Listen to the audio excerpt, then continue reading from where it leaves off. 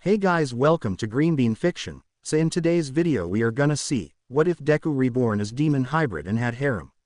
Part 1. This story is reborn in another world as a demon hybrid by Red Blader 127. Before starting, make sure to hit that like button, as your one like motivates me to bring more stories, and subscribe the channel if you are new so you won't miss our latest videos. Narrator's POV. You know, when everyone says that heroes or main characters always have the best starts in a story.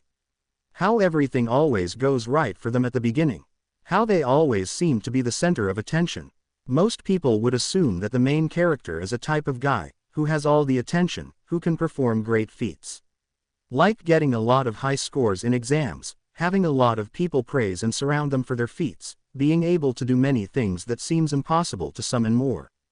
To most, main characters are considered to be perfect, and would wish in a story that they'll be the main character. But that's the generic main characters that you'd find in fairy tales, or the type of MCs you'd find in your dreams or imaginations. The other side of the protagonist lines are the ones who have the rough start. Realistically, they are the generic MCs you'd find in stories. They're the protagonists who started from the bottom and climbed their way to the top.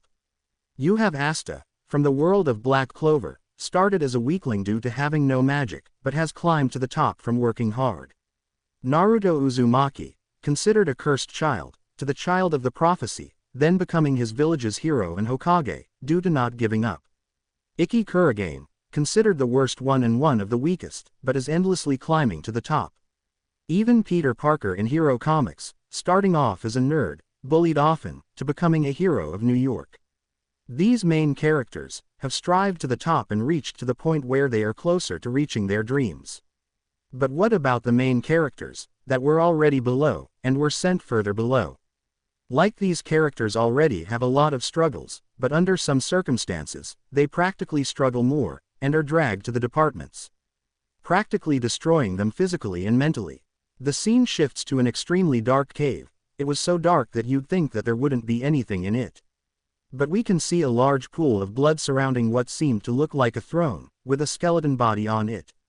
But it then showed someone lying in that pool of blood, seemingly extremely injured. Wounds can be seen on their face along with multiple cracks and injuries on the rest of their body.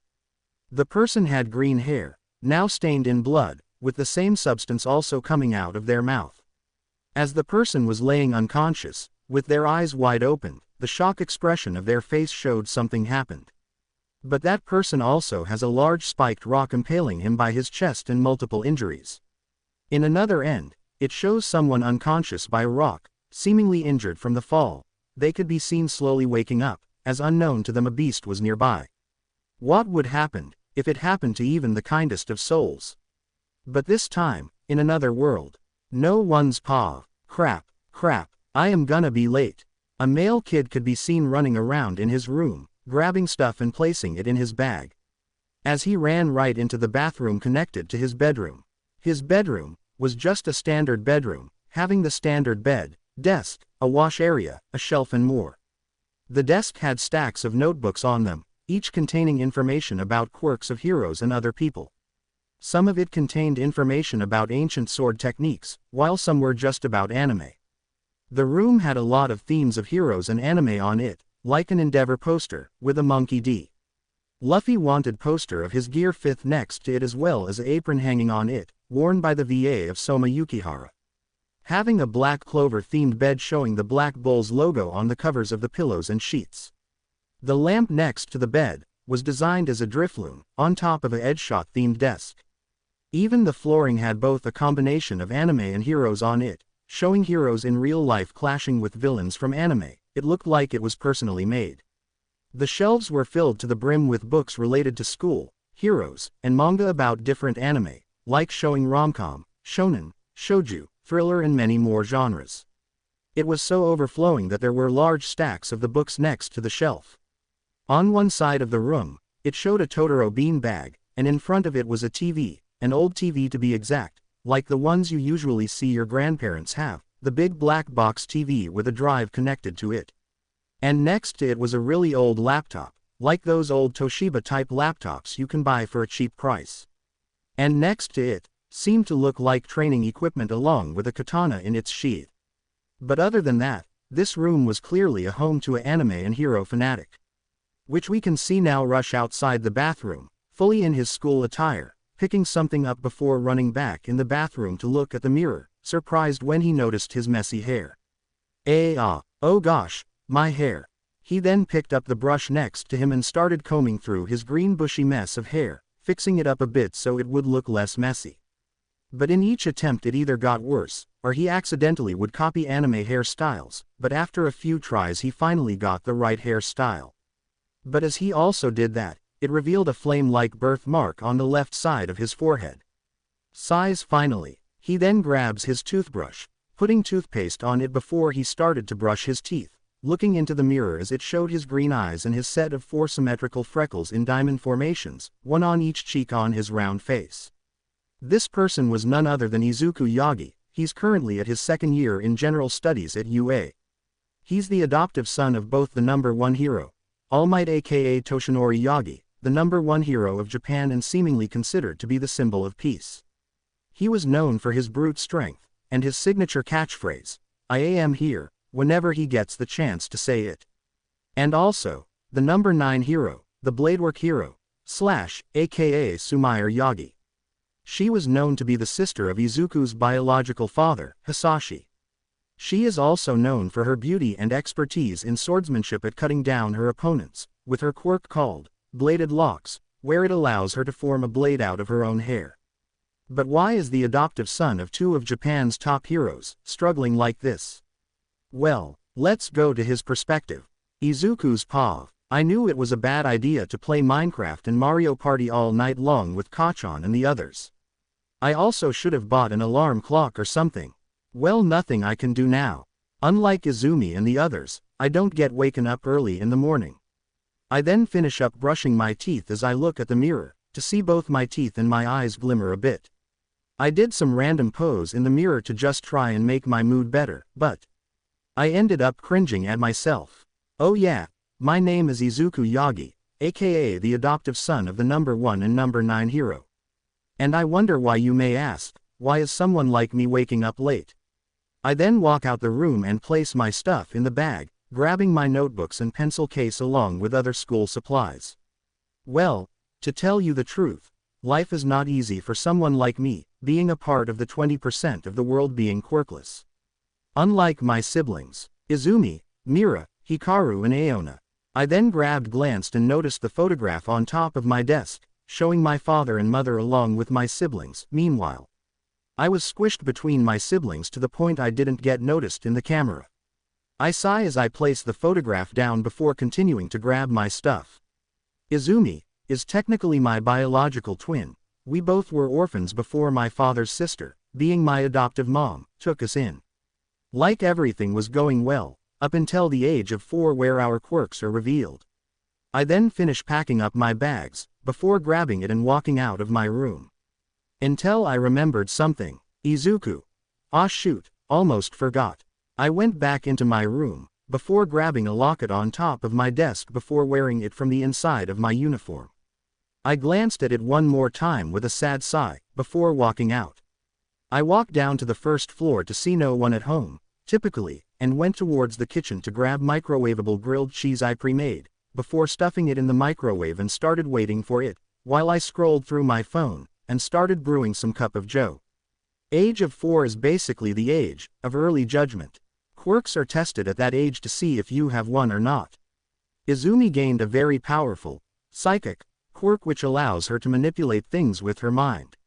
Mira's quirk, living strands, allows her to manipulate her hair just like tentacles which basically bend to her will. Hikaru's quirk, known as Swords Dance, allows him to summon a bunch of swords shaped out of energy which he can use to attack in close or long range. Aona's quirk, Dagger Strands, allow her to use the hair on her skin, by sharpening it and sending it flying like quills to her enemies.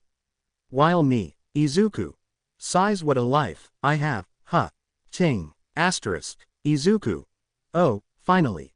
It's done. I walked to the microwave and picked up the toast, placing it in my mouth just as the coffee finished brewing as I emptied it inside a plastic cup and placed a lid on it while also grabbing a plastic stick to stir it later. I then unplugged everything I used and cleaned up the place, before rushing upstairs, taking a bite from my sandwich before walking up to my room. Izuku.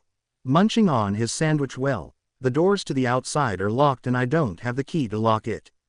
Yeah, funny thing about this house or building I would say. It has multiple sets of locks outside, that require separate keys. The rest, have them. I don't. The house has over 5 floors and I live on the 4th floor of this house. My parents live on the 2nd floor with Izumi and Hikaru, while in the 3rd floor, Aona and Mira, while I take the 4th floor, which is practically where most of the rooms are used for storage. Yeah, some life I have. So I locked my door, before walking towards the window. Izuku. Sighs. Well, out the window again. I then walk and sat on the window, with my back facing the window. I lean slightly backwards, tossing my cup of coffee in the air, before fully committing and falling down the window, doing a finger guns pose right at the wanted poster of Vosh the Stampede. As I fall from my window, flipping backwards as I fall down, before a few seconds later, I land onto the railing of a nearby building, then backflipping back on my feet. I raise my hands up a bit, as my cup of coffee lands on my hand. Izuku. Huh, usually that goes wrong in the morning, shrugs. Oh well. I then popped the lid off of the cup before I started drinking the cup of coffee, as I also started running on top of the roofs of houses and buildings. Compared to my siblings, I am a part of the 20%, quirkless, or what most kids tend to call them, useless trash. Because of that, my adoptive parents paid more attention to the others and completely forgot me. My parents practically showed my siblings in love and care and forgot about my total existence. The only reason I can survive now is because of a part-time job I take. And other certain factors. It became even worse that my siblings joined in on the bullying, practically picking on and bullying me every single day. At least I have my uncles and aunts who still care about me. They come visit me during my birthdays or even special days, but I can't tell them about what my siblings do, because of my inferiority to them, as they are said by many that they will continue the will of All Might and Slash. So they would think I'm delusional. It also caused me to be bullied more often by my peers, which I can't do nothing about as well. Luckily though, I transferred myself to a quirkless school, where nothing even changed up to UA. Even in the school I transferred I still get picked on for being physically weaker than most. A few minutes passed, I finished eating my sandwich and finished up the last of my coffee before throwing it at a random bin. At the same time I jumped off towards another roof. Izuku. Well, this was an eventful morning. But I still need to get to class. I then continued running across the neighborhood, jumping from roof to roof. Using poles and a bunch of cloths lined to swing across as I kept maneuvering through the neighborhood. Despite being quirkless and physically weaker than most, I mostly hide it as a farce. I am actually pretty athletic and know certain combat skills, taught by my uncle Enji. I also get private training from one of UA's hero course students, that being Eraserhead, along with someone, due to him noticing our potential. I also attend a local dojo that helps train swordsmen due to a friend supporting me in my dreams. I apparently also found out that my mother was a descendant from a bunch of ancient swordsmen. So I devoted my time to learning with a sword as well. Because even being quirkless, that has never stopped my drive to being a hero, which is why I entered UA's general course, hoping one day my skills will be noticed by one of the staff of UA. I stop on one roof, looking around and panting. Like I said, my body wasn't normally built for this. My stamina training isn't as sufficient as everyone seems. Or I am just still sleepy. Izuku. Wiping sweat off my forehead. It's going to take me 2 hours to get there. Classes start in 45 minutes. How am I? Oh Izuku. My ears and senses go on high alert, hearing a familiar voice. Looking at the direction which was below me on my right side, I find a familiar person inside a Honda Odyssey, honking his horn at me while waving from the window. The individual was a male, with a slim yet muscular build. He has white hair with a few red flecks at its crown that spikes upward around his head, hanging low over his eyes, which are thin, turquoise, and heavily lidded. I smile as I wave my arm in the air, waving hello to the individual. Izuku. Toya. This was Toya Todoroki, aka Pro Hero, Ashborn, the eldest son of Enji and Rei Todoroki. He's my cousin, whom I consider as an elder brother figure. Toya. Oi, You running late again, Izuku. Scratches the back of my head. Why yeah. Toya. Well get in then. I'll take you there. I nod, before jumping off of the roof, grabbing on the street light pole, using it to get down like a firefighter. As I reach the end, I launch myself towards the opened car door by the passenger seat, before I close it immediately as the car began moving. Izuku. Sighs thanks, Toya. Toya. Chuckles no prob. You're lucky we were just in the neighborhood. When he said, I noticed someone sitting behind me slurping something.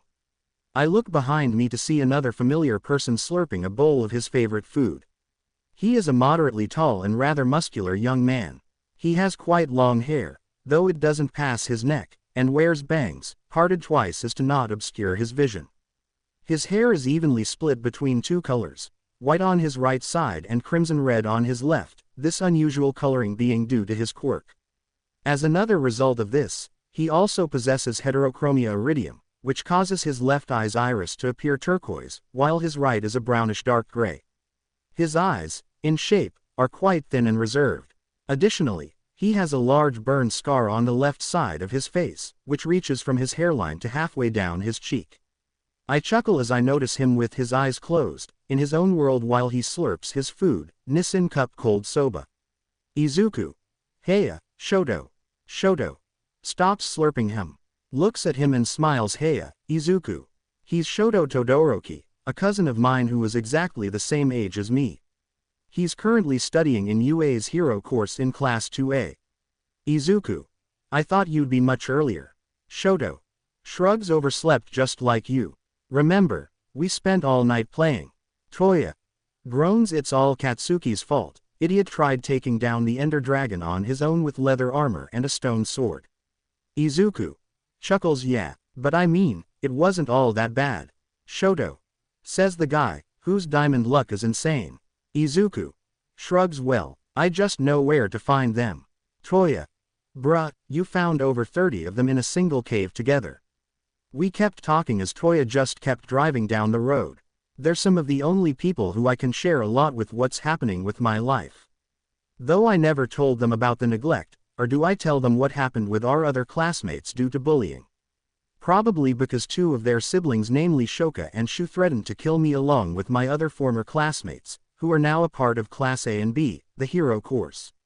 But whenever they noticed other people picking on me, or even the others trying to in UA, they immediately defend me. We also spend a lot talking to each other about heroes, anime, and I also help them with their quirks and exams. Izuku. By the way, how's Uncle Enji? Toya. Doing good, though he'll be coming home late again. Izuku. Really? Shoto. Nods. Yeah, apparently he's dealing with another case with Night Eye. About some new criminal organization. Izuku. I thought, Night Eye works with All Might. Toya. Clicks his tongue. Not anymore since he decided to give his quirk to Izumi of all people. We also know the secret of All Might, about his quirk and the history of One for All. How he was once quirkless. He first told about it to Izumi and the others along with the Todoroki and Bakugo family, before Toya and the others told me. At first I was shocked and distraught when I heard about it, because almost everyone in both families think that I deserve the power. Or also the fact that he was quirkless before and chose to ignore my existence. I heard that this was the reason why Uncle Enji is always mad at All Might because of that decision. Because he also believes I deserve to wield the power. Izuku. Sighs about that again. Looks down. Even for me, it's a really tough subject, because I thought he would give a quirk like that to me, due to our similar backgrounds. But she chose Izumi because he said she was the most heroic out of all our siblings. Yeah, heroic. Shoto. Pats his back. Hey, just don't think about it, okay? Toya. Yeah, who cares about a shitty power like? Pats my head. Just prove him wrong. We always have your back, bud. Izuku. Smiles. Thanks guys. Toya. Don't mention it. Just never again. We'll stay up like that again. Shoto. You say that, but we always do it. Toya. Shrugs. Fair. Izuku. Don't you have like hero work, too? Toya. Nah, not today. You. Invited me for a training program by the city with the rest of the hero course. Izuku. So you guys aren't going to UA. Shoto. Well, we'll meet up at UA before continuing to the city where we'll be training with pro heroes in patrolling. Izuku. Well, that sounds fun. Toya. Scoffs. Nah, it's gonna get annoying. A lot of annoying and crazed head crooks lately. So this will be fun for some, but annoying to most. Shoto. Groans. Just great. Well, at least Katsuki and the others have something to enjoy. Might as well release some stress too. Izuku. Yeah, he'll be enjoying this so bad. At least I won't be there with the others, I'll just be an additional punching bag. Though, I am pretty sure Megaman wants to come along with him. Toya. Looks at the side of the road, then chuckles. Speak of the Pomeranian and the Chunibyo. We both look at the side of the road, to where we stop. We see two individuals there waiting for us. The first one is a young man of average height, with a slim, muscular build, and a fair skin tone. He has short, spiky, sandy blonde hair with choppy bangs that hang over his eyebrows. His eyes are sharp and bright red in color. The second one is a young girl with long dark brown hair, and oddly languid crimson-colored eyes. She has fair skin and a light complexion and sports a black wizard hat on her head. Toya. Oi Katsuki. Megaman. Get in, Katsuki. Took you long enough to get here. Megaman. Oh come on now Katsuki. Our ride is here. Our ride that will take us to. Katsuki. All right, enough of your stupid Chunibyo habits. We're gonna be late. Katsuki grabs Megaman before pulling her with him, much to her dismay. They both get inside and sat next to Shoto. The boy's name is Katsuki Bakugo, eldest of the Bakugo family, my cousin, and to some extent, gaming rival. He may be a loudmouth and has a bit of an ego, but he means well in all sense. He's protected me from a bunch of bullies and respects my desire to be a hero. He's a part of the hero course and is classmates with Shoto. The second one is his younger sibling, Megaman, just born second to the last out of all his siblings. She's my classmate, because we're both basically alike. We're both quirkless. Izuku. Heya, Kachan. Katsuki. Hey, bud.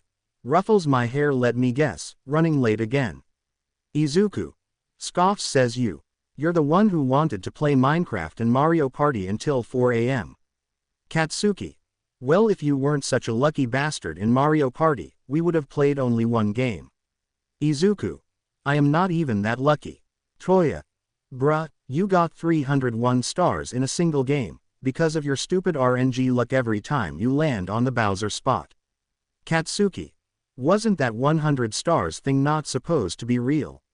I heard it a lot, it was a bait or something and Bowser just runs away. Toya. Yeah, and this bastard got so lucky he broke the game. Shoto. Which is the exact same reason why we stopped playing Monopoly. I don't even understand how you get a single color line in a row. Apparently I don't know why, but my luck is weird, but it's way too OP in games, which is why we stopped playing gacha games, because the last time we played I got every legendary unit at the first 10x spin. Megaman. Why didn't you invite me to play with you guys? Katsuki. Because you'd be making tons of TNT all over again and blowing up villages. Megaman. Oh come on, it wasn't that bad. Toya. Size Megs, you literally crashed your PC due to the amount of TNT you placed. You even got an achievement for it somehow. Like how TF does that work? Shoto. You even tried to use it against the Ender Dragon, which you miss the timing every single time. Megaman. Sulking. You guys are no fun. Yeah. Despite Megaman having no quirk, she loves explosions. Out of all her siblings, she would love the explosions that she'd see. They say this stems from her slight envy and amazement at her siblings' quirks. So whenever she got the chance, whether it be in Minecraft with stacks of TNT or in real life buying the entire firework stock, she's utterly obsessed with explosions. I know people may ask, why doesn't she get bullied or pick on? Rule number 1 in school. Never ever insult someone from the Bakugo lineage. Practically all of them are as aggressive as the ancient warriors their family stemmed from. Katsuki and Megaman are a bit more tamed compared to Katsumi and Azuma, the others not so much. Which is unfortunate for me, because none of my siblings care about me anymore.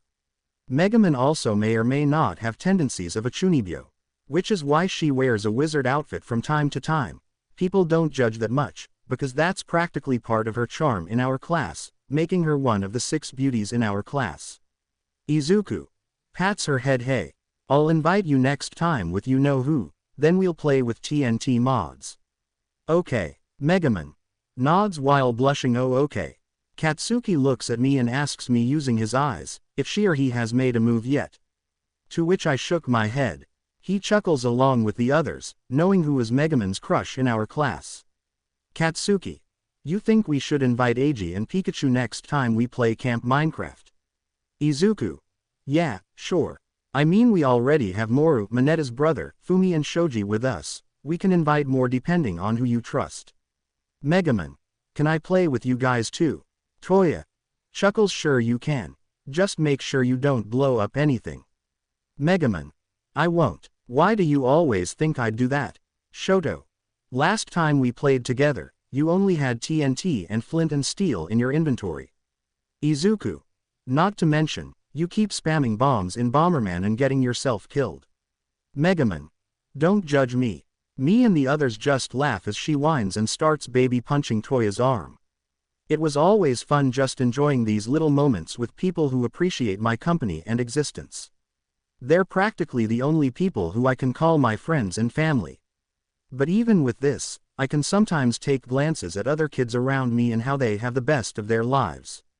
Looking out the window, I can notice kids having fun with their families, a group of kids having in the playground. People just enjoying themselves. I couldn't help but sigh sadly as I imagine myself like that with my parents and others with that. Katsuki. Oi, Izuku. Katsuki. I've been trying to talk to you this whole time.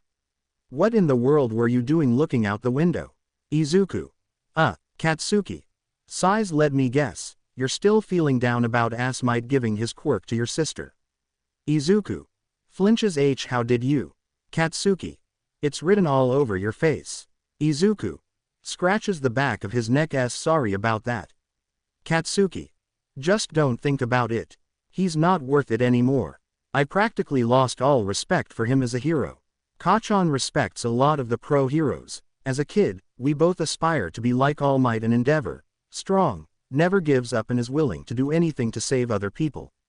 But after the incident, Kachan and some of the others lost respect for All Might as a hero and only sees a walking Johnny Bravo that has a weird smile. Katsuki. Ruffles my hair. There's a reason I respect you more than him. He's not worth it anymore. I respect you because you never give up. You practically give me a better fight than Icy Hot here. Shoto. I second that, continues to slurp his soba. Katsuki. All I am saying, just forget about him. Swings his arm over my shoulder. Prove him wrong. Make that idiot regret everything. Izuku. Smiles. Thanks, Kachan. Katsuki.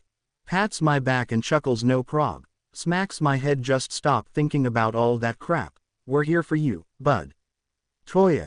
You know you didn't have to hit him in the head for that. Katsuki. Shrugs. It's how the old hag makes it. Sure, we remember what she said to us. I haven't forgotten a single thing since. Yeah. One of the reasons why everyone in school fears the Bakugo family. Katsuki. You know, how about we go training this weekend? I already invited Yagi and the others. Steel Freak's also coming along. Shoto. I am down. Toya. I can clear my schedule for that. Izuku. Sighs. You do know I can't keep up with you guys. Katsuki. Then we'll just make sure you do. Izuku. Anyways, why has Megaman been so quiet? Katsuki. Oh, she's been watching How to Basics video on how to create an explosion. The four of us glanced at her sitting in the middle of the seat, with her eyes literally glued to the screen on her phone as she could see explosion after explosion after explosion. The glee on her face explains that a lot. Toya. I take it back, your family's a bunch of psychopaths. Katsuki. Not as worst as that psychotic freak from that war anime. The three of us just laughed at the reference joke he made about Yujo Senki, but yeah, I wish the others are like this to me or people would finally stop picking on me and treat me like this. They don't do that to Kachan and the others because they have a quirk. But they also don't pick on them because they're strong. I mean, look at me, I can't even take on things like they do. I can't survive one day in the forest like them or even participate in tournaments and competitions without getting killed or humiliated. Izuku sighs sadly from the inside. I wish I was strong like them. Time skip brought to you by Chibi Izuku and the bois in Minecraft stopping Chibi Megaman from blowing up a village. A few minutes or so have passed since I took a ride with Toya and the others, but as we closed to UA, I told them to drop me off just a bit close to UA, and so here we are with me outside of the car as I was talking to them. Megaman. Izuku, are you sure you don't want to be dropped off at UA? Izuku shakes my head. I think I'll just walk to school. Might as well get a little exercise on the way there. Shoto. Are you sure? Izuku nods. Yeah, sorry about that. Toya. No harm there, bud. Katsuki. Yeah, like we can take our time training anytime if we want, it's just right that you have to. Izuku. Thanks guys. Katsuki. No prob bud. Ruffles my hair. Just stay out of trouble, idiot. Izuku chuckles like you're the one to talk. Aizawa-sensei always tells me that you two are his problem children. Katsuki smirks. Whatevs, that caterpillar can't even hear. Izuku. He's right there. Katsuki yelps a bit and looks around readying his explosion, only to find out a few seconds later that it was a joke. The others and I laughed at him before he looked at me with slightly pissed while raising one of his arms which was crackling explosions. Katsuki. Why I oughta. You little. Izuku laughs a bit. Sorry. I'll be going now. I then start walking away as Katsuki pokes his head out of the window still a bit pissed. Katsuki. Just stay out of trouble you little runt. I then simply wave at him as I kept on going, but looking back a bit, I can see him chuckle and sigh before going back inside as they then moved ahead of me. Izuku sighs. Well, time to head to UA, classes don't start in 20 minutes anyway. Luckily there wasn't any traffic. I then noticed other students walking as well, looking a bit more depressed than most. Izuku raises an eyebrow. Them to huh. Well, I can't blame them. Monday. Quite possibly the most depressing day of the week. Most people, without a doubt, sighing heavily as they lamented the beginning of the week and the end of their glorious weekend. I was just getting to the best part of Yozakura family as well. Well, you're much earlier today. I heard the familiar voice behind me as I turned around to see who it was. She was a girl my age with shoulder-length wavy chestnut-colored hair, while also having green eyes like me. We were practically also the same height. I sighed and smiled before greeting her. Izuku. Hiya, Yuka, funny seeing you around here. Yuka. How is that funny? Unlike you, I don't stay up all night playing games or watching anime. Izuku groans. It's not my fault. Kachan wanted to rush the Ender Dragon with leather armor and crappy equipment. Yuka sighs. Well, that's something he would do. Anyways, glad to see you're a bit earlier today. Izuku. Well, Toya came in clutch today. My siblings didn't wake me up again. Yuka. Why don't you just tell Katsuki and the others about it? This is Yuka Sonobe, a classmate and a close friend of mine since elementary. I met her when I protected her from a bunch of bullies while she was playing in the park. After that, we became friends and practically inseparable. She's practically one of the first girls I became a friend with along with the girl I am closest to. I trust her a lot to the point of telling her about my problems with my friends and family. She still supports me on my dream and helps me a lot with my problems as I also help her with her own. I also work in her family's restaurant as a part-time job with her as a waiter, and also as a chef for sometimes. Izuku. Easy for you to say, Yuka, you weren't the one who was threatened to be killed. Yuka. So you really can't do anything. Izuku. Not unless you're some sort of goddess that can make my dreams come true. Yuka. Blushes and punches my arm. Shut up. Izuku. Chuckles. Sorry, but yeah, unless I can get some sort of evidence or some sort of power against them, I can't do anything. Yuka sighs. It really is hard for students like us, huh? Izuku shrugs. Well, at least nobody picks on you during class. Yuka. Just ignore them. Even I am getting annoyed at them picking on you every day. And also just stop getting into trouble with Hajime and Kaori. Izuku. Hajime needs friends to be with. And it's not my fault that Kaori and the others wants to talk to me. Yuka. Yeah, but it's also causing you to be in the line of fire with all that bullying. Izuku. Sighs, nothing I can do about it, I guess. Yuka. You know you're too kind for your own good. Izuku. I guess, but that's always been a part of me since I was a kid. Yuka. Hums in agreement while slightly blushing. Yeah, we should probably hurry up before classes start. Izuku. Fair, about to run race you. Yuka. Wait. Izuku. Stops him. Yuka. Can you hold my hand? I don't want to be attacked by someone again. I sigh a bit, before smiling and agreeing with her. Apparently one time she went to UA, a random student went and picked on her while she was walking alone. Lucky enough I saw her and saved her and also reported the guy to the principal. He got expelled immediately. So I held her hand, squeezing it in reassurance, causing her face to redden a bit, before the both of us walked faster towards UA. Time skip brought to you by Chibi Yuka and Izuku acting all cute with Yuka being a tsundere. A few minutes have passed since me and Yuka reached UA. We were walking down the hallways talking to each other. Yuka. Do you think that we need something new on the menu? Izuku. Depends though, like if you think it'll help the business more, then we can add more on the menu. Yuka. Also, do you think you can go more on the cooking area? A chef just recently quit the job. Izuku. Are you sure you can handle the waitress job on your own though? Yuka. I'll be fine, I can handle it. Besides, your cooking tastes amazing, the customers love it every time you cook. As we kept talking about stuff, we noticed someone walking slowly towards our room. It was a familiar sight for the both of us as we know who the individual is.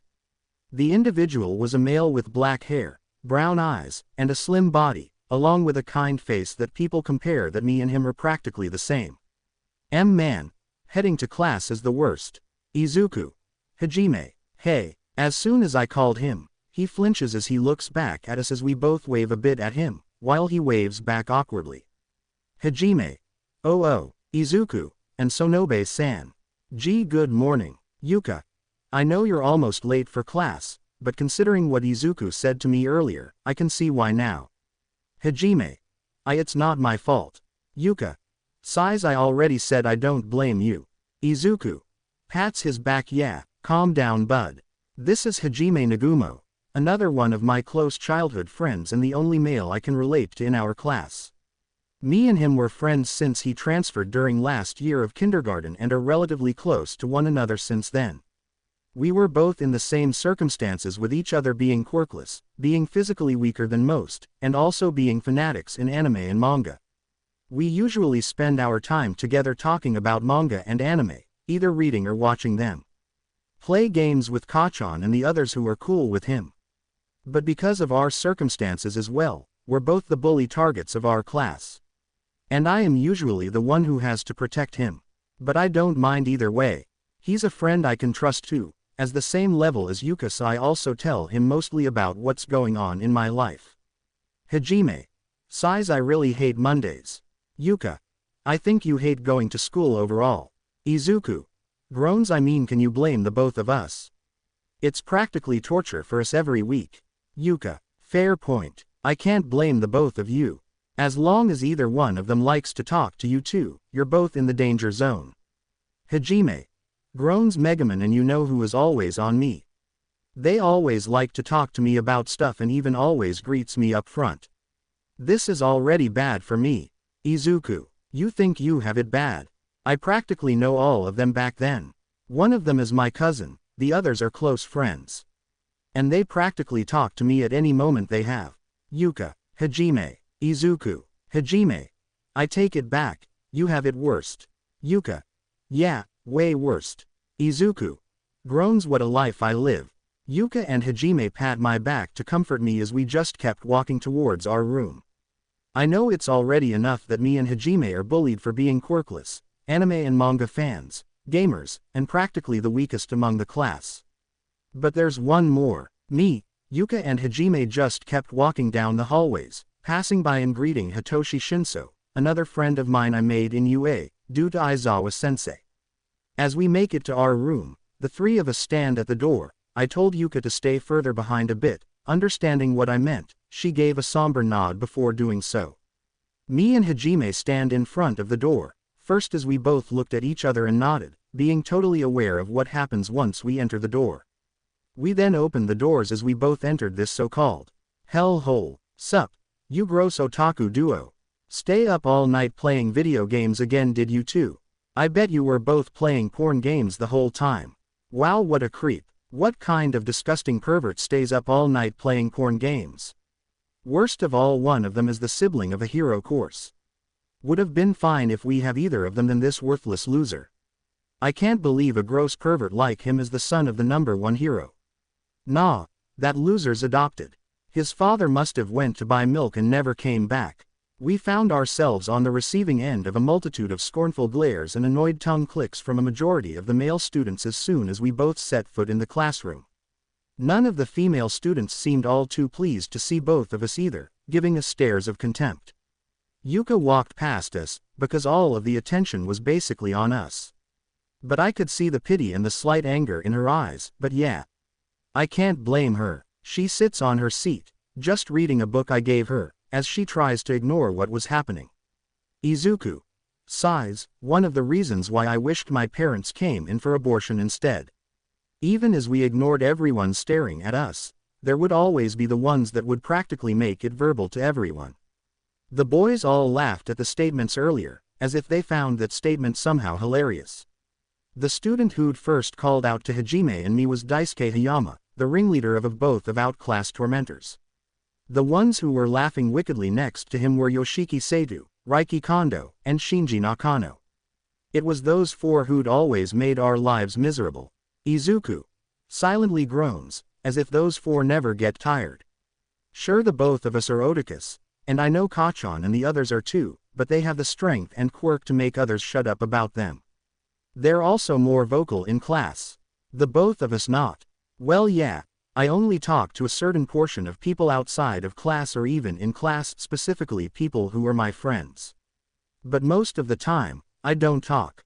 I just sit and write on my notebook or listen to songs, or scroll through my phone. Which, combining the fact that I am an otaku, makes it worse, because they may it seem like we're perverted or some sort.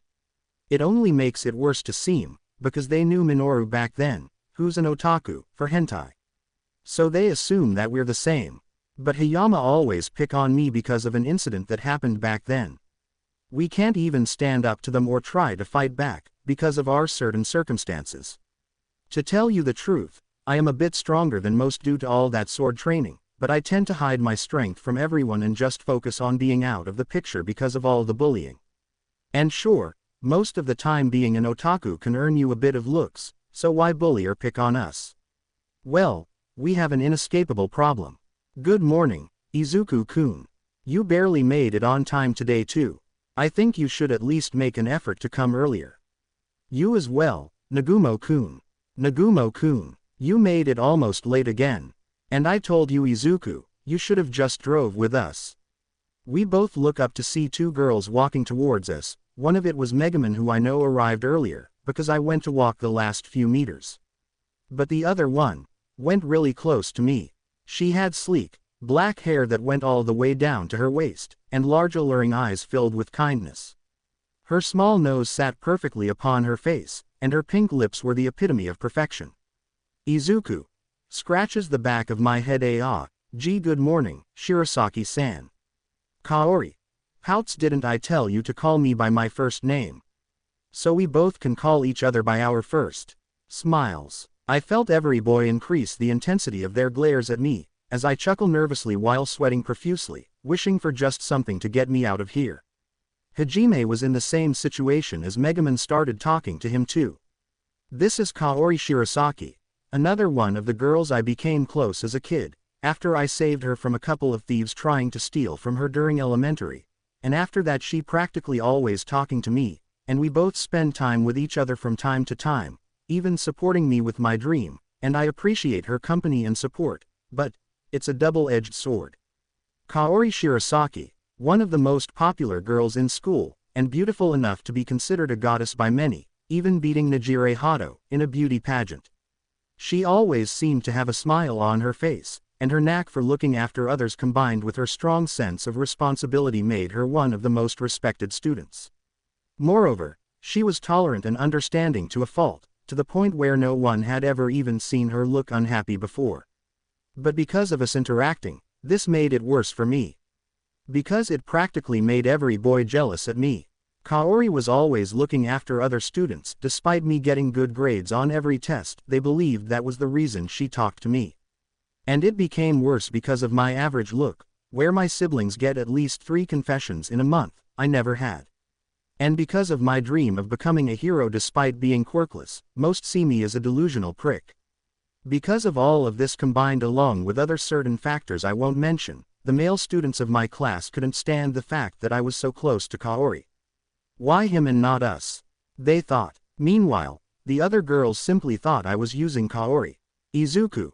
Sighs and glances at Hajime, and it couldn't make it worse that I know Megumin, because of her being my cousin, and everything I said practically applies to Hajime as well. You see, Hajime and Megumin go way back, to a daycare where she was bullied by a lot of kids due to her Chunibyo side, but he appreciated her and became her first friend, even before Hajime met me. They met again at the school where me and Hajime met, and they talked a lot about anime or manga because of Megumin becoming interested in it as well, still lower than explosions. And it didn't help that Megumin grew to become this cute and beautiful over the years, where others would appreciate her Chunibyo side or they're just afraid Kachan would murder them. But it made it worse that I am her cousin and she spends her time on Hajime, making people assume that she got her tendencies because of spending time with us and why she's an otaku as well. Izuku. Hajime. Mentally screaming. Little advice from us, if you're a loser like us, stay away from our class. Renowned 6 beauties, looks at their respective girl. Why does she always look at us like that?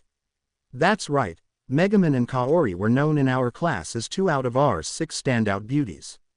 They consider them like that, because of overall quirkiness, looks and personality, and they got it all, and hanging out with them as a loser to the class, means social isolation. Izuku. Sighs, you know I wish they both realized that everyone partially hates us because of them. But unlike Hajime, who talks to 2 casually, I have it worst. Good morning, Izuku-kun. Although, I am glad you're early, please try to attend school a bit more on time. And good morning to you as well, Nagumo-kun. It must be rough staying up that late every day. We look behind Kaori, to see a girl walking towards the both of us. Although I was glad to see her, the backside of my head is swearing at my luck. She was a girl, with black hair that was tied back in her trademark ponytail. Her red almond-shaped eyes give her a rather sharp look, but deep within her gaze dwelled a kindness that made her seem cool rather than cold. Izuku. Scratches my cheek. Good morning to you, Yagashi-san. Sorry about that. I'll try my best to come home a bit earlier next time. Shizuku. Smiles a bit. That's fine. I can understand your situation though. Also, how about you come join me during practice at the dojo, again? My parents have really become interested in you, as well as my grandfather is interested in your sword style. Izuku.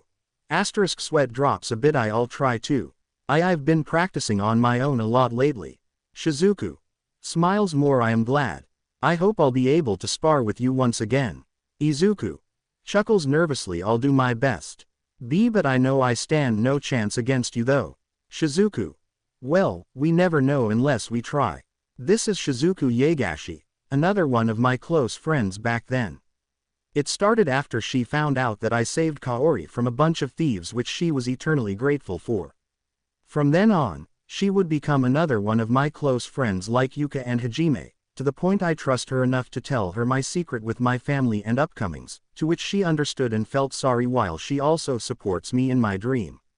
As we talk a lot sometimes, through secret meetings in cafes, she invited me to train in her family dojo as a way to support my dreams, and due to my mother's history as a swordswoman in line with a bunch of swordsmen as our ancestors.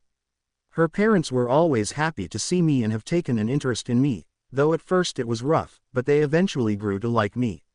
As well as her grandfather, who's the teacher of the dojo. Sighs. I know you have a lot to do sometimes, but please make time for your classes.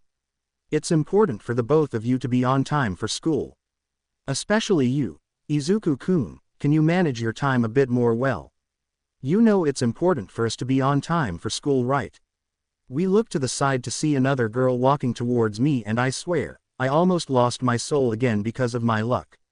She has fair skin, and dark amethyst eyes that have oval cat-like pupils with diamond-shaped markings on the iris that give a rather intimidating yet calming look similar to the first one.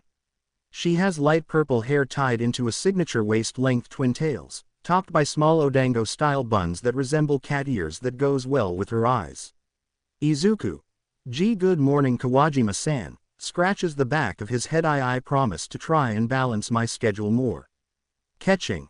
Sighs but smiles. It's okay, I understand. But you know, if you need help you can always ask, right? Izuku. Looks away. Why yeah. Thank you, Kawajima-san. Catching. By the way, do you mind coming with me tomorrow? Izuku. Surprised. What do you mean? Catching.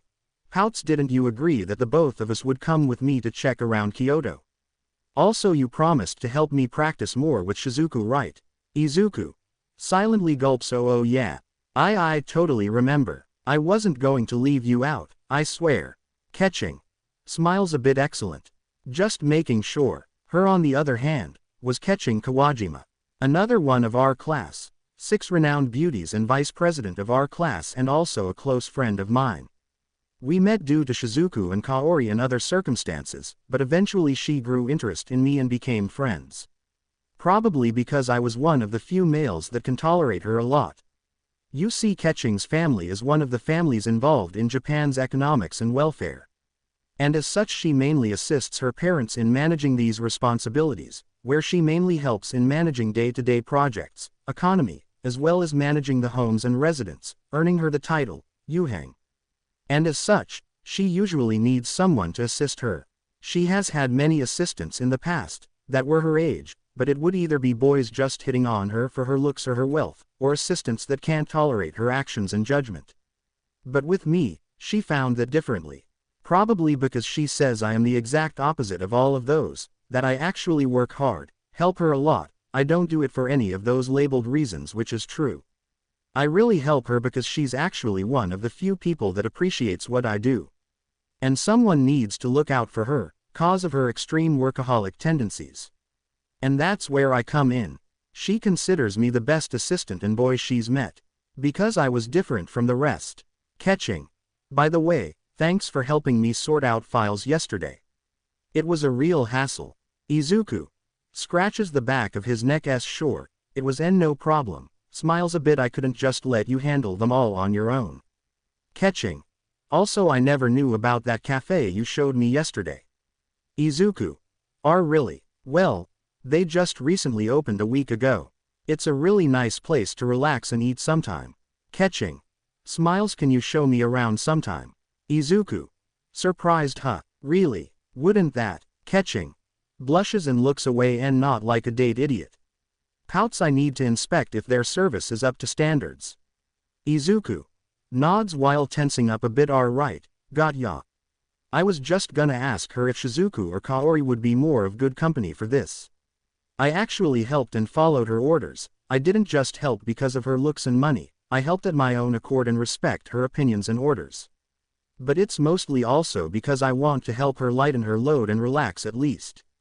Last time I saw her overwork herself, she collapsed on her desk. So I try to lighten it and help her relax by suggesting to either take a break or go somewhere to eat and shop. Because those mainly distract her. Similar to Shizuku, she knows a lot of my situations and what I am currently going through. She feels really sorry for me, but has extreme anger and has lost respect for All Might, whom she used to secretly be a fan of to the point she burned all her All Might merch I found outside her home one day and replaced it with Endeavor merch to whom she idolizes now after hearing his story and meaning behind his name. She's also trying to find evidence regarding All Might and Blade, but is struggling to do so, so I just told her to leave it be. She also helps me train a lot and supports my dream of being a hero. She trains with me alongside Shizuku and another person because of our similarities in weapons. She's also interested a lot in my family history since her family also runs from a long line of swordsmen. Whenever Hayama and his gang try to pick on me or Hajime, she'd stand up for us and berate them, to which I appreciate. But just like Shizuku Kaori, she's also one of the reasons I have to deal with this. The reason I am getting more nervous is the fact that almost practically everyone was staring right into mine and Hajime's soul with every ounce of hatred and jealousy they have. For some reason even Yuka, Shizuku and Kaori were staring at her with a pout. Izuku. Wishing, Kachan. Please save me. Because just like Kaori and Megumin, Shizuku and Ketching are also standout females in our class. Shizuku's beauty, combined with her well-built body, made her seem like a dignified samurai. And samurai made for a rather apt analogy, just as I said that her family runs a dojo that taught the Yagashi style, and Shizuku herself was a peerless swordswoman who'd never lost a single kendo tournament. In fact, she'd been featured in magazines before and had a rather rabid fanbase. The press even took to calling her the modern samurai beauty. Many of the younger female students had started calling her Onisama in an almost worshipping manner. For Ketching, alongside her family and title is her beauty that catches the attention of many boys around her, and her skill in wielding a blade catches the attention of many. Despite being quirkless, she's not afraid to stand up and fight for her own and others, and she does it with skill and elegance. Strict but kind, she's someone who goes straight to the point and follows her own path to achieve what she wants. Along with being vice president of the class, she can take charge of the class and act as the leader for others. A strong and independent woman, who isn't afraid to fight for others or her ideals and can do it elegantly, definitely makes her a girl people would want. In fact, similar to Shizuku, she's been featured in many magazines as well, even having a fanbase. But it's practically the same situation, where people are looking like they're going to kill me for just being their friend. Although Shizuku already knows the situation, and already voiced her annoyance about the situation, even Ketching, who was just annoyed and tries as much to defend me and Hajime, are even wanting to punish the others, unlike Kaori, who was too innocent or much of an airhead to understand. We both know we can't do anything without causing the others to hate me or even Shizuku and Ketching in a way. So I told them to leave, it'd be much to their dismay, but there was just some who won't. Question mark, question mark, question mark, question mark. 1. Looking after him again, Kaori. Megumin, Shizuku, Ketching. You four are really too nice for your own good. Question mark, question mark, question mark, question mark. 2. Seriously, talking to a failure like them is a total waste of time. Question mark, question mark, question mark, question mark. 3. Scoffs, yeah, like one of them is even the so-called son of the #1 hero. Can't believe it, you girls are really too nice. Suddenly I noticed 3 people walking towards us, and me and Hajime sighed in exasperation as we see who they are. Me mentally screaming, especially since all 3 of them are staring daggers at me, screaming from the inside, why are you talking to the 3 of them so casually? The first one, who greeted Kaori, Megumin, Shizuku and Ketching with that rather cliched line about their kindness, is a male who had flowing brown hair, soft features, stood 180 centimeters tall, and despite his slender frame still had noticeable muscles. He is Kuki Amanogawa. He was considered perfect in almost every way. Great at sports, handsome, and had outstanding grades to boot. Even his name sounded heroic. Written with the characters for light and radiance, it gave off a rather dazzling impression. He was kind to everyone he met, and had a strong sense of justice, or so he thought anyway. Like Shizuku, Ketching and me, he'd attended the Yagashi dojo since he was in elementary school and was skilled enough to have competed in national tournaments. He and Shizuku were childhood friends, although he doesn't consider me one of his friends despite training in the same dojo. Because just like Hajime, he considers me a failure as well, so we never got along, much to Shizuku's dismay. Dozens of girls had fallen for him, but because he was always hanging around Shizuku, Megumin, Ketching and Kaori, very few had ever worked up the courage to confess. However, he still received at least 2 confessions a month from girls that are from different classes or even different schools. A real Casanova through and through. The second individual, though, was another male who had short, trimmed hair and a gaze that seemed at once both cheerful and stern. He stood 190 centimeters tall, and had a massive, bear-like frame. As his build suggested along with what he said, he was a musclehead who didn't have much delicacy. This is Ryutaro Sakagami, another friend of Shizuku, and the others like Kuki. And just like Kuki, he doesn't like me and Hajime that much, which is because of his love for hard work and hot-blooded actions. He disliked Hajime, who spent all his time in school sleeping. And assumed I was like that as well, because of being an otaku and also due to Kuki's treatment of the both of us. He gave us no more than a single glance before huffing disdainfully and ignoring us. Although I never expect him to understand a lot, due to being like Elfman from Fairy Tail or a dumber version of Yagi, so I never expect him to understand our situation, but the last one out of them has a literal bone to pick with me. Similar to Kuki, he has brown hair, has a face shape similar to Sakagami, blue eyes like Kuki and a slender frame with muscles as well. This was Kazuya Amanogawa, Kuki's twin brother. He's nearly the same as his brother, being extremely arrogant, ignorant, hypocritical, childish, spoiled, incompetent, irresponsible, reckless and with an extremely weak and delusional determination, but he manages to have it twice as worst as him because he secretly knows he's a prick but shows a fake smile to hide his real intentions. He's basically a nasty prick who believes he's never wrong, and just listens to his own point of view. I am the only one who knows that side of him, because he's shown it to me a lot when he takes me to an alley to beat me up. Because yeah, he may be popular, but he feels more inferior to his brother in many ways, so in return, he beats me up due to me being inferior to my siblings and shows absolute dominance. In truth as well, I haven't told Shizuku or the others about his real side, but I didn't care what he did anymore. Izuku. Good morning to you too, Kuki-kun, Sakagami-kun, Kazuya-kun. Apologies for coming in late again. Nagumo. Chuckles nervously. Why yeah. Hey, well, you know what they say, you reap what you sow. It's my own fault for staying up all the time. They just stared daggers at us while we both stood there, not minding it anymore. Because this practically happens every day. Kuki. If you both realize it's a problem, shouldn't you try and fix it? Kazuya. Yeah, I don't think it's fair to Kaori, Shizuku, Ketching and Megaman to keep letting them spoil you both. They don't have time to always be looking after you two either. Izuku. Sighs, is it really that wrong for us to talk like this? They think we want this every day. I know I can handle this every day considering what I've been through, but it just gets tiring that this is a regular occurrence. Like everything feels like a Looney Tunes cartoon with the background repeating over and over again. It just gets annoying at this point. And there's no simple way to fix this. For Hajime, he's made hobbies the center of his life, due to his parents' jobs. And it's not like I can go against my so-called family, siblings, friends and whatnot without getting flattened. Shizuku and Ketching knows the situation. I don't tell it to Megaman and Kaori is too much of an airhead to know. But I honestly don't care that much anymore to tell them to back off.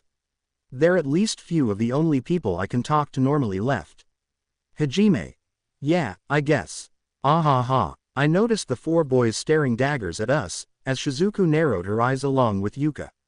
Hajime his best to lower the tension of the situation a bit, it did, but only a tiny little much. But as my luck can predict, it'll only get worse. Megaman. There's nothing wrong with talking to them, right? Kaori. Yeah, I'm talking to Izuku-kun because I want to. The moment the both of them said that, Shizuku and Yuka both mentally facepalmed themselves.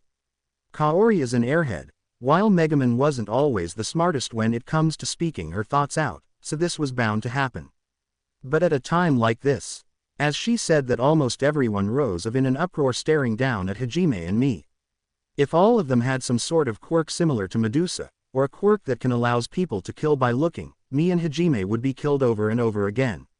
I can see every boy glaring at us with the intent to kill, even overhearing Hayama and his circle, talking about where to bring us later for a little beatdown.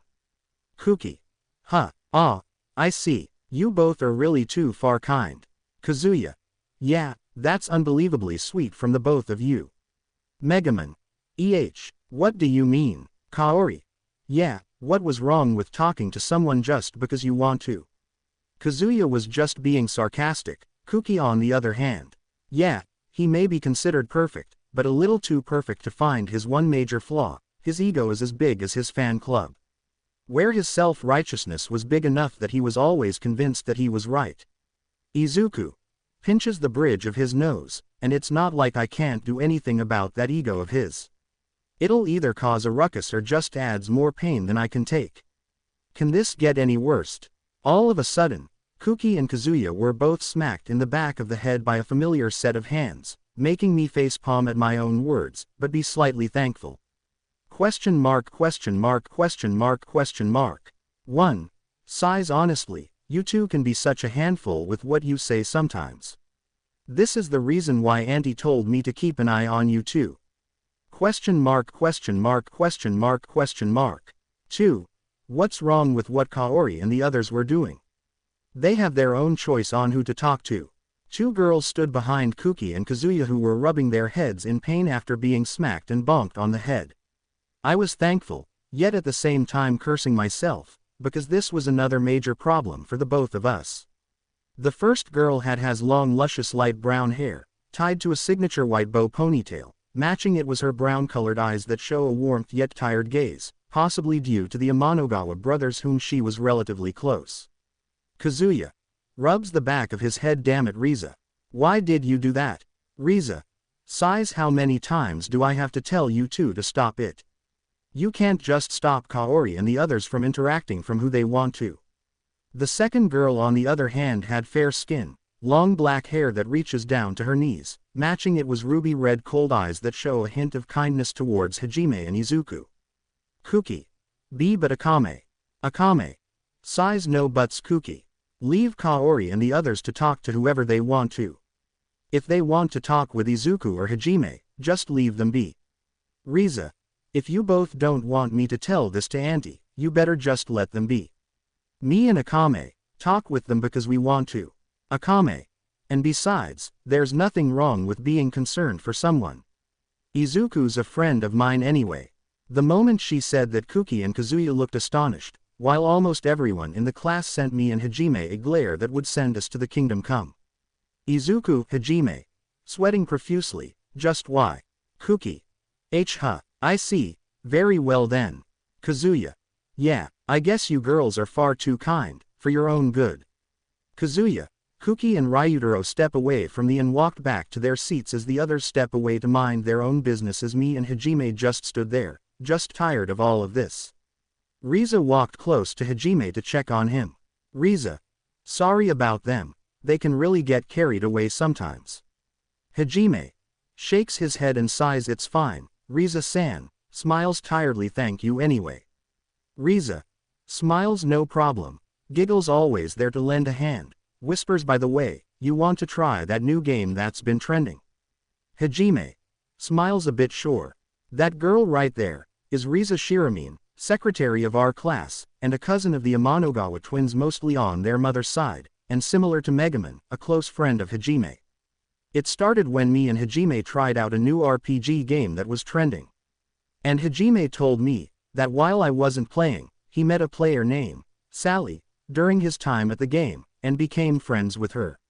Ever since then, him and Sally would play and grind in VR, but they wouldn't stop there and would play other games, even winning online tournaments. It was only when Hajime came with me during training did they finally meet as Riza, whom Shizuku introduced as a friend of her, and Kuki and Kazuya's cousin, joined one day to watch. And an awkward conversation from both Hajime and Riza online led to them piecing together whom their game partner was, both of them who were right next to each other. The two of them would then hang out online casually, either in online games or outside, even invite me to play sometimes. But also trying to keep it a secret from the Amanogawa brothers, because they don't know that Riza was a gamer or a weeb, because of how they see people like them, as they saw Riza as a smart girl due to her high grades. But yeah, she's really good at games, and has secretly won tournaments without the knowledge of the Amanogawa brothers or almost everyone in class. It was better for her to hang out with Hajime and us, because for once she can be herself without the possibility of being ridiculed. She's also another one of the people that know what me and Hajime are going through, and tries her best to at least control those two dimwit cousins of hers. But that still won't do effect with this crap we go through every day. I sigh and just scratched the back of my neck tiredly as Akame came from behind and started massaging my shoulders. Akame. You're stressed a lot again. Izuku sighs. How can I not be? This practically happens every day. Akame grimly nods. I know, sorry for them. They're a bit hard to control, but I know they mean well. Izuku huffs. I guess. Except for Kazuya. Smiles a bit. Thanks for that, and also, for the massage. Akame smiles a bit, no problem. Also, I noticed your shoulders are a bit stiff. Have you been training a lot recently? Izuku. Yeah. I have been practicing a lot lately. You know how Aizawa-sensei can get if he finds me slacking. Akame. I guess so. But I know he means well. This girl on the other hand is Akame Yagashi, Shizuku's twin sister, and a close friend of mine as well. We met at a certain point while I was in Shizuku's family dojo after the both of us had a little sparring session, during break when I was eating some self-made lunch with Shizuku. And to my surprise found her behind me, and looking at my food. It turns out despite being twins, both share different personalities of sort but share also certain parts of it. Shizuku tends to show her kindness and care for others openly, but Akame on the other hand is more stoic and a bit more cold when it comes others, especially strangers or people she doesn't fully trust yet. Last time a perv tried to talk with her, he almost got his head sliced. But if you manage to get past that, you'd find someone equal to Shizuku's care and kindness. Akame deeply cares for the people close to her and always worries for them whenever something happens to them. It turns out that her cold and stoic demeanor is just used to hide the fact she's socially awkward, and she's actually a really nice person from the inside. I learned this after a while during that incident. At first she would hold a proper conversation, and just hum or nod or whatnot, or even occasionally glare at me when I get too close to Shizuku. But as she got to know me more and understand me, she softened up a lot, especially when Shizuku told her what I go through. She even wanted to slay them because of me, which me and Shizuku convinced her to not do. Yeah, she's also a bit of an airhead in certain situations and acts on her own accord. Whether it'll be murdering someone for hurting someone close to her or accepting a deal because of food. But after explaining everything, the both of us started hanging out casually whenever she wants to. She usually spends time with me cooking food whenever we hang out with the others, or even hunting whenever she comes along with us on our camping trips. She's really an expert at hunting. She invites me to hang out with her group of friends from time to time, or even trains with me as similar to Shizuku. She's interested in my family's history of swordsmen and also acknowledges my skill. Izuku sighs internally, but even with all of them as my friends, it's just hard and really tiring with all of this happening.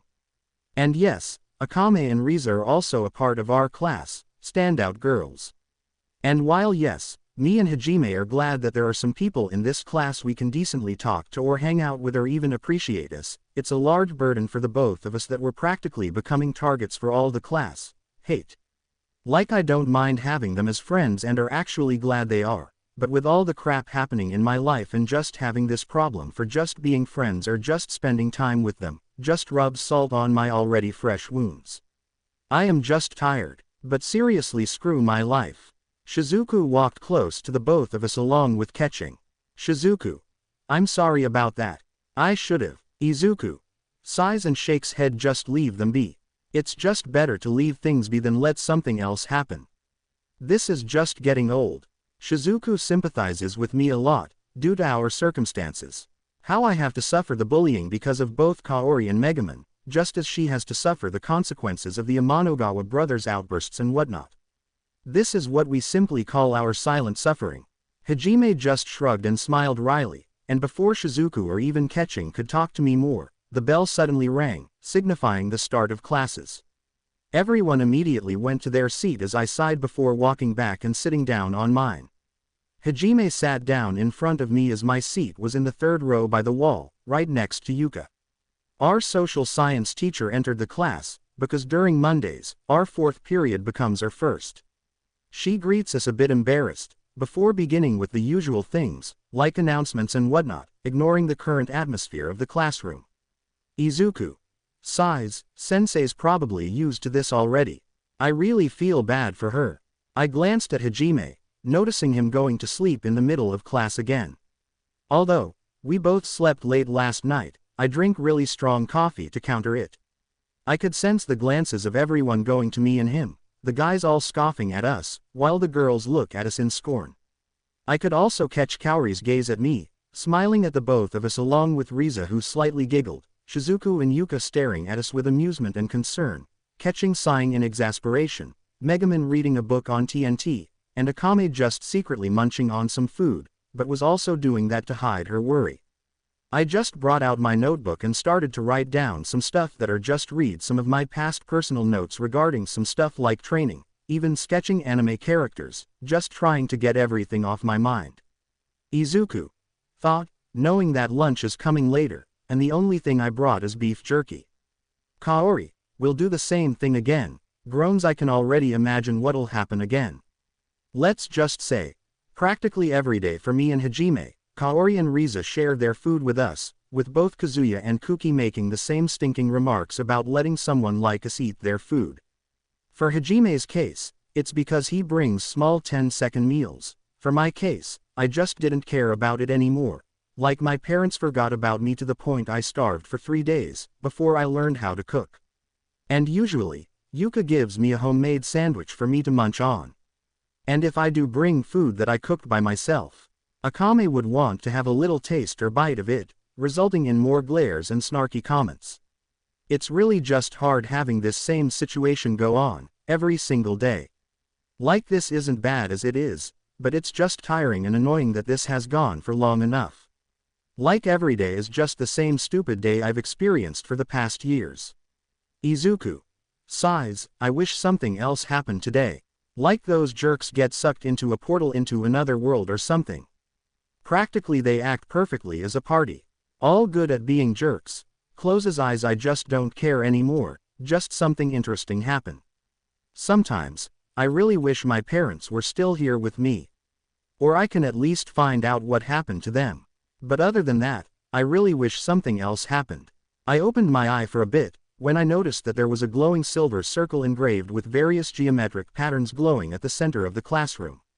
Izuku raises eyebrow, what the? Everyone else all saw the strange circle as well. Everyone was frozen in place, staring at the weird glowing pattern that, for lack of a better word, looked just like Izuku. Eyes widened, a magic circle. This looks a bit like the magic circles that when you cast spells in some anime. The magic circle began to glow brighter and brighter, until its light enveloped the entire classroom. The circle itself began expanding as well, and when it finally grew big enough to cover our feet, everyone finally became unfrozen and started screaming. Catching. Everyone, get out of the classroom. I stood up immediately along with a couple of others to make a break for it, but at the same time the magic circle flared up in a brilliant explosion of light. No one's paw. As soon as everyone heard screaming from the outside of UA, both classes from 1A and 1B along with different hero teachers rushed towards the classroom. Aizawa. Nezu, what in the world was that? Nezu. I don't know. But it sounds like trouble. But 3 of them were much more worried than they are, namely Katsuki, Shoto and Toya, as they know who are in that classroom. Katsuki. Crap. What in the world is going on? Shoto. No time to question now. Toya. Yeah, step on it. Aizawa. Hold on, you 3. Wait. Before they could hear Aizawa, they used their quirks and propelled themselves down the hallways faster. Aizawa sighs, I don't get paid enough for this. Meanwhile, the 3 boys zoomed down the hallways, passing by countless rooms of UA. They didn't care of the ice, fire, or burnt marks they made passing by. There were people who they called friends in that room. And with that scream, they know that they're in trouble. Seconds later, the 3 of them reached the room, and without thinking, they opened the door to the room, and the moment they did, their eyes widened and their hearts dropped. They saw light slowly fading away from different parts of the classroom, expecting to see the students. However, the room was now deserted. Some chairs were knocked over, half-eaten lunchboxes were sitting on desks, and chopsticks and plastic bottles were scattered across the room. The classroom had everything still left in it except the people. Shoto. What, Toya, in the world, Katsuki, happened to them? No one's paw. As Izuku felt the light die down around him, he felt his senses also slowly go back to normal. Izuku. What in the world, what happened? Izuku slowly opened his eyes, and was dumbstruck at what he saw around him. The first thing his eyes registered was a massive mural. The mural, which stretched 10 meters long, depicted a faintly smiling figure, whose gender seemed indeterminable, wreathed in a halo, their blonde hair flowing freely behind them. Behind them in the background were plains, lakes, and mountains. The figure had both arms spread wide as if trying to grab hold of all of it. It was a truly beautiful, awe-inspiring work of art. Izuku thought, who is that? Shivers a bit and why just staring at it gives me a chill run down my spine. Izuku decided to avert the gaze of the mural, as he also noticed his classmates snapping out of their confusion and looking around. Even seeing Hajime uncover his eyes as shock filled them while he looks around. Izuku, where are we? Izuku and the others were standing atop a type of plinth located in the deepest recesses of the room they were currently in. As he looks around, he quickly realized that he was in a vast chamber. The entire room was constructed of a gleaming white stone that seemed smooth to the touch. Marble, possibly. Massive pillars with sculptures carved into them rose up to the towering domed ceiling. The room resembled some sort of grand cathedral. Izuku, looking around, it looks like some sort of church or something, glances at the mural and I am guessing that must be a god or something, but I've never seen it in any history book before. But wait, where are? Izuku looked amongst the crowd until he looked behind him and found Kaori and Megumin slumped on the ground as Shizuku and a few others helped them up, while Yuka was checking up on our sensei. Hajime was helping up Riza who was still in daze.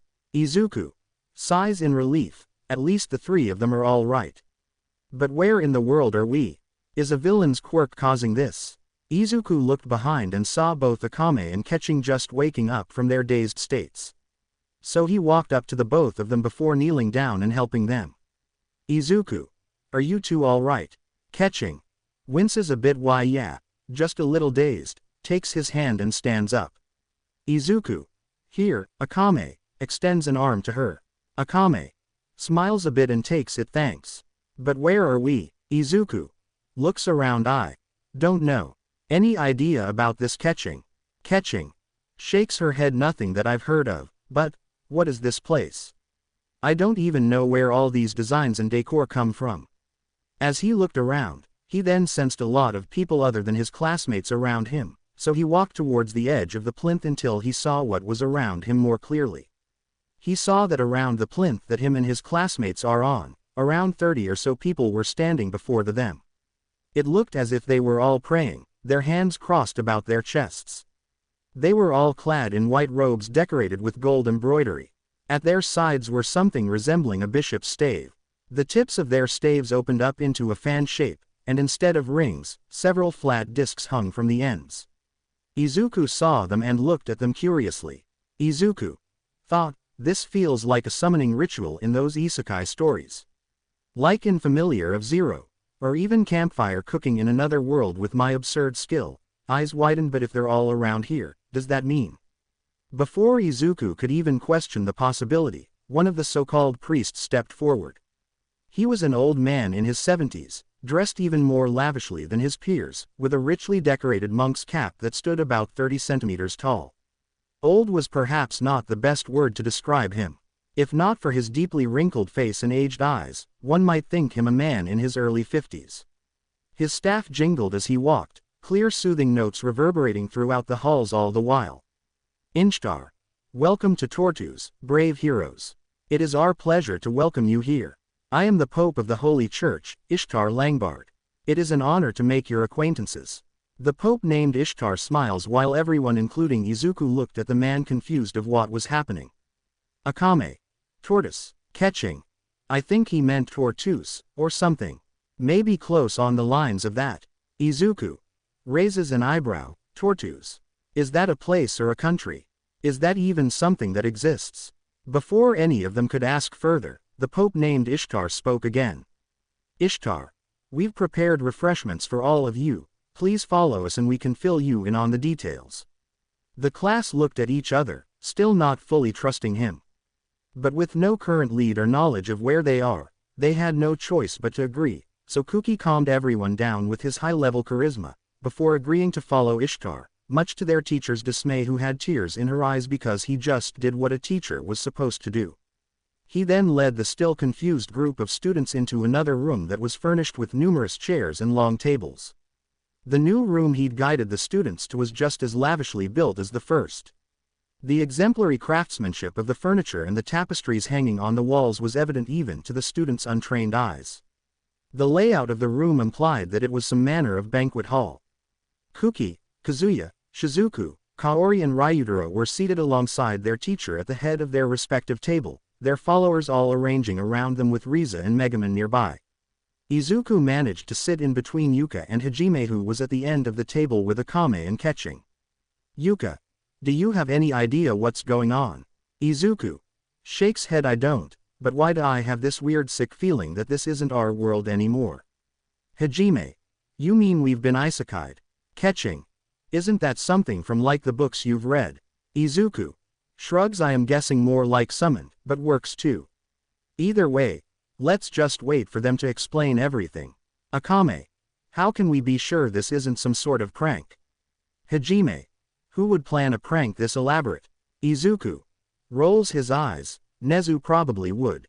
Uncle Enji and Aizawa-sensei always told me he has tendencies with making everything his soap opera. Probably someone mad. Ketching sighs. I really hope this isn't some sort of prank. Yuka sighs and nods. Yeah, or something that'll be really hard for us. Or that we're not in massive trouble or something. Before Izuku and the others could keep talking, suddenly, a number of carts entered the room, pushed along by a retinue of maids, causing almost every male except Izuku to go wide eyes. Because of the fact that they're actual maid.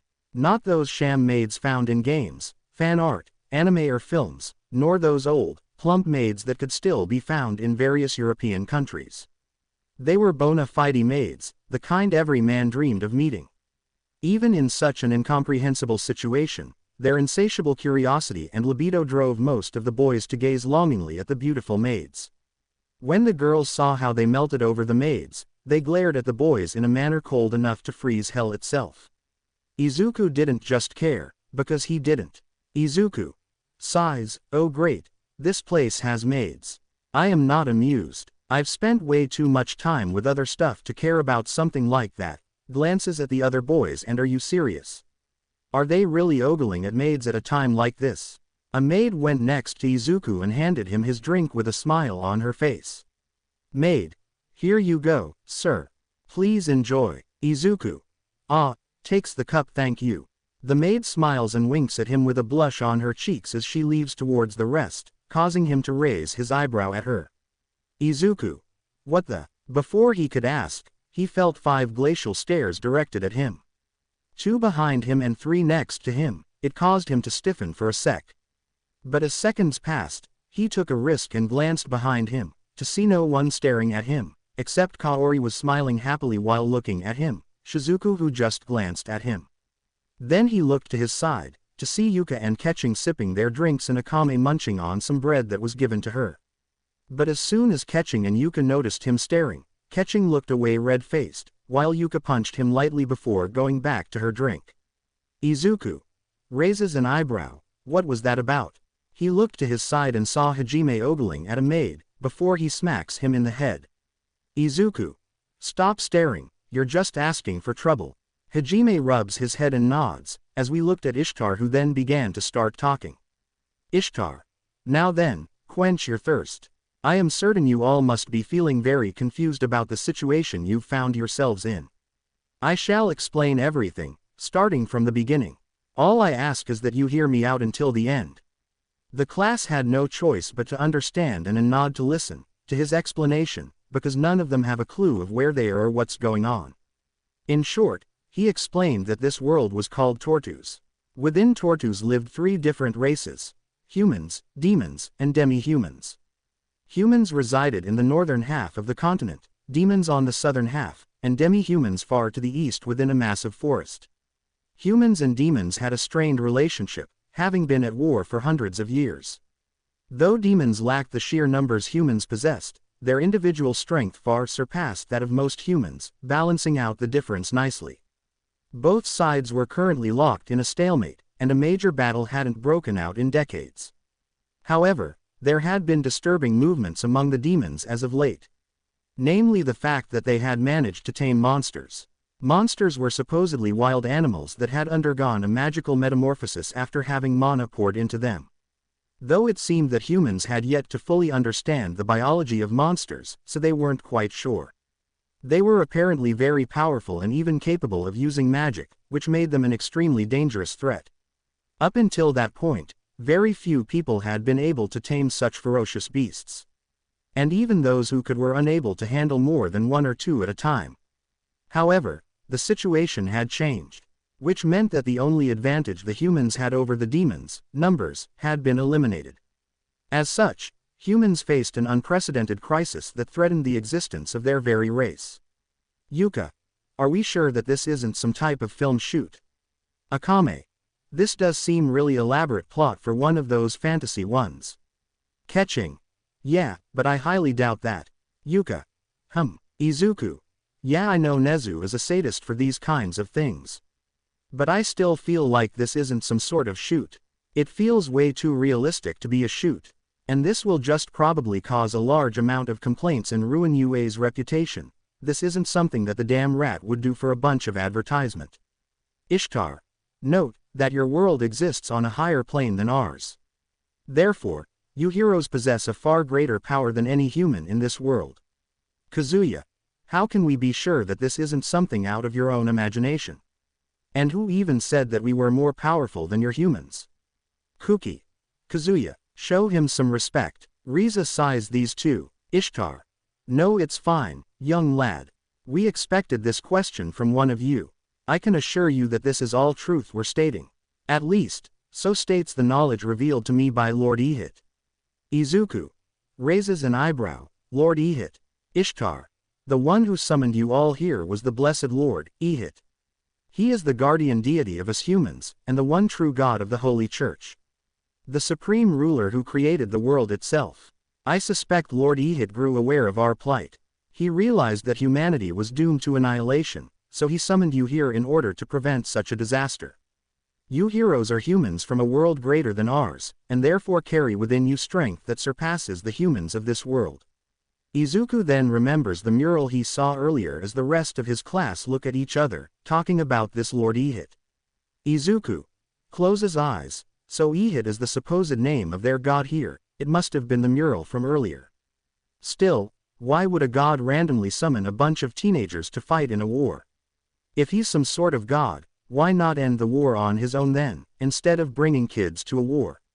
Ishtar. Regardless, I implore you all to do as Lord Ehit has willed you. Please, defeat the demons and save the human race from destruction. As he said that, he almost seemed to be entranced. Izuku. Thought, that reminds me of Abara whenever she says that the Lord has spoken to her. I hope it tells her one day that she should confess to Kachan. I already know that both of them have feelings for each other since back in middle school.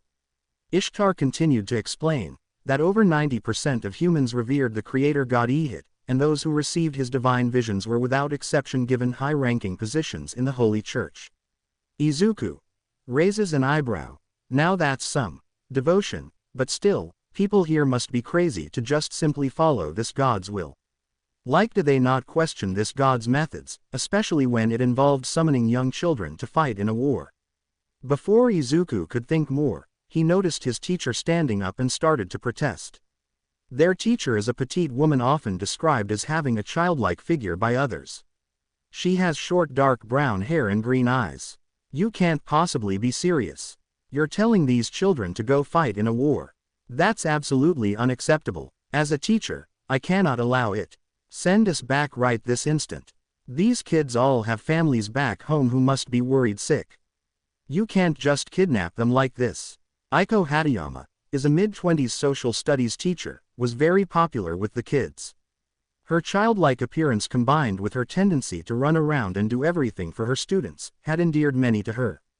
But due to that combination, most of her efforts are in naught. The gap between how hard she tried and how helpful she actually ended up being had made most of the students see her as a kid that needed to be protected more than an adult to be respected.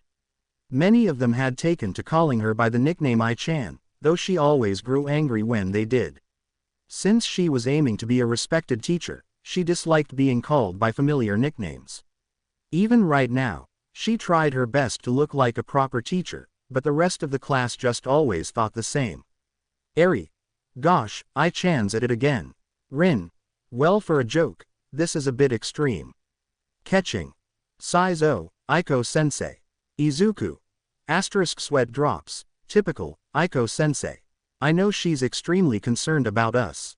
But looks at Ishtar, I feel like she has the right to this time, because I've got this feeling that this isn't some sort of joke. Izuku looks closely at Ishtar, feeling a certain chill run down his spine for some reason, as he stood there and took every spat that came from their teacher. Aiko. Let us go right now. Ishtar. I understand your feelings, however. I am unable to return you to your world at present. The moment he said that, everyone in the room froze in shock. They all stared at Ishtar blankly, unable to properly process what he had just said. Izuku. Eyes widening. What did he say? Ishtar noticed all of their shocked expressions as he sighed before he decided to walk towards the door. Ishtar. Perhaps, you'd all believe me when I show you.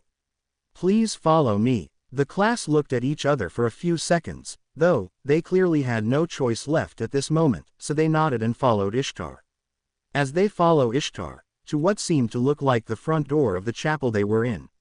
Izuku was walking with Yuka, Catching, Akame and Hajime by his sides as Kuki and his group of friends were first. Izuku. Thought, what did he mean by he can't return us? I know I never doubted in the first place that we were in, but the fact that he can't send us home. Flashbacks then flashed before Izuku's eyes, showing the bullying and life he experienced in his world. Like from when most of the students from the hero course would bully him, how Hayama and his gang would beat him up, or even how his siblings would bully him and his parents neglecting him. Izuku. Shakes head then sighs, to be fair, I never had a good life in that world. But this is a world we have yet to know, yet we're considered heroes here. But it still feels strange to be here for some reason. Kuki. I wouldn't mind asking, Ishtar-san. Ishtar. By all means. Kuki. If we've been summoned here to save humanity, it's possible we'll be allowed to go back once we've saved them. Well, Ishtar-san, do you think that's possible? Ishtar. It is as you say. Lord Ehud is not so unkind that he would ignore a request from his chosen heroes. Kazuya. And we've all gained some amazing powers, right? Ishtar. Yes, that is correct. As the Amanogawa brothers kept talking, the others just sighed and stared at them. Catching. Sighs, of course those two would fanboy about this. Akame. Nods grimly, yeah, it's practically a dream for the both of them. Shizuku's gonna have a hard time holding them back. Izuku. Shakes his head, I can imagine. Izuku then suddenly feels a nudge next to him, looking to see Yuka calling him. He notices her being a little bit uneasy, he then pats her on the head to calm her down a bit. Izuku. Yuka, are you, okay? Yuka. I'm fine, it's just hard to take in all of this. Catching. Yeah, I can imagine, if what they're saying really is true. Hajime. Are we really sure we're in another world? Yuka. You think this is some sort of prank or something? Because I think all of us except Kuki-kun and Kazuya-kun isn't taking this well. Izuku then tries to take out his phone to make a call to Katsuki or his uncle or something. But to his surprise, there was no cell service. Izuku. And no service. It's either we're in another world, or we're in a location where there's no service, or it can be due to the fact we're on a mountain. Hajime. Why, you can't be serious. Izuku. Sighs, it can still be either way still. But at this point, we may really be in another world. Unless Nezu or some villain pulls up a massive Uno reverse or something. Yuka. Asterisk sweat drops asterisk the Amanogawa brothers are taking this way too well. Hajime. Too well to be honest. This is going to get bad. Riza. Groans, like we said, this is like a dream come true for them. Izuku. Sighs, probably due to the fact that it's said that we've been summoned as heroes in this world. And their blind sense of justice is kicking in. Great. Just what anyone needs, both their ego will just get bigger than this. In Kazuya's case, he'll be more of an annoyance. Izuku then just looked at Kazuya and Kuki, who were interested in this world, as they asked multiple questions to Ishtar over and over again, to which he gladly answers with a satisfied smile. Izuku. Thought, from the looks of this, he planned to clearly influence the both of them. He's been keeping an eye on the both of them, especially Kuki the whole time. The moment when he calmed everyone down or when he reacted to the current fate of humanity. It looks as if he was his high sense of justice to persuade the class, narrows his eyes on Ishtar. I better watch out and let not fall for anything he might say to me. Ishtar. Ah, we've arrived. Izuku snaps out of his thoughts as he sees him and the rest of his classmates standing in front of the chapel's door with Ishtar facing the door as Kuki and Kazuya stand back with the others. Ishtar. Now, perhaps you would now believe my tale once you've seen it for yourselves.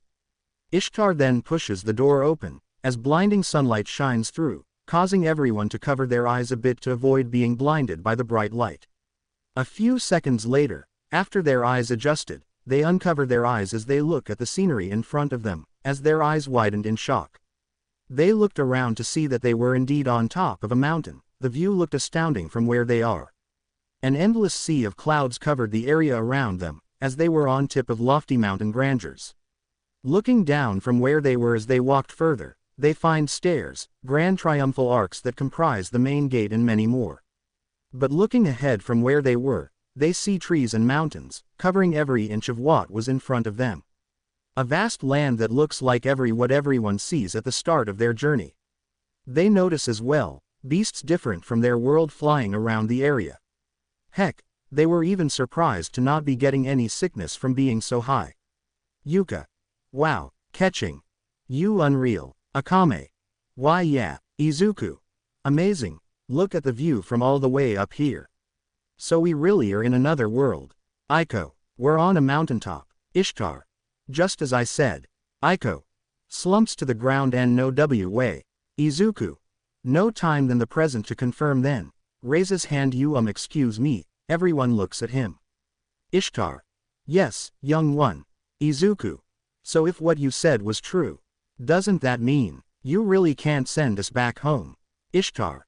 Sighs unfortunately, that's out of my reach. As I stated earlier, it is Lord Ehit who summoned you here. The only reason we were in that room at all was to greet you heroes, and to offer up our prayers to Lord Ehit.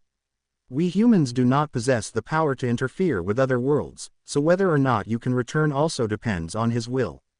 The moment he said that, everyone in class went into a frenzy, extremely worried and started screaming from Ishtar's words. Question mark question mark question mark question mark. 1. You've gotta be kidding me. What do you mean we can't go back? Question mark question mark question mark question mark. 2. You can't do this. Please, just send us back somehow. Question mark question mark question mark question mark. 3. A war. You can't be serious. Take us the back right now. Question mark question mark question mark question mark. 4. This can't be happening. This can't be happening. This can't be happening. Izuku and Hajime were much calmer than the rest along with certain others. It was due to the both of them being otakus as they read a lot of mangas that have had a scenario where a character is sent to another world. But Izuku's other reason was because he dealt with worse than this, or he was just calmer because he already knew and understood the circumstances, but it still didn't make it better for him. Izuku thought, this Lord Ehit is definitely twisted one way or another. Summoning kids to another world to fight in a war feels like adding new pieces to a game. His worshippers are just as insane and twisted as him for following him. Something is definitely wrong with this world. I can feel it. Kuki stood up amidst the hysterical group of students looking around to see the chaos ensuing. He was with his group of friends who were a bit calmed, yet the others were tense in this situation as well. Kuki was about to shout, but his brother beat him to it. Kazuya. Everyone. Quiet down for crying out loud. That managed to get the attention of almost everyone. Once he had confirmed that everyone's eyes were on him, he looked at his brother and nodded as Kuki began speaking. Kuki. Look, there's no point in complaining to Ishtar. There's nothing he can do about it now. And I, at least, have decided to stand and fight. These people are about to be annihilated. Knowing that, how can I possibly leave them to such a tragic fate? And besides, just as Ishtar-san said, if we've been summoned here to save humanity, it's possible we'll be allowed to go back once we've saved them. Kazuya. And besides, he said that we've gained amazing powers here. I can feel it in my bones. Isn't it interesting that we can finally follow our dreams and know what it feels like to be heroes that have powers? Don't you see? We can be heroes here. Kuki. I'm going to fight. If we save everyone, then we can go home. So just you watch. I'm going to save everyone, including us. Kazuya. Don't count me out too, cause I'll be giving it everything I have. They both finish their declarations by clenching their fists and raising it in the air. Combining it, they also flash an almost sickeningly dazzling smile as their hair flows in the wind. Izuku cringes, knowing the effect and what'll happen next. Izuku winces, oh god, here it comes. Izuku knew one thing, and that it's their overwhelming charisma started taking effect. The others who were despairing mere moments ago began to regain their sense of composure as some were just as motivated as they were. Most of them also look at the both of them in wonder as if they were staring at the incarnations of hope itself. Most of the female students had adoration mixed into their gaze as well. They all had the thought of becoming heroes one day, but due to being quirkless, they never had the chance to even become one or the possibility, but now in a world where they're powerful and considered heroes, they can reach that possibility. 7 people standing next to Kuki and Kazuya also gave their reply to the situation in their speech. Sakagami. Hey, knew you'd both say that. Still, I'd be worried letting you both go off on your own. Which is why I'm coming with you too. Kuki. Ryutaro. Shizuku. Size looks like that's the only choice we have right now. It pisses me off that we don't get any real say in the matter, but I'll help too. Kazuya. Shizuku chuckles. I knew you wouldn't back off. Shizuku just shot him a glare and sigh, before smiling slightly. Kaori. If Shizuku-chan's going to fight, then I will too. Kuki. Kaori. Megaman. I'll also fight. This has been a lifelong dream of mine. We'll blow up everyone that stands in our way. Kazuya. Still as crazy as ever, huh, Megaman. Aiko. Wait. Catching. Size. I may not like where this'll go, but this seems to be the only available route. I'll help in any way I can. Kuki. Catching. Akame. Even if there's a slither of hope to return home, I'll help as well. Kazuya. Chuckles. Thanks a lot, Akame. Riza. Shakes her head. Well, someone has to be there to keep you two in line, count me in. Kuki. Riza. Question mark. 1. If Amanogawas is going to fight, so will I. Question mark. 2. Count me in. Question mark. 3. Me too, Aiko. Hold on a sec. Question mark. 4. I can't let Kaori fight on her own. Question mark. 5. We can't let Megaman go crazy without us there. Question mark. 6. Yeah, everyone became even more motivated, aside from a certain others who were standing away a bit from the distance as they watch exasperated. Kuki and Kazuya looks at everyone with a determined look and smile. Kuki. Thanks for the vote of confidence, everyone. Let's team up and save the world. Kazuya. Then once we're through with all of this we'll all go home and tell everyone our stories. Students. Yeah, Aiko. I said no. Aiko was in tears as she ran between her students, imploring them to stop. However, she was ultimately powerless, completely unable to keep up due to the charisma that the brothers displayed. Everyone started cheering both brothers' name due to their declaration and charisma that motivated them. They surrounded them and went on to cheer and talk about their plans in this world.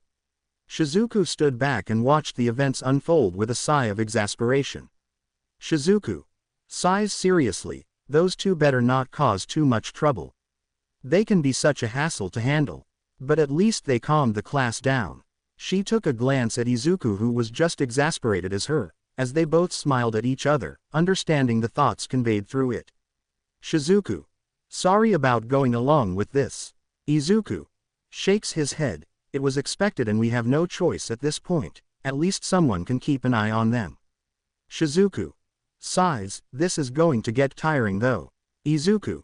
Shrugs. I'll try to help you when it gets tough. Nods towards Megaman and Kaori. Just make sure that they don't drag them to too much trouble.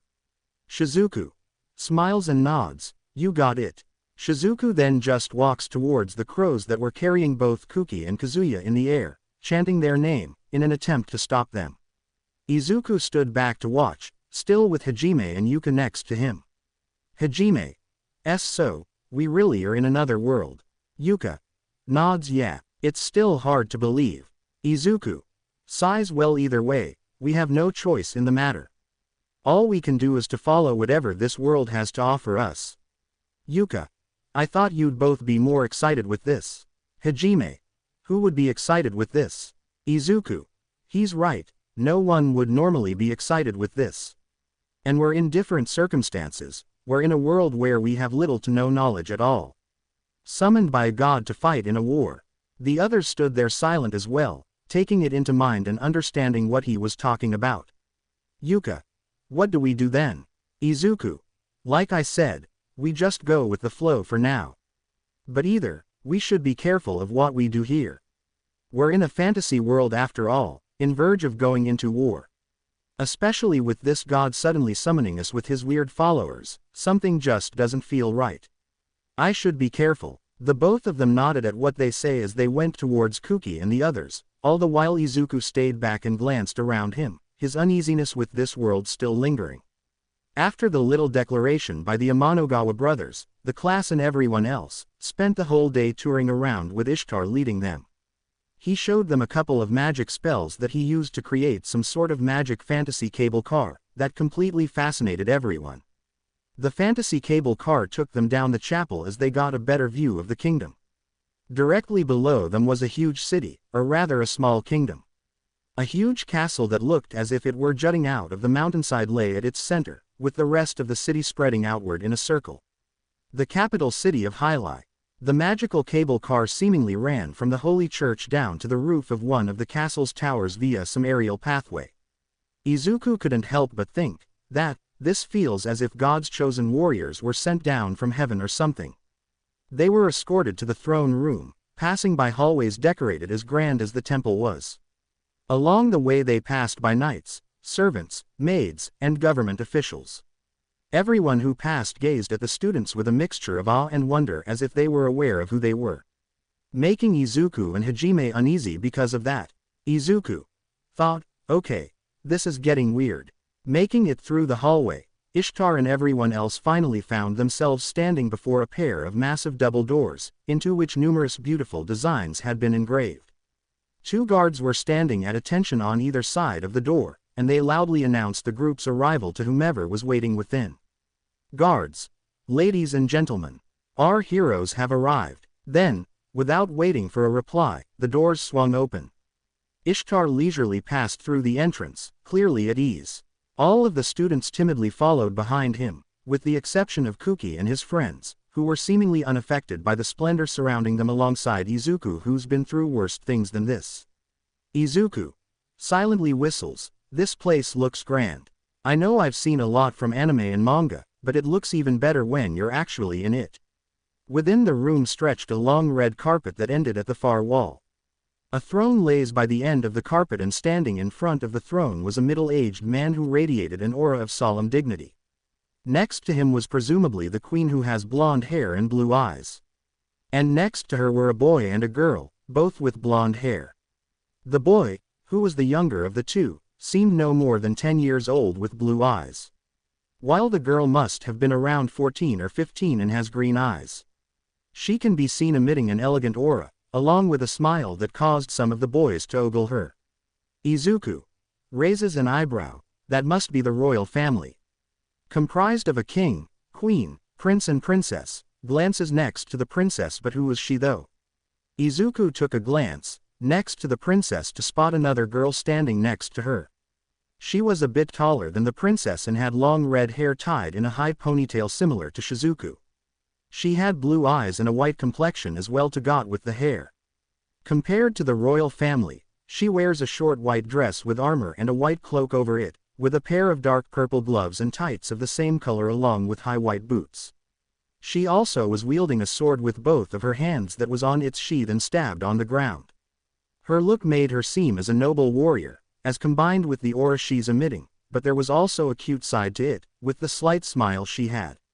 Some of the boys were also ogling her, much to the dismay of the girls in their class who smacked them in the back. Izuku thought, she kinda looks like one of those knights. Is she a knight or something? Also, how long has she been looking at me? Izuku noted her gaze a few moments when him and his class stepped in. At first she saw her looking a bit serious, gaze glued to the students and everyone entering. But when she laid eyes on Izuku, she was surprised at first, before she smiled at him. Izuku took note of that, as she pretended to not gaze on her. Izuku, sweating a bit, okay, is she interested in me or something? We haven't even met all. Why in the world would she be looking at me like that already? Izuku then laid eyes on her and she noticed as she looked away and looked back at the rest of the students with the same expression as earlier. Izuku sighs, this is really getting weird. On the left side of the carpet was a line of soldiers, all clad in armor and uniform. On the right, a line of civil officers. Altogether, there were probably around over 30 people waiting in the room. Once they were directly before the throne, Ishtar left the students and went to stand beside the king. He then proffered his hand to the king, who took it reverently and kissed it with the slightest brush of his lips. Izuku raises an eyebrow. Is the Pope here even more important than the king? Just what type of political system does this world have? Elahide. Greetings, everyone. I welcome you to the kingdom of Hyli. I am Elahide S.B. Hyli, ruler of this kingdom. Lord Ehit has blessed us with your presence, thy heroes. Luluaria. It's an honor to be in your presence, heroes. I am Lularia S.B. Hyli. I am truly relieved to see all of you got here well. Lundel. Shaking a bit, I am Lundel S.B. Hyli. Bo's a pleasure to meet you, heroes. Izuku and Hajime along with other people within their class could relate to his feeling. Shaking at the thought as they remembered their first class introduction. Liliana. Smiles, I am Liliana S.B. Hyli. Bows lightly, it's an honor to meet all of you. Then came introductions for the Knight Captain, the Prime Minister, and other important dignitaries. Except for the red-haired girl, who just stood by the side of the princess. It caused Izuku to think if she was an important figure or something to be standing near the royal family. But it also creeped him out with the fact that the young prince's eyes were glued onto Kaori the whole time. Izuku. Sweat drops, seriously. Even men in this world fall for her. Just how big is her charm? Eliheld. Now is to welcome our heroes, we shall have a feast. And celebrate with our heroes. For our Lord Ehit has sent us these heroes, so we must treat them. Now let's have a feast. Everyone. Yeah, everyone then began screaming and cheering at the heroes as the students just looked around, feeling a bit of pride and joy as in this world they are considered as heroes. But Izuku still had to remain calm a bit, because he was still uneasy by the events happening. Izuku sighs, this is going to be a long day. Time skip brought to you by Chibi. Izuku secretly being stalked by someone. After a long day, that the students experienced after being summoned to Tortus. They found themselves standing in the middle of the arena early in the morning for training. Last night, they had a grand time at the feast, not counting the fact that most of the boys became jealous with Lundel, who spent that whole night talking with Kaori. Each of them were given their own room, except Izuku and Hajime, who agreed to share a room, to which both of them were fine due to the amount of sleepovers they had. But now they're here early in the morning, standing in the middle of an arena, with one of their instructors. The palace were also able to provide each of them with clothes to wear in exchange for protecting and serving the kingdom. Right now they were just wearing with shirts with red collars for the girls and blue for the boys, along with matching shorts that match to the color of their gender, which have also white stripes by the side. Thanks for lending us your aid, heroes. In front of them was a well-built middle-aged man with short spiky brown hair and a short beard.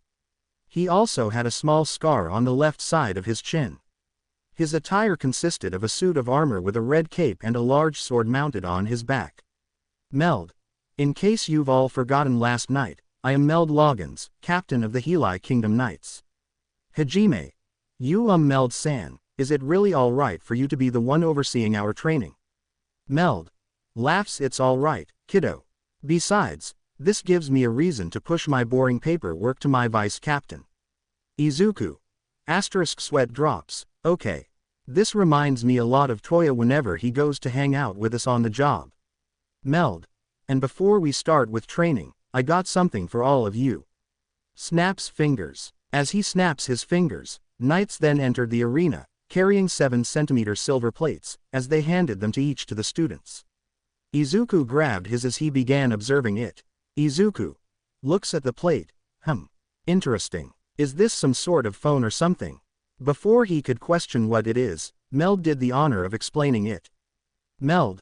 Alright, you kids all got your plates. We call them status plates. As their name suggests, they take various parameters and quantify them for you. They also make for great identification cards. So long as you've got these, you'll be fine even if you get lost somewhere, so hang on to them tight, you hear? Izuku hums in understanding. So these are basically like the stats in RPG games. Size. So is this world basically like a fantasy game? Shrugs. Don't mind this either way. Catching. Shouldn't you be talking to us a little more formally, Meld-san? Meld laughs. Nonsense. We'll be comrades fighting together on the battlefield, so no point in being so stiff with each other. I urge you all to talk with me and the rest of knights like your best buddies. Izuku and the rest of the students smiled at that. Though they had teachers who were very strict with names and formalities, they were glad that he's not one of them. Meld. You'll see that one side of the plate has a magic circle inscribed on it. Use the needles I passed out to prick your finger and drip some blood onto the circle. That will identify you as the owner of the plate. Then, if you say, open status, you'll see your current stats displayed on the plate. Oh, and don't bother asking me how it works. I've got no clue. These things are artifacts left over from ancient times. Kuki. Artifacts. Meld. Artifacts refer to powerful magical items that we no longer have the technology to reproduce. They were supposedly all made during the age of the gods when the creator's descendants still walked the earth. The status plates you all hold are all artifacts from that era as well, but they're the only artifacts that still see widespread use to this day. Most other artifacts are coveted national treasures, but there are enough of these plates that even average citizens own one. It's helpful since they make for very reliable identification. Izuku hums. So they're also sort of like ARIDs in school too, huh? Fascinating. Also I am sorta interested to read more about this world too.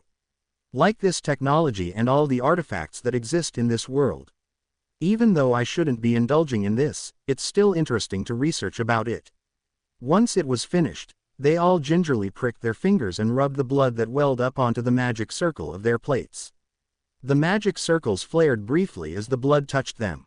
Izuku sighs. Well, here goes nothing.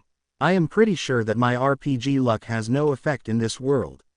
Izuku then pricks his finger and slides his finger over the plate as his status plate flare up. He took a glance at Hajime and noticed his status plate flared up briefly as well. And like ink spreading through wool, his plate was slowly dyed a sky blue. Hajime shocked. Wow. Izuku. So your color is sky blue, huh? Hajime. What did you get? Izuku. I surprised, huh? Izuku noticed his status plate finished flaring up, showing that his plate had a 2 colors in neon, a unique neon design. It has the colors light blue and yellow on it, and were sorta blended to one another with both colors occupying equal amounts of the plate. Hajime mesmerized. Whoa, you have more than one color. Izuku. Why yeah, amazing. Yuka. That looks cool. How come you get something like that? Catching. I am not complaining much about mine, but yeah, that does look amazing. Akame. Yeah, Riza. Same here. Izuku. What color did you guys get? Yuka. Orange, or something. Catching. Purple. Riza. Indigo. Akame. Is this scarlet color? Izuku. Size. At least it's not black, so I guess that's good. What do these colors mean, anyway? Meld. The color of your plates reveal the color of your mana. Everyone in this world has their own distinctive mana color, so when your info is entered to your plate, it'll match the color of your mana. Which makes it one of the reasons why it serves as such reliable identification cards, was because their color and the color of their owner's mana were always the same, so keep that in mind. Hajime shrugs. So, my mana's light blue. Or I guess closer to sky blue. It's real pretty. Yuka. Nods. I guess it's better than black. Izuku looks around and sighs. Of course he'd get that color. They looked around with Izuku and saw that everyone else was also busy staring at their own colors. Kuki's was predictably pure white with Kazuya being gold. Ryutaru's was dark green, Kaori's a very light purple, Megumin's was a bright crimson color, and Shizuku's the deep blue of lapis lazuli. Yuka deadpans. I guess even in another world, he has to be pure like that. Izuku groans inwardly, and how come Kazuya gets gold? What's so gold about him, anyway? Meld. I realize you're all impressed, but don't forget to check your stats, okay? Snapping out of their thoughts, they almost forgotten about their stats, as everyone then laid their eyes on their stats. Izuku didn't bother to check his stats, and just cared more about what his friends have. Izuku. So, what did you guys get? Yuka raises an eyebrow. You're not checking yours. Izuku sighs honestly. I don't care about mine. Especially when I have a bad feeling about it. Glances at Hajime. What did you get, Hajime? Hajime and the others both glanced at his status plate and found this. Hajime Nagumo, age 17, male, level 1, job, synergist. Strength 10, vitality 10, defense 10, agility 10, magic 10, magic defense 10, skills, transmute, language comprehension. Yuka. Uhu. It really feels like we're in one of those games you two usually play. Hajime. Why yeah, it feels like we're a character in a game now. Izuku. Asterisk sweat drops asterisk yeah. It still feels like we're just a game character for that god to play. Anyways, what did you get, Yuka? Yuka then nodded as both took a glance at her status plate as well. Yuka Sonobe, age 17, female, level 1, job, acrobat. Strength 25, vitality 20, defense 15, agility 25, magic 25, magic defense 15, skills, dagger art, throwing art, language comprehension. Izuku. Whistles base 25 speed and agility, while base 15 defenses. I guess you're more on physical stats. Yuka. I guess, that's good. It feels like an assassin based on these skills. Izuku. Well, you already killed a lot with that look of yours. Yuka. Blushes and punches him in the stomach. Shut up. Idiot. Catching. Interesting. Izuku took a glance at Ketching's stats. Ketching Kawajima, age 17, female, level 1, job, swordmaster. Strength 35, vitality 40, defense 20, agility 35, magic 30, magic defense 15, skills, sword mastery, language comprehension, supersonic step, foresight. Izuku. A swordmaster, and the stats are really high. Catching. Do they also base it on like skills or something?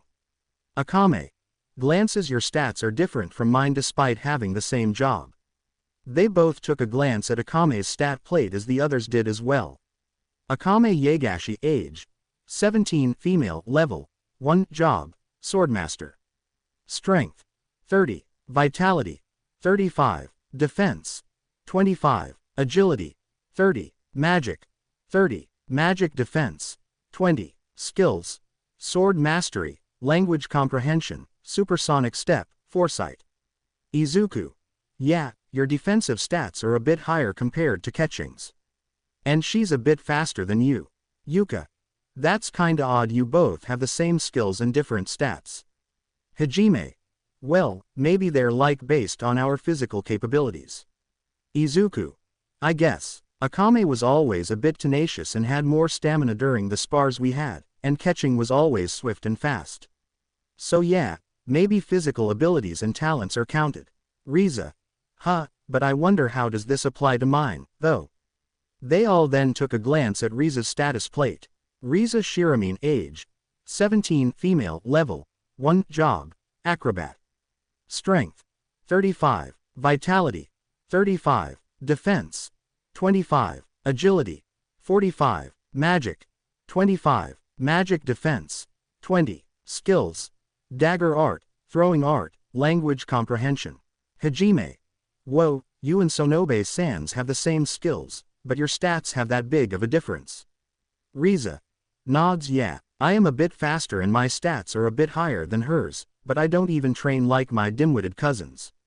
Izuku hums. Maybe there are also certain factors this world counts for giving these stats. Is luck a factor here? Or do they also count like hidden abilities? Shakes his head. I don't know, this world is messed up to be honest. Riza mutters. Well, it's definitely different from the games I've played. But I am not complaining though. Hajime looks down. Are my stats really that bad? Yuka punches him by the shoulder. Don't look down on yourself too much. Hajime winces. Ow, catching. You shouldn't put yourself down too much. Riza she's right, you know. Besides, I am pretty sure there are others with stats like that. Izuku yeah, bud, besides, we level up as well. Might get better stats in the future. Hajime smiles slightly. Thanks. Akame anyways, how about yours, Izuku? Izuku let me. Before Izuku could check, they heard Meld talk again as he began to explain more about the stats. Meld, before any of you keep looking at your stats, let me explain them from the top. First, we have your level. See it? That number grows as your other stats grow. The highest level is 100, and when you've reached that you're at your limits as a human being. In other words, one's current level shows how much of their full potential they've realized. Reaching 100 means unlocking all of your latent potential, and is a cap beyond which you cannot grow. Very few people manage to make it to level 100, though. Izuku chuckles inwardly. So it really is like an RPG game with stats and all that reaching to level 100 stuff, but it's also different with the methods. You level up your stats to level up. And I guess we gain levels one way or another too. Meld, your stats will naturally increase as you train, and you can also use magic or magic-imbued items to raise your stats. Also, those with a high magic stat will naturally grow faster than others. No one knows exactly why, but we assume it's because a person's mana assists in the growth of other stats. Later on you'll all get to choose equipment that corresponds to your individual stats. The items in our treasury will be yours for the taking.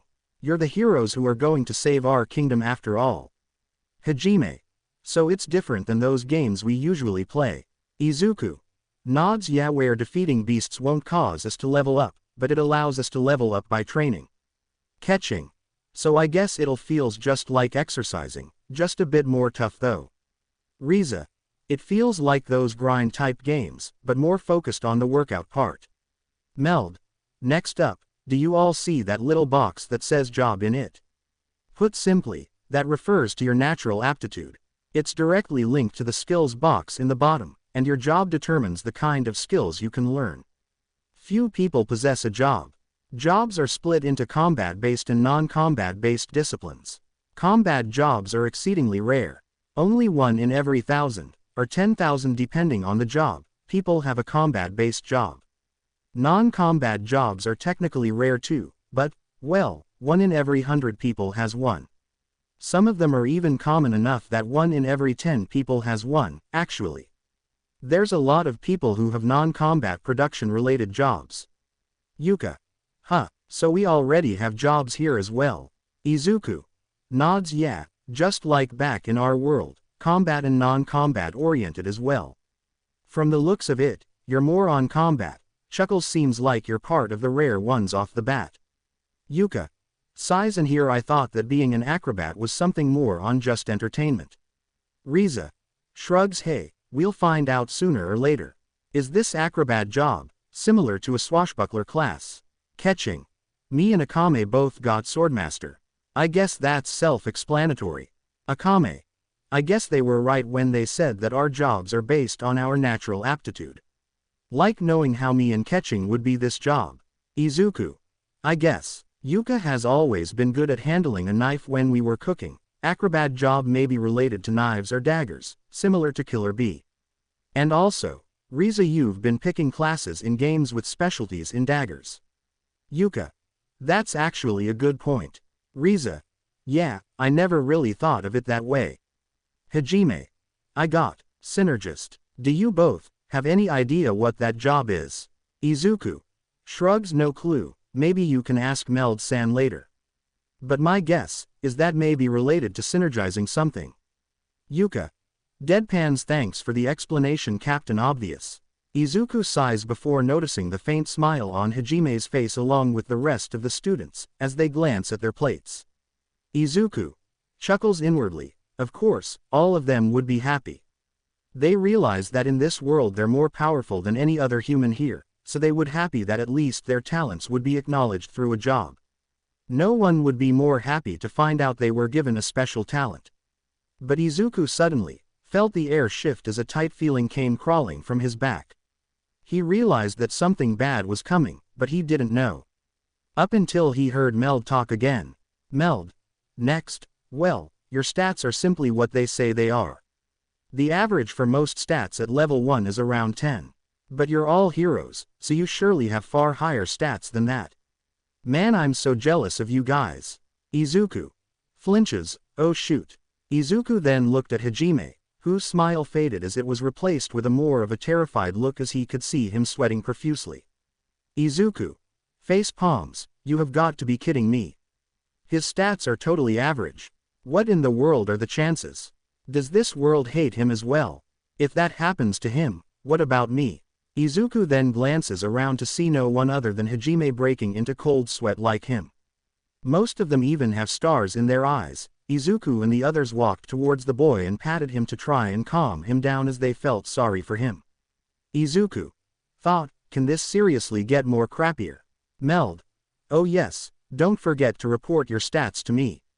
I'll need to know them to decide how to best train you guys. All right, let me hear what's on your plates. Before anyone could even do so, Kuki shouted first, followed by Kazuya. Kuki. I am Kuki Amanogawa. My job is a hero. My stats are all at 100. And I've also got a bunch of skills. Kazuya. Kazuya Amanogawa. My job is a Empyrean Paladin. All my stats are 100 as well. The moment they said that, everyone started looking at them with awe as they started cheering on them while the sum of girls were fangirling hard. Riza. Sighs, you have got to be kidding me. Catching.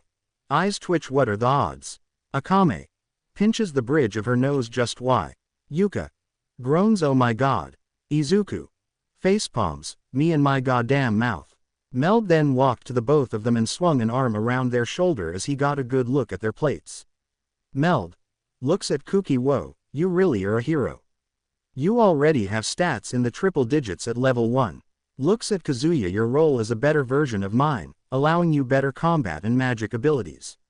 And most people normally only get 2 or 3 skills. You're both way beyond normal. Kuki. Blushes and scratches his hair, well, you know how it is. Ah ha ha. Kazuya. Grins, all right. Izuku. Pinches the bridge of his nose, you're kidding me, even in another world, these two are the star of the show. Riza. Holds her head, I don't if God is biased or what. But why? Catching. Sighs, their ego is just going to get bigger. Akame. It's big enough already. Yuka. Groans, I guess even this god has favorites. Yoshiki. Let's see what you got, Nagumo. Izuku and the others looked behind to see Hayama and his inner circle picking on Nagumo again. Izuku. Groans, for FFS. Riza. Eyes twitch, just why? Hayama. Swings his arm around Hajime's neck while holding his plate, oh man. You're basically dead weight. Laughs. He then did the unthinkable, and raised Hajime's plate while calling Meld. Hayama. Hey Meld-san. What's a synergist? Meld then saw the stats at Hajime's plate and was in disbelief, causing Izuku to sigh and literally cringe knowing that it was bad. Meld. Well, you see. A synergist is basically a blacksmith of sorts. It might come in handy if you plan on opening a smithy, but otherwise, it's a common job, 1 out of 10 possibility. Did I misread those stats? Or does he really have 10 all? Catching. Facepalms, are you kidding me? He finished his poor explanation as all the boys who hated Hajime had even more dirt to go on him as they laughed at him, while the girls began talking amongst themselves.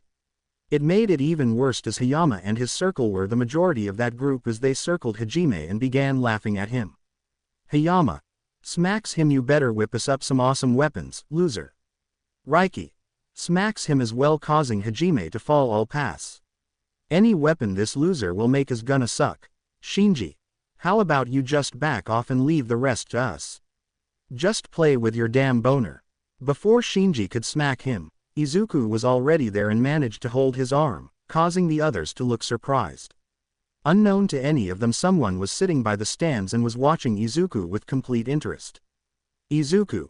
Back off. You four seriously just don't stop, do you? Hayama. Oho, look who we have here. Loser number 2 has arrived to be all hero-like. What are you going to do about it? Izuku and Hayama stared down at one another, as the tension in the air grew thicker. Hayama was about to go for the punch, with Izuku about to block it. Megumin and Kaori saw all of this, and were about to stop them, but their teacher and Ketching beat them to it. Ketching.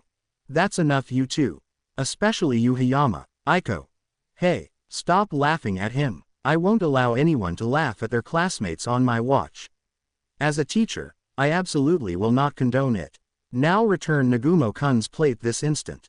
Hayama and his group saw that, and scoffed before running off, not before threatening Izuku. Hayama. This isn't over. Tosses Hajime's plate to him. Shinji. Looks at his hand. When did his grip become that strong? Winces that stung. Hayama and his group moved away from Izuku and the rest. Izuku walked towards Hajime, as he extended an arm towards him. Izuku. Smiles a bit, I got ya, bud. Hajime. Smiles a bit, thanks. Why, you know you're going to get beat up for this, right? Izuku. Shrugs, don't mention it, honestly. I don't care, they just get annoying at this point. Aiko. Hey, don't worry, Nagumo-kun. They both noticed their teacher near them, showing her status plate. Aiko Hatayama, age 25, female, level 1, job, farmer.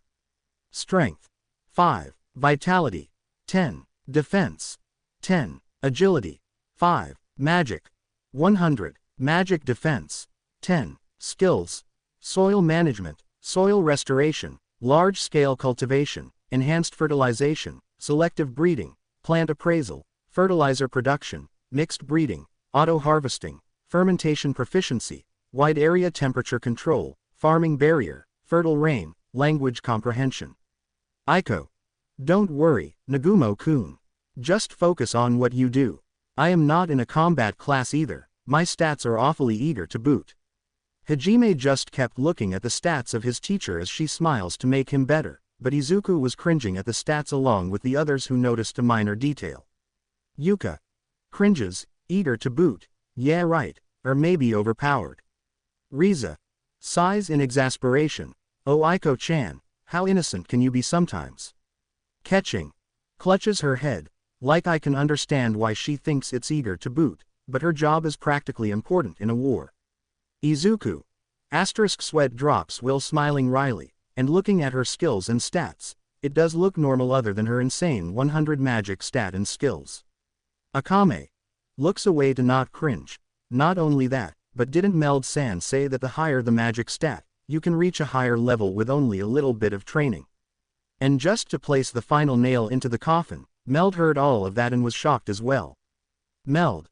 A farmer. I've only had legends of them. Send word to the church. She could lead a worldwide agricultural revolution. The moment she said that, everyone was in awe of Aiko as she blushed in embarrassment while Izuku mentally hits himself in the head with a metal rod. As the others mentally facepalmed, Izuku sighs, oh my god, why just why? Can't this world get enough of us? He notices Hajime's eyes become of a dead fish as he finished reading Aiko's plate and hearing all of that. Aiko became concerned and started shaking him back and forth. Aiko. Hajime-kun. Hajime. Oh my, I-chan, that was the final nail in the coffin. Aiko. And Nagumo-kun. Are you alright? Izuku sighs exasperatedly, as he gently grabs Hajime from his teacher's grasp as he sat down on the ground while hugging him and patting him on the back like a baby. He noticed Yuka and the others smiled sadly at him, feeling sorry for Hajime as Megumin worriedly ran towards Hajime to try and snap him out of it. And while that was happening, Izuku couldn't help but notice Megumin's job on the plate. Izuku. Deadpans, she's a blast mage demolitionist. No wonder she was grinning like a madman when she got her plate, groans inwardly just why. She's going to start a nuclear war here. And Kachan's not even here to control her. Meld. Hey, kid. Izuku. Looks at Meld Izuku noticed Meld kneeling right next to him, as the attention was now drawn to him. Izuku. Is something wrong, Meld-san? Meld. Well, everyone here showed me their stats already. Mind if I see yours, now? Izuku. Oh, sure, chuckles nervously. I haven't actually checked my stats yet. Please, for the love of God, please just give me a normal job I can be happy with. Izuku brought out his status plate, as everyone looked in wonder and amazement at the color of his plate. Meld. Raises an eyebrow. A dual-colored plate. I haven't heard or seen those around here. There was also certain amounts of people, especially within the boys, who were jealous of the attention he's getting. But it got even worse when Izuku powered up his plate, revealing his stats, causing everyone to widen their eyes in shock. Izuku Yagi, age 17, male, level 1, job synergist swordmaster. Strength 70, vitality 55, defense 55, agility 70, magic 15, magic defense 55, skills transmute, sword proficiency, language comprehension. Meld. Whoa, we got another rare one here. You have 2 jobs, both combat and non-combat oriented, which is rare in itself. Not only that, at level 1 your stats are better than average, practically over half than the other 2. With a lot of training, we can get you to be strong and be a flashy hero in no time. Everyone looked in awe and surprised, as out of all of them to have another unique job and stats, they never expected it would be Izuku of all people. Many of the boys were jealous, of course, especially Kazuya, who was secretly fuming. Yuka smiled inwardly along with Shizuku and the others, finally thinking that this may be a turning point for Izuku. Kaori even smiled as well, jumping in joy for him. Kaori. That's great for you, Izuku-kun. You're gonna be eyes widened, Izuku-kun. Everyone turned their attention back at Izuku, whose mouth suddenly foamed as his eyes looked dead with his body slowly rocking a bit. Meld. Oh oi, are you all right, kid? Whoa. He became more worried as Izuku's body kept convulsing before he fell to the ground, lying by Hajime's lap as the boy worriedly tried to calm him down. Hajime. Oh crap, what am I going to do? Aiko. Izuku-kun, is he going to die? Kaori. Shakes Izuku. Izuku-kun. What's going on? Snap out of it. Akame. What's happening to him? The 4, along with Megaman and Meld, tried to help Izuku, who was still convulsing on the floor, for the most unexpected reason yet. Riza. Realizes something. Oh yeah, I just remembered. Facepalms, this idiot hates his gotcha luck. Catching. Sighs, I forgot that he hates being the center of attention or having a reason to be another target. Izuku. Convulsing, why you've got to be kidding me. Even in this world, my luck in these things are like this. Turns out, he wasn't convulsing due to joy, more as if the opposite due to his RPG luck that happens when he plays with Hajime and the others. His body just kept shaking and convulsing at his own thoughts. Izuku. Convulsing, I would have been fine, if I just had a standard job like an artist or a bard or something.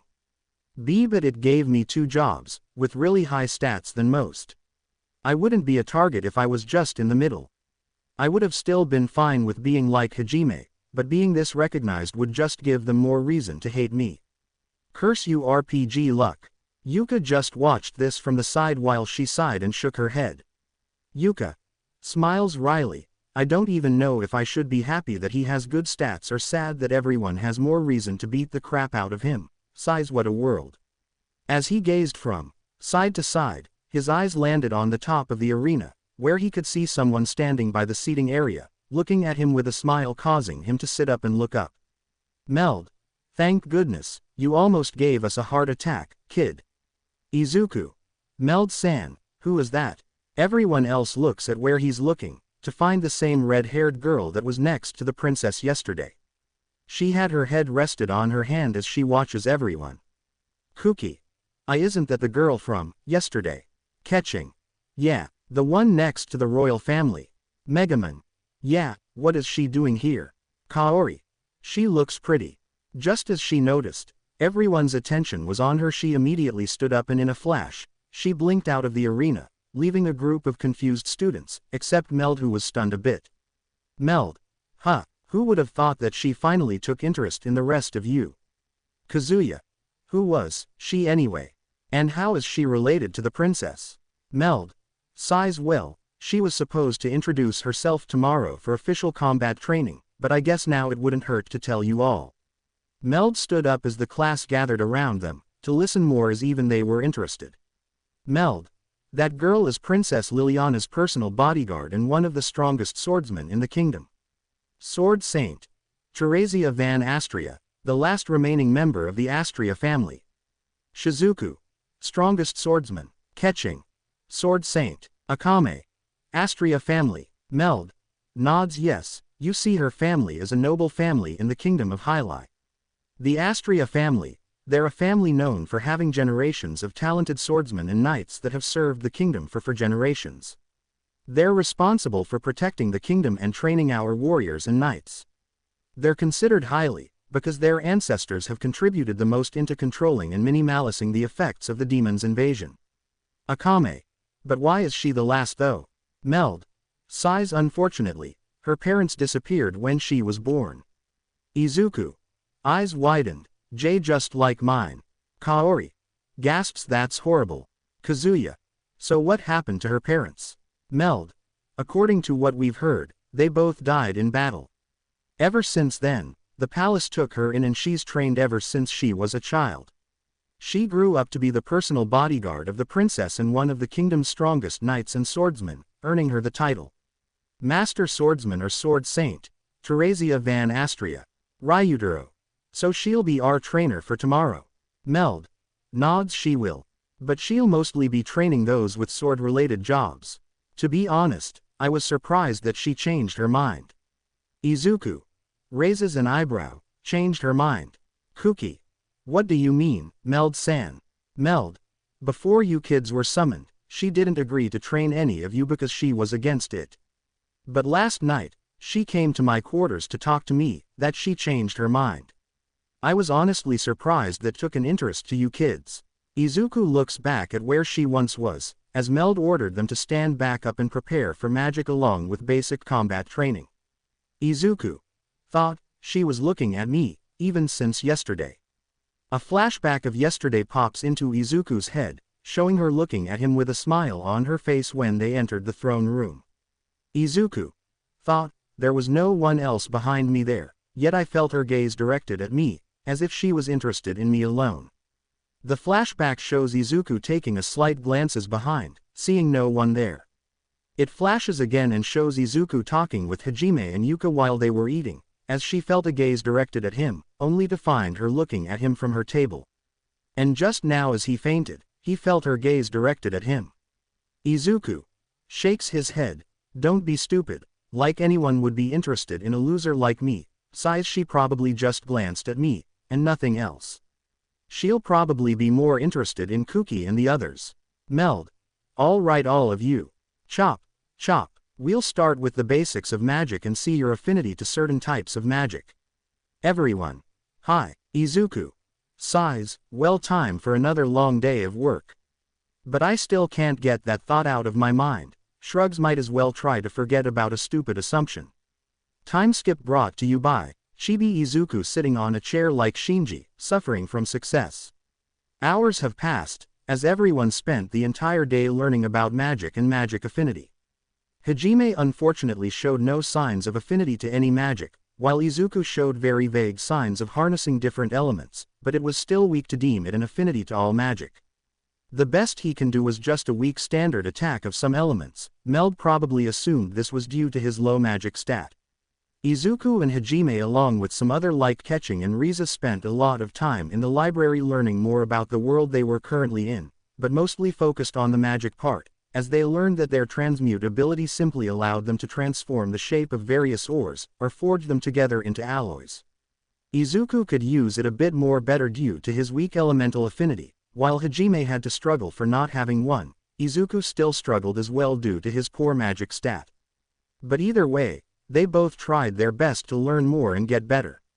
But they spent the entire afternoon training with Meld in physical combat. Though Izuku had a much better footing due to his training, Hajime did fairly well with Izuku's and Rize's help. And after all that training, everyone would be allowed to wake up late for training.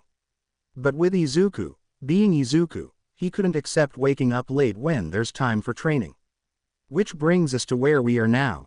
Izuku yawns. This feels like Aizawa-sensei and Uncle Enji's training regimen. We see Izuku jogging by the edge of a mountain, on a path that he found while secretly exploring. He didn't want to waste his time sleeping, so he decided to not waste his time and just train. So he told Hajime that he'll be going to train, which the boy groaned in acknowledgement while sleeping. He took an early breakfast, which was just leftovers from last night that he saved up. Before sneakily going outside the castle and jogging, he found himself walking at the side of the mountain, just wearing black jogging pants, his red shoes and a white shirt over a black blazer. He also has a sword by his side which was given to him by the castle yesterday for training. Izuku sighs. I know this is a bad idea, but hey. I can't help but wanting to train even in another world. He passed by multiple broken or destroyed houses, as the area he seemed to be was a ruined part of the kingdom, presumably a village that was a part of the kingdom. Izuku, I would have gone to the training grounds, but that would just cause me to be a target by Hayama and the others, not to mention Kazuya, who all wake up early. People might also suspect me doing something wrong again. So this is the only place I can go. Izuku then stopped by next to a ruined house as he panted while wiping the sweat that was on his forehead with the towel around his neck. Izuku looks around, surprised that I found this area. I just found it while exploring the kingdom. Luckily I found it. I can train in secret like back in our world. Izuku sighs, before he stops wiping his forehead as he throws his towel by the wall of the ruined house. Walking into the middle of the house, he holds the sword by the grip of it, as he raises his fingers slowly before returning them back to the sword like playing a piano. Izuku closes eyes. Their swords don't sweet Japanese sword play like what me, Akame and Shizuku are used to. So it'll be a bit of a struggle to get used to it, up until I can try and make a better sword. Izuku clicks the hilt of his sword to loose it from its sheath as he opens his eyes. He gets into a bit of a position, before unsheathing the sword from its sheath swiftly, as light reflected off of the edge of the blade. A hazy flashback of a girl flashed before his mind before he shook his head and sighed. Izuku thought, if I want to get stronger to protect someone, I can't just be pretending I am in La La Land. I have to get stronger. This is a new world. I have to become someone that can protect. Izuku then holds the sword with both hands as he positions it by the gaze between both his eyes. As he raises it up over his head, Izuku thought, I have to keep training to become someone my parents can be proud of. I want to protect people. Izuku brought his sword back down, as he carefully repeats the motion with more force in each swing. He kept repeating the motion with his eyes just staring in front of him, before closing it and imagining an opponent right in front of him, slashing him down. After a few swings, as he raised his sword up high, he felt wind touch his skin, then he felt the presence of someone else here, causing his eyes to widen. Izuku eyes widened. Someone else is here. But who? He then glanced at his side and noticed someone sitting by a small wall of the house staring at the slow rise of the sun as he slowly lowered his sword down, staring at the individual who had long red hair. Izuku raises an eyebrow. She feels familiar for some reason. But who would be here this early in the morning? Izuku's question was answered effective immediately, as the woman sensed his gaze, before turning around to face him, causing both their eyes to widen a bit. Familiar female with had long red hair with blue eyes and a white complexion appeared before him, except this time with flowers attached to it, tying it in two ponytails, while a big part of her hair stayed loose. A different outfit accompanying the hair as well, with a long green and white off-the-shoulder dress with shoulder straps decorated with flowers. It also had white trimmings and pink patches on the dress in a form of bows, with one of them being on her chest. Accompanying her dress were also red shoes. Despite the difference in dress and hair arrangement, Izuku knew it from the look and eyes who that was. Izuku thought, Astria-san. What is she doing here of all place? With me. Izuku panicked in his mind, thinking of reasons what she was doing here. But he composed himself and stayed calm, trying not to make eye contact with her and pretending he doesn't know her. But she had other plans. Teresia Oh, I'm so sorry. I didn't realize anyone else came here early in the morning. Izuku thought, what's with her? Does that mean that this isn't her first time here? Teresia, what made you came out all the way here? Izuku looks at her, with his eyebrow raised a bit, looking a bit intimidating to try and scare her off and distance himself from her. But that clearly didn't work as she just giggled cutely at the face he was making. Teresia giggles, what's wrong? You're making such a funny and scary face. Izuku groans inwardly, I blame my genetics for this. But is she really Astria-san that Meld-san was talking about yesterday? 'Cause it feels like she hasn't seen us or any other soldier. Izuku sighs before going back to training, raising his sword up, before bringing it down. But he couldn't help but be curious on what she's doing out here. Izuku, what's a girl like you doing out here in a place like this, especially early in the morning? I've heard that there's a lot of dangerous people or beasts out here. It's not somewhere someone like you should be wandering around in. Teresia giggles inwardly, he looks so cute trying to be protective, gasps, my goodness, are you perhaps worried about me? Izuku closes his eyes, yes, you never know what's out here. And yet here you are, talking to a stranger casually without something to protect you. Even I may be one of those dangerous people. I think that should allow her to avoid me for no. Teresia, you're not. Izuku opens his eyes wide in shock when he heard that and froze just as he brought his sword down. Teresia, I know you, you're one of the heroes that were summoned from another world to protect our kingdom, smiles, you wouldn't do anything wrong. Izuku sighs, so she knows us. Well, I should have known, she really is Astria-san, looks at her and chuckles lightly, of course you would know. You were the princess's personal bodyguard. Am I right, Master Swordsman? Teresia van Astria. Teresia giggles, so you know who I am. Izuku, Meld-san told us yesterday about you. And it's really not that hard to figure out even if you're not wearing your normal outfit. Your face and hair are a dead giveaway. Teresia, I suppose so. I just go here sometimes to, you know, think about stuff or even have some time off work. Izuku chuckles, well, I know that feeling. I would do that often back home. Teresia smiles, indeed. To be honest, I'm a little surprised. I thought I was the only person that came up here. Izuku scratches the back of his head, well, I just managed to stumble upon this place when I was exploring. I actually got to relieve my mind off from everything. Teresia giggles, it's nice, isn't it? The perfect place to be alone. Izuku nods, yeah, until someone shows up and intrudes on you. Teresia, I guess we're both intruding on each other. Smirks, sneaking out of the palace, huh, mister? Izuku sighs, sorry, but I just couldn't help myself. Well, looks like the jig is up. Teresia, normally, I'd scold or report you for sneaking out, smiles, but since it's you, I'll keep it a secret between the both of us. Izuku raises an eyebrow, if it's me, so is she really interested in me? Why though? This the first time we meet, heck, the first time we talk to each other.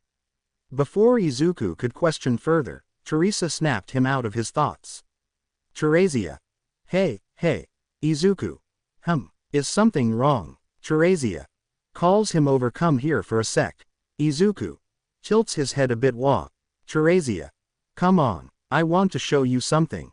Come on, she calls him like some sort of child, begging, making Izuku a bit confused that someone who was considered to be the strongest swordsman acts like that. But he sighs and nods, as he sheathes his sword before walking towards Teresia. As soon as he got closer, Teresia pointed in front of her as she looks at where she's pointing at. Teresia, look. As Izuku got close to where Teresa was, his eyes widened at the sight he was shown to. Izuku. Whoa. In front of him, by the girl's side, hot and warming rays of the sun shone down in between two mountains on the beautiful field in front of him. Parts of the village were scattered and ruined about, but the field remained beautiful all the same. In front of them as well, was a yellow flower garden, beautifully shone as the radiant sun shined down on them. A gentle breeze flew by, causing some of the petals that were scattered on the ground to fly a bit towards them. Teresia looks at him, isn't it pretty? Izuku nods, yeah, I never knew this was here. I've never seen something so peaceful and soothing as this. It feels so relaxing. Back on Earth, Izuku could only relax either in his room, or a treehouse he made in the forest or somewhere secret. But none provided him enough comfort due to something that lacked it, though he never knew it was. But right now, in front of the field of flowers, with the sun rising and the gentle breeze touching him, he felt at peace. Teresia smiles. I am glad you like it. Looks back at the flowers. I didn't think anyone would come up here, so I scattered some seeds up here. Izuku surprised you planted all of this.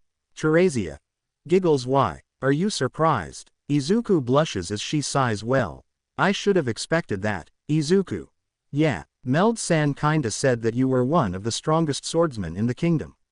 Teresia pouts a bit. Well, he always exaggerates that story a bit too much, especially when it comes to new knights. Which is why, Izuku, you don't have any other people to talk to. Teresia surprised. How did you?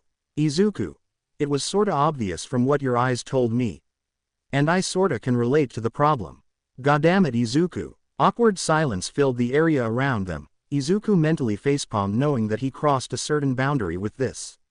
He knows that he possibly ruined his chance of respects from one of the strongest swordsmen in Hylia, so with that in thought he decided to end it before things got a bit more awkward. Izuku you I should be going. Let's pretend that we never saw each other. Before Izuku could turn around and leave, a tug on his shirt stopped him. Looking back, he could see Teresia tugging on his shirt with pleading eyes. Teresia please don't go yet. I sorta didn't mind you finding out. But please, can you stay here with me a little longer? I just want to talk to someone. Izuku could see the emotion within those eyes. Due to personal experiences back then, he can tell sometimes what a person is feeling, through the emotion conveyed through their eyes. And right now, she could see that in her eyes, sorta a mix of fear and longing. He knew what she was feeling, and his instincts were telling him to stay. So with a smile, he answered her. Izuku smiles. I guess I wouldn't mind staying a bit longer. Teresia smiled in delight at that, as she pat the area by her side, inviting him to sit next to her. He agreed, as he walked over and jumped over a bit, before he sat by next to her, placing his sword next to the wall. Izuku so, you can't talk to other people? Teresia sighs. It's not like I can't, it's more of like, they don't talk to me unless they're needed to. Like informing me of missions, messages that come from officials, and other stuff. But when it comes to talking casually, no one wants to talk to me. Izuku but, aren't you like the princess's bodyguard? Don't you two like talk to each other? Teresia of course we do. Lily is my only friend. We practically grew up together ever since my parents left. We talk or even have tea parties when we have the time. But due to her being the princess along with my duties, it's a tough schedule gamble. So we don't often have time to do any of that. Izuku sighs. I guess it really must be hard for someone like you.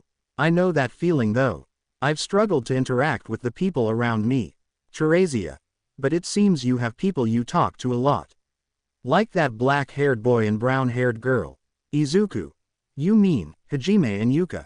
Well yeah, but other than that, I can't properly talk to the rest without the class trying to rip me to shreds. Teresia giggles. You must be quite famous, then. Izuku chuckles. I wouldn't say famous, more like infamous. Like almost everyone hates me, due to them seeing me weird and all that. Sighs. That's why I try to avoid catching way too much attention. Because to them, I am a weirdo, someone that deserves to be alone and hated. Teresia but you aren't a weirdo. Actually, I think you're pretty cute. Izuku blushes. Teresia blushes. You pardon me. Forget I said that. But I know you aren't a weirdo. I guess people just, Izuku, assume that we're different from them. Teresia nods. Yeah, smiles. I guess we're both alike, one way or another. Izuku yeah, but I did wanna ask, though. Teresia what is it? Izuku why were you staring at me ever since I got here? Teresia blushes in embarrassment. So you noticed, huh? Izuku well, you weren't being too subtle about it either. You practically had your eyes on me, at the throne room, the dining area, even yesterday during the stats thing and all that.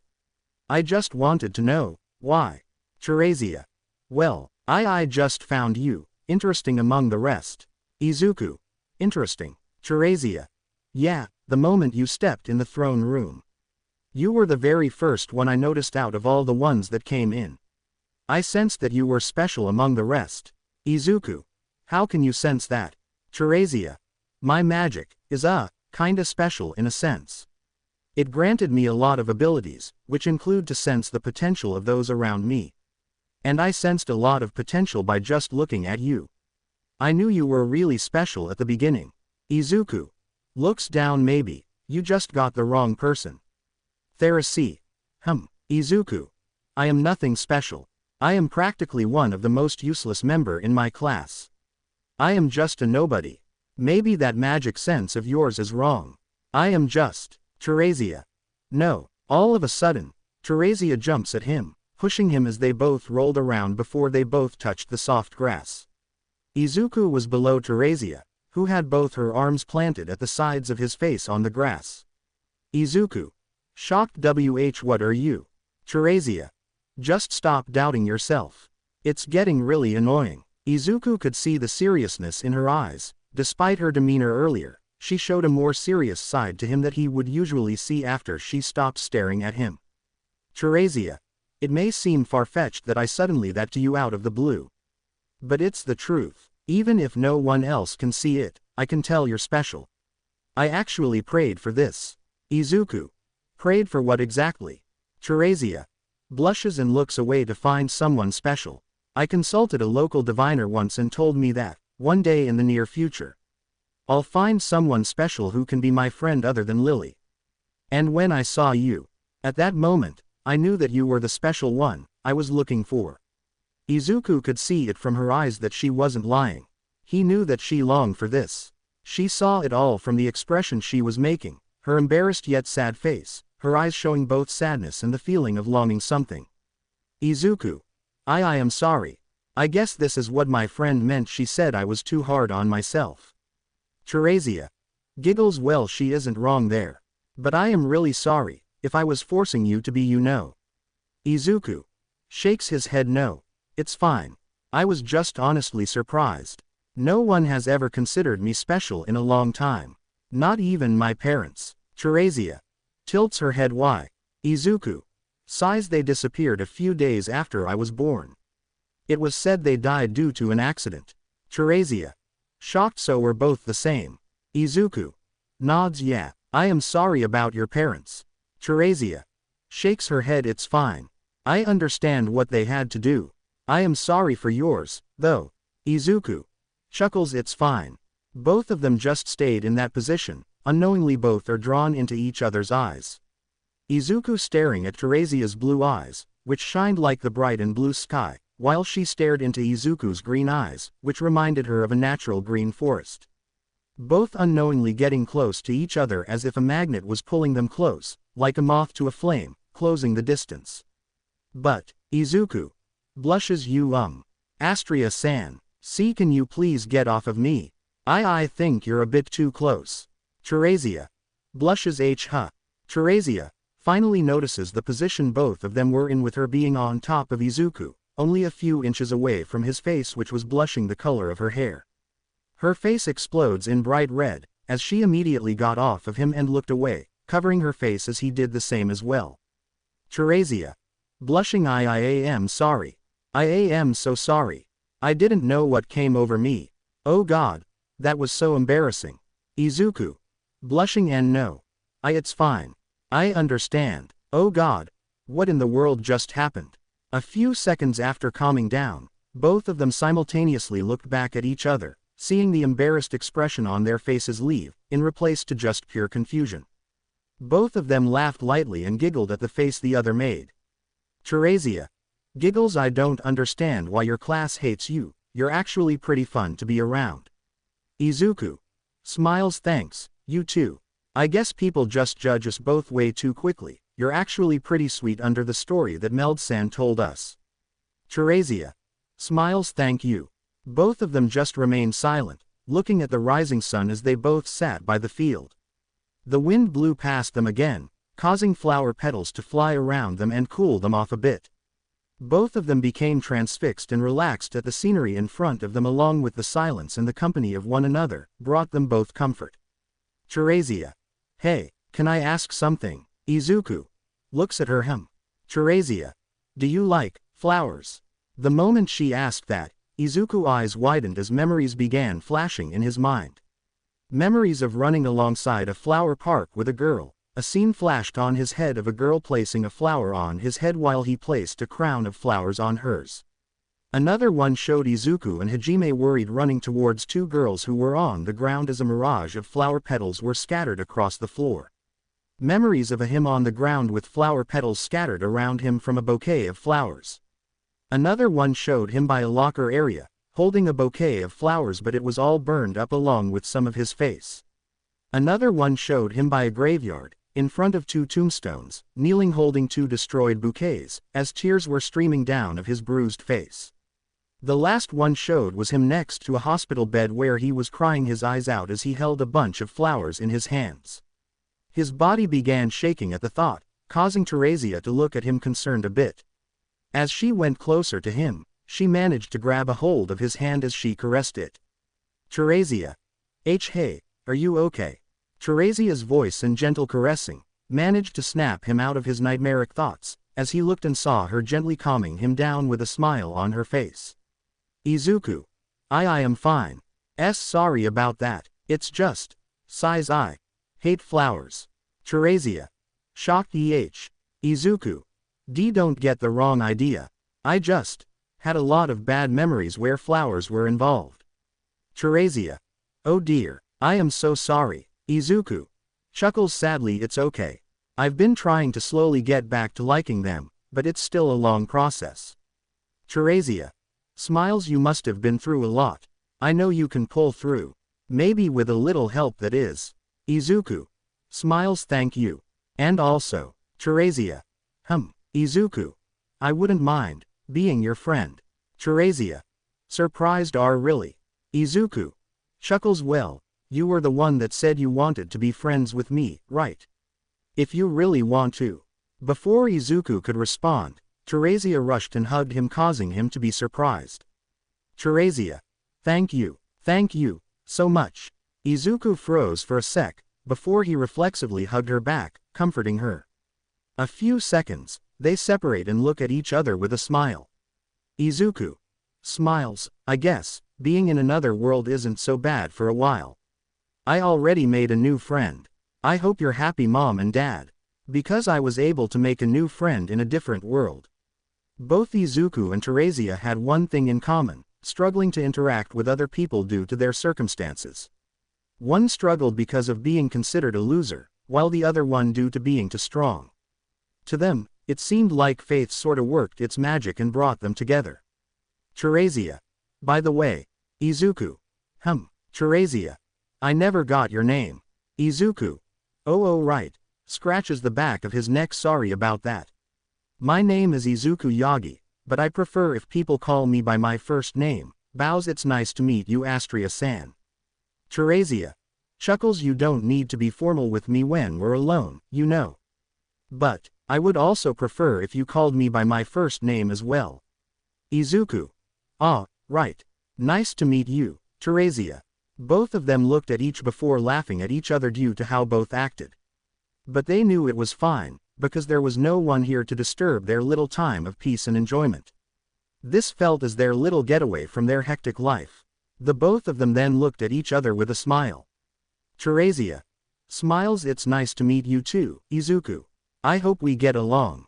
Izuku chuckles and smiles. Yeah. Me too. Teresia. No one's paw. Izuku. Dude, are you seriously going to read a picture book? Hajime. What? I am not someone like you, who loves to read light novels. I like it when there's visuals. Izuku sighs. Now I can see why you failed history class. The books we had were just full of words. Izuku and Hajime can be seen in a library, holding books. Hajime was holding a book titled Monsters of the Northern Continent, a picture book. While Izuku had a larger stack of books, mostly related to the history of the world they were in, also related to certain events in Tortus. It's been at least 3 weeks since they've arrived to Tortus. For Hajime, it was 3 weeks of being considered one of the weakest and useless in class, while for Izuku it was 3 weeks of getting picked on by jealous students who say that he doesn't deserve those 2 jobs. The reason both were in the library was to at least learn more or become more useful to the others, especially for Hajime's case. He was glad Izuku was at least teaching him and helping him with things he had difficulty with, like training and even using transmute. They both find a table with 2 chairs before the both of them sat down, with Izuku gently placing his books down. While Hajime examined the picture book for a while before suddenly breathing out a sigh and throwing it down on the desk, causing Izuku to flinch and look at him. Izuku angrily whispers, "What in the world are you doing? We're in a library." Hajime flinched when he realized that a librarian happened to be passing by right as he did that, so Hajime was met with a glowering stare causing Hajime to jump a bit, being startled. Izuku's sorry about that. We promise it won't happen again. The librarian nodded, before leaving, though that angry glare showed that it won't tolerate it for a second time. Hajime, sorry about that. Izuku sighs, "It's fine, just try not to do it again. The last thing we need is for the librarian to kick us out." Hajime sighs and sits down. "What on earth am I doing?" Izuku pats his back. "Hey, cheer up. Just don't mind them. Take a rest for a bit before we try and study." Hajime nodded in thanks as lightly laid his head down on the book, with Izuku comforting the boy. These past few weeks have been brutal for them, especially. Training was really hard for the both of them. For Hajime, it was due to his low stats that even in training he struggled to keep up, and combined with his low magic stat, just slowed his growth down completely. And because of that, he's the usual target of being bullied for practically being the most weakest member in class, if not for Izuku, Riza catching and Megaman defending him. Hajime then lazily pulls out his status plate, before turning it on to see his stats. Hajime Nagumo, age 17, male, level 3, job, synergist. Strength 13, vitality 13, defense 13, agility 13, magic 13, magic defense 13, skills, transmute, language comprehension. Hajime, I can't even say I got stronger with these stats. I practically gained 1 level for each week. Izuku sighs, well, that's the tough part we both have to struggle with. We both have the lowest magic stats in class. And Meld-san said that the stat correlates to our growth. Groans, it just feels like really salt to the wound when you realize that no matter how you try, you literally can't reach a higher level like the others. Izuku on the other hand struggled more on the fact he levels up slow. Despite training really hard, even taking secret training somewhere to improve himself, his stats really won't raise up due to his low magic stat. And to him it really feels disheartening when you try your best and you still can't make it to a higher stage. It also adds more salt to the wound that Kazuya would constantly pick on him and disturb him during training, along with Hayama and his gang picking on him, and Hajime or even trying not to get killed by jealous boys, is really frustrating for him. Izuku then pulls out his status plate and have a look at his stats. Izuku Yagi, age 17, male, level 6, job, synergist, swordmaster. Strength 90, vitality 65, defense 65, agility 95, magic 25, magic defense 65, skills, transmute, sword proficiency, language comprehension. Izuku sighs, even with all that training, I still can't make it to level 9 like the others. Hajime, not to mention Kuki-kun and Kazuya-kun. Izuku groans, don't remind me. Those two are ridiculous, even though they don't need that much effort. For comparison to their stats, the Amanogawa brothers' stats had grown at an astronomical rate, both reaching level 15 in 3 weeks with relative ease than most. Both even grew their stats to an equal 250 all.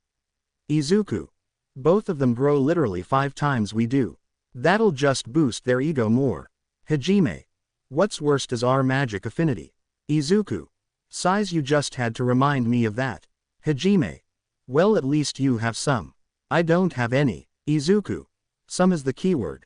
It's practically really low to be considered affinity. I can only cast like the standard spells for each element. What exactly did having no or really low magical affinity mean? Well, it had to do with how magic functioned in the world of Tortus. By chanting an incantation, one could transfer their mana into a magic circle, and the spell inscribed within that circle would activate, thus casting magic. It was impossible for anyone to directly manipulate their mana, so each spell needed its own corresponding magic circle. Additionally, the length of an incantation was directly proportional to how much mana one could pour into a magic circle, so the effectiveness of a spell was directly proportional to the amount of mana used to cast it. And the more complicated a spell was, or the larger an area of effect it had, the more inscriptions needed in the magic circle to complete the spell. Which naturally meant that the magic circle itself needed to be larger too. For comparison, standard spells like Fireball or Water Blast normally required a magic circle about 10 centimeters in diameter. Every spell needed the basic inscriptions for the element, strength, range, span, and the amount of mana someone needed to provide the magic circle in order to activate the spell. If one wanted to add additional parameters such as length the spell is maintained, then extra inscriptions were needed for that as well. It was different however to those that have magic affinity. Magical affinity was basically a measure of how well one's natural constitution allowed them to shorten inscriptions. For example, someone with an affinity for the fire element would no longer need to add the element portion of the inscription to their spell as long as it was a fire-based one. People with an aptitude for something were able to use a mental image to take the place of the inscription. They didn't need to carve the inscription anywhere into the magic circle. By simply imagining flames while chanting the spell, they were capable of adding the fire element to it.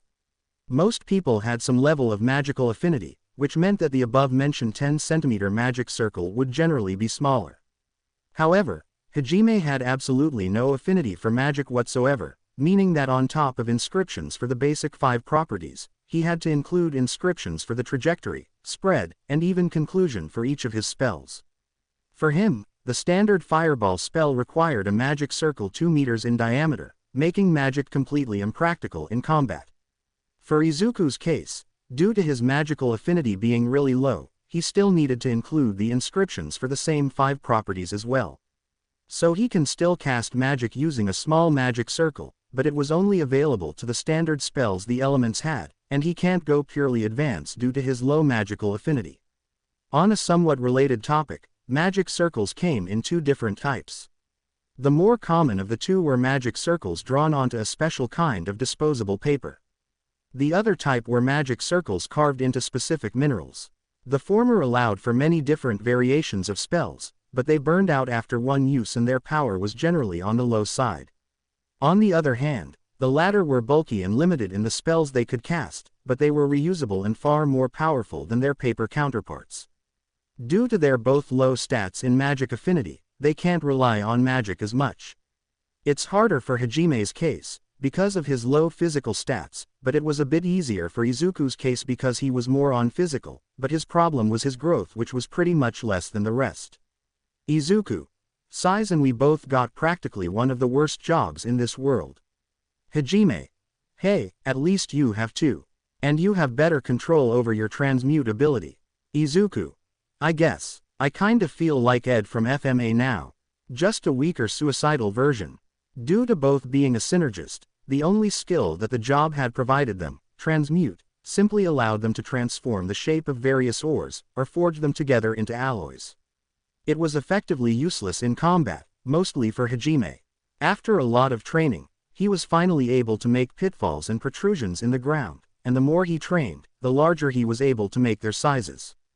Due to Izuku's understanding of the concept of quirks mostly with Momo's creation quirk and with his magic affinity being slightly higher than him, he could utilize his transmute ability in combat by making spikes and protrusions that extend further than normal, create standard weapons out of any or around him, but it was fairly fragile. But for them to utilize it, they both need to be in direct contact with the target to activate them. While Izuku's can reach a bit farther, running up in front of an enemy and then squatting down on the ground was no better than suicide. Hajime. Yeah, groans were both practically considered useless and some of the weakest in our class. Izuku. Size. Yeah, Even if I have 2 jobs and really good physical and defensive stats, it's still inferior to the rest because they grow faster than the both of us. Hajime. I guess even in this world, we're always gonna end up on the bottom. The only way the 2 of them can be still of more help than they are now, is to at least study and learn more about the place they were in. Over time, during lectures where they explained more about this world, they listened and tried to remember everything they could to be at least helpful with knowledge. But even in that part, they were losing hope.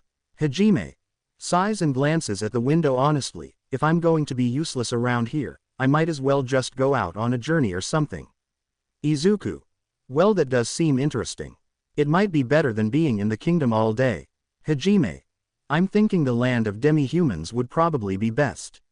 I can't really say I've been to another world if I haven't even seen a single pair of animal ears. Izuku. Deadpans because you like bunny girls and girl hybrids. Hajime. Deadpan says the one that likes lawless. Izuku. Size, are you talking about the figures? First of all, the Umaru figure was a gift from Kachan. Second, the Anya figure was something I got from a gachapon. And lastly, I ain't a lowly simp. I just care for people shorter than me. Deadpans, and even if I did, I don't go and ogle around to make it obvious. Hajime blushes in embarrassment, but yeah, I guess going to the land of the demi-humans ain't so bad when you realize that they're similar to our case. Hajime nods, yeah, but supposedly their territory is really deep within the Sea of Trees. Izuku. And we don't possibly have the equipment or strength to traverse alone there. Hajime. It's really sad that they're being discriminated. It feels like us back in our world. Izuku. Nods, yeah, because apparently most of them don't have any mana. And only rare certain individuals ever get one. Hajime. What did the legend say about it again? Izuku. Well, it stated that starting with Lord Ehit, each of the gods shaped the very foundations of the world with magic. And that the magic everyone used now was supposedly a deteriorated version of the power the gods once held. For that reason, it was common belief that magic itself was a gift from the gods. Well, that belief was strengthened by the church as the truth. Because of that, demi-humans, who didn't possess mana and were unable to use magic, were seen as wicked creatures who'd been abandoned by the gods. Hajime. And what about the monsters? Izuku. Sighs, apparently it states that the monsters are just considered as natural disasters, mostly just wild beasts, so no one assumes that they received the so-called God's blessing. Hajime cringes at what it said. What a convenient interpretation they have. Izuku. It gets even worse when you realize even if the demons worshipped a different god, they still discriminate demi-humans. Hajime.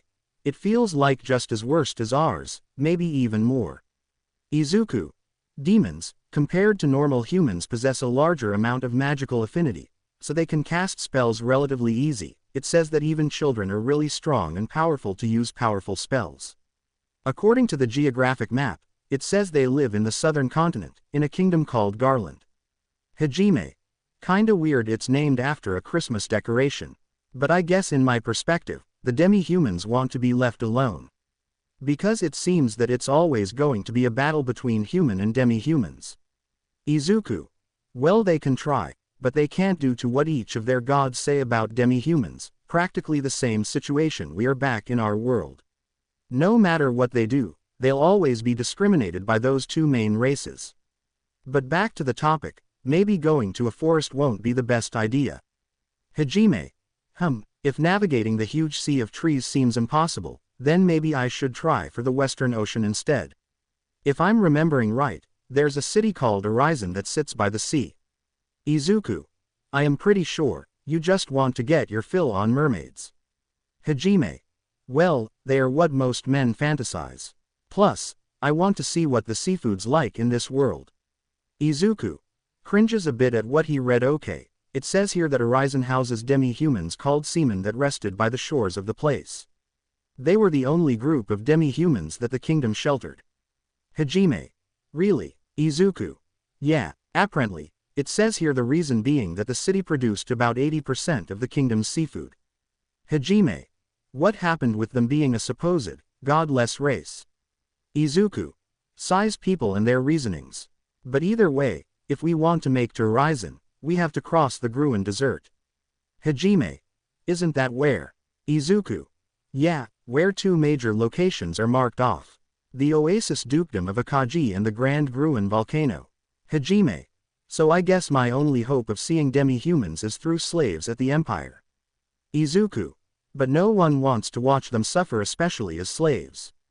And the empire you're talking about is the Holshire Empire. A country formed 300 years ago, during one of the larger wars between the humans and demons. It had been formed by a certain mercenary group, and was a militaristic country that boasted a large population of adventurers and mercenaries. They held to the doctrine that might makes right, and were a country of rather unsavory repute. Its citizens believed in using everything they could to further their own ends, whether that meant demi-human slaves or anything else, so the slave trade flourished there. Hajime. Geez, just what type of places exist in this world? Izuku. Weird things, but in case you ever want to go there. The empire lies at the east of the kingdom, and sandwiched between them was the independent merchant republic, Furin. Hajime. So that place isn't an empire or kingdom. Izuku. It says that the city is mostly neutral. I guess a benefit of being a merchant republic. The city boasted a vast amount of wealth, and the flow of money played heavily into their politics. It was also what allowed them to remain neutral. It states that anything in one's heart that they desired could be bought in that city. Hajime. Groans ha, but if I ever want to get back home, I can't just run away.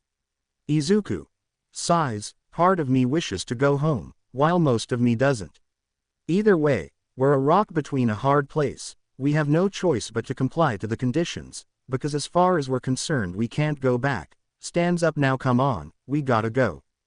Hajime. Confused, go where? Izuku.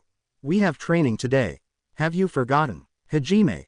Suddenly remembers, wait, crap, it's almost time for training. We're going to be late. Izuku. Shakes his head, nah, it's around 30 minutes before training. I think we should get something to eat first.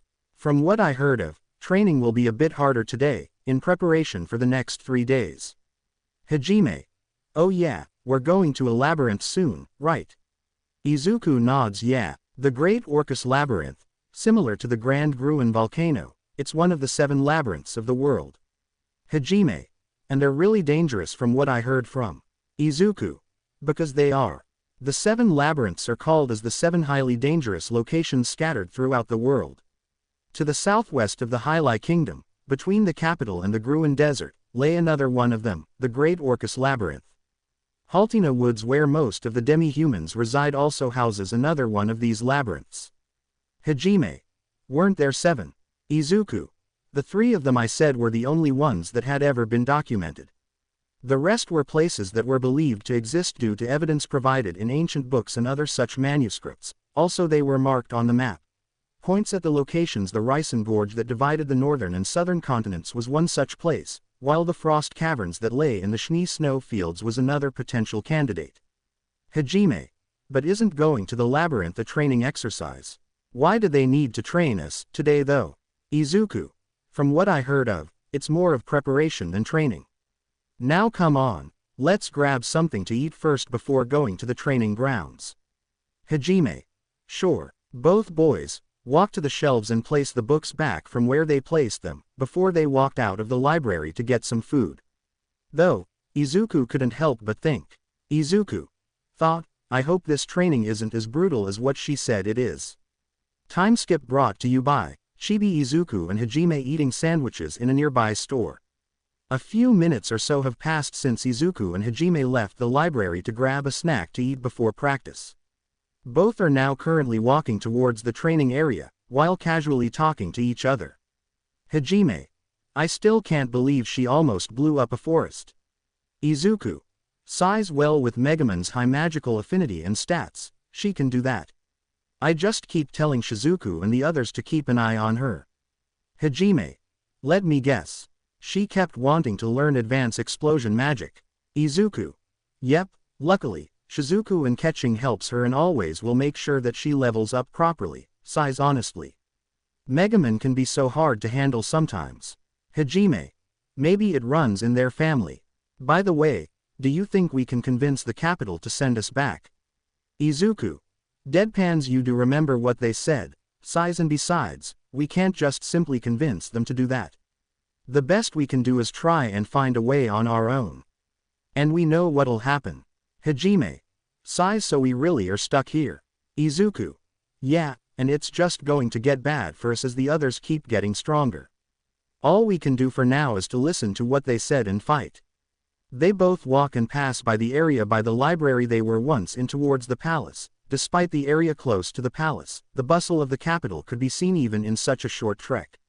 The voices of merchants hawking their wares mingled with the happy laughter of playing children and the angry scolding of their parents.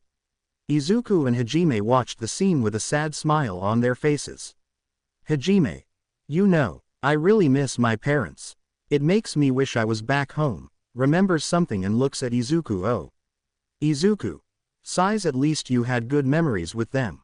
I never even met my real parents, only a glimpse of them at birth, then they disappeared.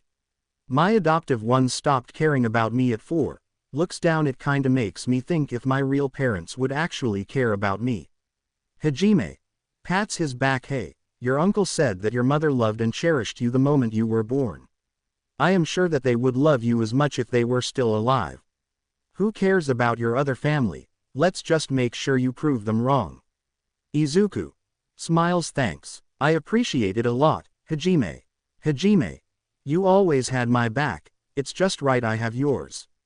Both the boys fist bumped before they made their way towards the training ground. When they both arrived at the training grounds, they found a few other students already there, chatting with each other or getting some early practice in. Hajime. I guess we're a bit earlier than usual. Izuku. Yeah, we usually arrive when training was about to begin. I guess the others are still spending their free time. Hajime. You wanna practice a bit before they get here? Izuku chuckles. You're on. Izuku clicks the hilt of his sword to loosen it from its sheath, while Hajime took out the slender longsword he'd been given. Izuku then suddenly noticed something behind Hajime coming towards him, causing his eyes to widen. Izuku. Hajime. Watch out. Izuku rushed forward, confusing the boy, before pushing him away from a massive fireball that Izuku took the hit square in the back of the head. Izuku. Arg. Izuku rolls on the floor as Hajime's eyes widened at what he sees before he drops his sword and immediately runs towards the boy. Hajime. Izuku. He kneels down and tries to help Izuku, only for Izuku to pull him down and away from another fireball, to which Izuku blocks it with his side, causing him to wince. Izuku. Panting and wincing. Why, you good, bud? Hajime. How about you? Are you okay? Izuku nods while panting. Why, yeah. It's something I am used to at this point. Looks at where it came from. Oh, of course, they'd be the ones responsible. Hajime looks at where Izuku's looking at, only to frown as he noticed a group of 4 people looking at them with an obnoxious expression. You see how pathetic you both are. Even in this world, trash would always stay trash. It was Daisuke Hayama standing there, together with the rest of the Petty 4, as Izuku liked to call them. Ever since they'd started training, the 4 of them had taken every opportunity they could to bully them, with Izuku taking most of the brunt of it. They were half the reason he found training so depressing, with the other half being how pathetic his stats were. Hayama. Yo, Nagumo. What are you doing? You know that sword's totally useless in your hands anyway, right? I mean, come on, you're a total weakling. You always rely on your useless friend for protection. Yoshiki. Hey man, that's going too far. I mean, you're totally right though, Hayama. Gyahaha. Just look at the both of them. Always dead behind us. Riki. Why do you even bother coming to training every day? I'd be way too embarrassed if I were you. Just look at you two. You can't even stand up. Pathetic. Shinji. Hey, Daisuke. They both just look so pitiful. Don't you think we should help them out with his training a little? Hayama and the others laughed hard as if Shinji said something funny. Izuku tried to stand up weakly, but Hayama punched him again, causing him to fall on the floor as he holds him by the collar of his shirt. Hayama. Huh, come on, Shinji, don't you think you're being a bit too nice? Well, I'm a nice guy too, so I guess I don't mind helping out. Grins evilly. Yoshiki. Yeah, that sounds like a great idea. I'm also a super nice guy, so I'll pitch in. Man, you better thank us, you two. We're taking out some of our precious time to help out a couple of weaklings. Yoshiki and Shinji grinned evilly while wrapping their arms around Hajime's shoulders, before pulling him away to an inconspicuous location. While Hayama drags Izuku's body with his collar, as Reiki followed behind them. The other members of the class saw that, but due to not caring about them, they pretended that they never saw. Though one of them saw and was already running towards somewhere while Izuku and Hajime are dragged into an inconspicuous location. Izuku. Struggling to breathe enough, just stop. Hajime. Why yeah, you don't have to waste your time on us. Hayama. Huh, here I am going out of my way to train your sorry asses and this is what I get. I can't believe you. You should be on your knees thanking me. Hayama tosses Izuku to the ground before stomping on his stomach, causing him to wince and yelp in pain as he looked to the side before throwing up vomit with blood, before they threw Hajime next to them. Hayama's group had steadily been getting more and more violent with him as of late. While it might have been natural for hormone-driven boys in puberty to go mad with power once they got their hands on some, that made it no easier for the Izuku and Hajime who had to bear the brunt of their lapse insanity. The bad news is they can't fight back. Hayama would take away Izuku's weapon and would always attack him first in a vital spot to weaken him. Hayama looks at Hajime. Come on, get up. It's time for some fun training. Hayama punched Hajime square in the side, causing the boy to groan in pain as he felt it sink into his soft flank. Izuku tried to stand up and help him, only for him to be knocked in the back of the head with his own sword from Yoshiki. Shinji appeared right next to them and grinned. Shinji. Hey now, you both can't sleep there. You'll get burned if you do. Incinerate all that stands in my path. Fireball. Shinji launched a fireball, directly at Izuku, who took it square to the head which was already bleeding from the forehead. Hajime frantically rolled to the side, barely avoiding another incoming fireball from Shinji.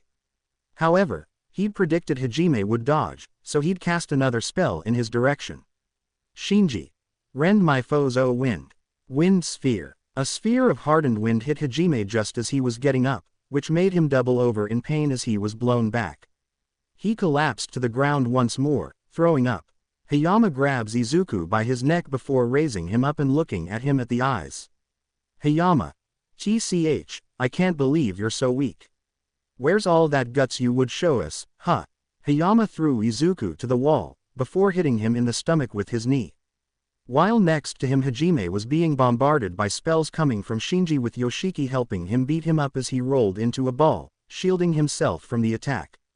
Both thought in their mind that they should have tried to fight back, but Hajime had always been averse to violence, while Izuku was always weakened first before he could even fight back. They both just thought in those moments, that if they try and stay alive long enough, they could weaken the fight out because at that point they thought that waiting it out would be the best solution than fighting. Some people thought them kind for it, while others simply saw them as a couple losers and weaklings. Hayama then lifted up a weakened Izuku on the floor, staring into his eye as his other one has been covered by the blood flowing down off of his face. The one thing he'd always been pissed off by Izuku, is that even with the amount of beating he takes, he never cries or even shows any hint of pain, he just looks at him with a blank yet cold expression. Hayama. Look at you, worthless loser. No wonder your parents left you. 'Cause you're a weakling. Before Hayama could deliver the final blow, two voices could be heard behind them. Question mark question mark question mark question mark. 1. And what do you boys think you're doing? Huh? Question mark question mark question mark question mark. 2. Hayama, you and your boys better stop what you're doing right now. Hayama and his gang froze as they heard the voice behind them dropping Izuku to the ground, who coughed a bit, knowing who it was from the terrifying training sessions they faced. Izuku smiles a bit from the inside knowing who it was and who called her. Izuku. Wincing, took you guys a while to get here. At the end of the inconspicuous location, which was just a random hallway, stood Teresia and Ketching with Yuka and Akame standing behind her. Teresia was wearing her night outfit and holding her sword, and her expression alone was blank, but it emitted a stone-cold aura. But deep inside, she was horribly pissed. Hayama. Please don't misunderstand anything. We were just helping Hajime and Izuku with their try. Izuku-kun. Nagumo-kun. The boys froze and paled again as they heard another couple of voices next to Teresia. It was only natural. After all, it belonged to the two girls they were all smitten with, Kaori, Riza and Megumin. And not just her. Shizuku, Kuki, Kazuya and Ryutaro were all with her. Hayama. Kaori. Megumin P please it's all just a. They both ignored their protest and excuses as Megumin and Kaori walked past by them towards both Hajime and Izuku who were on the ground huddled up on the ground clutching different parts of their body in pain. Yuka, Riza and Akame also followed by and helped Kaori in checking up on Izuku and Hajime, before glancing up at Hayama and his gang before looking at them with a cold stare. Yuka. Sarcastic training, huh? That's some fancy training you gave them. Riza. Rolls her eyes for some sort of training, they seem more hurt compared to you. Shinji. Nervous W what are you talking about? We were really just. Shizuku. Pissed from the inside training them, huh? Wouldn't you say that was a bit too one-sided to be called training? Akame. Glares it seemed more like you were beating them up. Raiki. We were just. Kazuya. Shut up, Kuki. Save your breath. No matter how unfit for battle Nagumo-kun and Izuku-kun may be, they're still our classmate. I advise you not to do it again. Ryutaro. If you've got time to be messing around, then work on your own damn skills instead. Hayama and his gang started to spout out more excuses, but then. Teresia. Enough, you four, head back to the training grounds now this instant. I will see it by the end of this day that you will be punished for your actions. Hayama and his gang paled and gulped, remembering the last time they were punished for doing something stupid in training. They were forced to trim the palace gardens using scissors only, without magic. Catching. And if you even think about laying a single hand on them again. Heed my warning, I won't go as easy on you boys as I was back in our world. They grew even more paled as they remembered when Catching caught them stealing Izuku's homework once and copying his answers. As punishment, she made them run 5 kilometers in their underwear and with weights on. Teresia. Now, go, before I make you boys clean every single toilet in the kingdom. Hayama and his gang nodded immediately before making a hasty and cowardly retreat. Leaving Izuku and the others in the alleyway, as Kaori, Megumin, Riza, Akame and Yuka tried to treat both him and Hajime. Hajime. Smiles painfully thank you, Astria-san. Izuku. Winces as he chuckles in pain why yeah. Thanks for coming in time. Teresia. You should be thanking Yuka over there. She immediately came to me once she saw the trouble. Hajime. Thank you. Sonobe-san. You saved us. Yuka nods at Hajime's appreciation with a slight smile on her face. Izuku glances at Yuka who secretly winks at him, understanding that she's had enough of those goons toying with them, making him chuckle and thank her with a simple nod. Kaori. Izuku-kun. Megumin. Nagumo-kun. Izuku. Hajime. Megumin. Is something wrong, Kaori? Do they always do things like that to the both of you? Megumi. Do they always beat you up like this? Izuku. What are you? Kaori. I am asking. Glares at the direction they ran off to if they do these things to the both of you often. Megumin. Does the same if they do. Raises her staff I'll make sure to send them flying out of this world. Izuku and Hajime flinch at their tone and actions. Usually they would be sweet and innocent and would rarely see them mad, except Megumin who has it in their genes, but she would still rarely get mad. And the fact that both of them looked pissed with Megumin ready to start a fantasy nuclear war, was usually unlikely of them. So before they could do anything, Izuku immediately replied. Izuku. No, it's not always this bad. I'm fine, really, Hajime.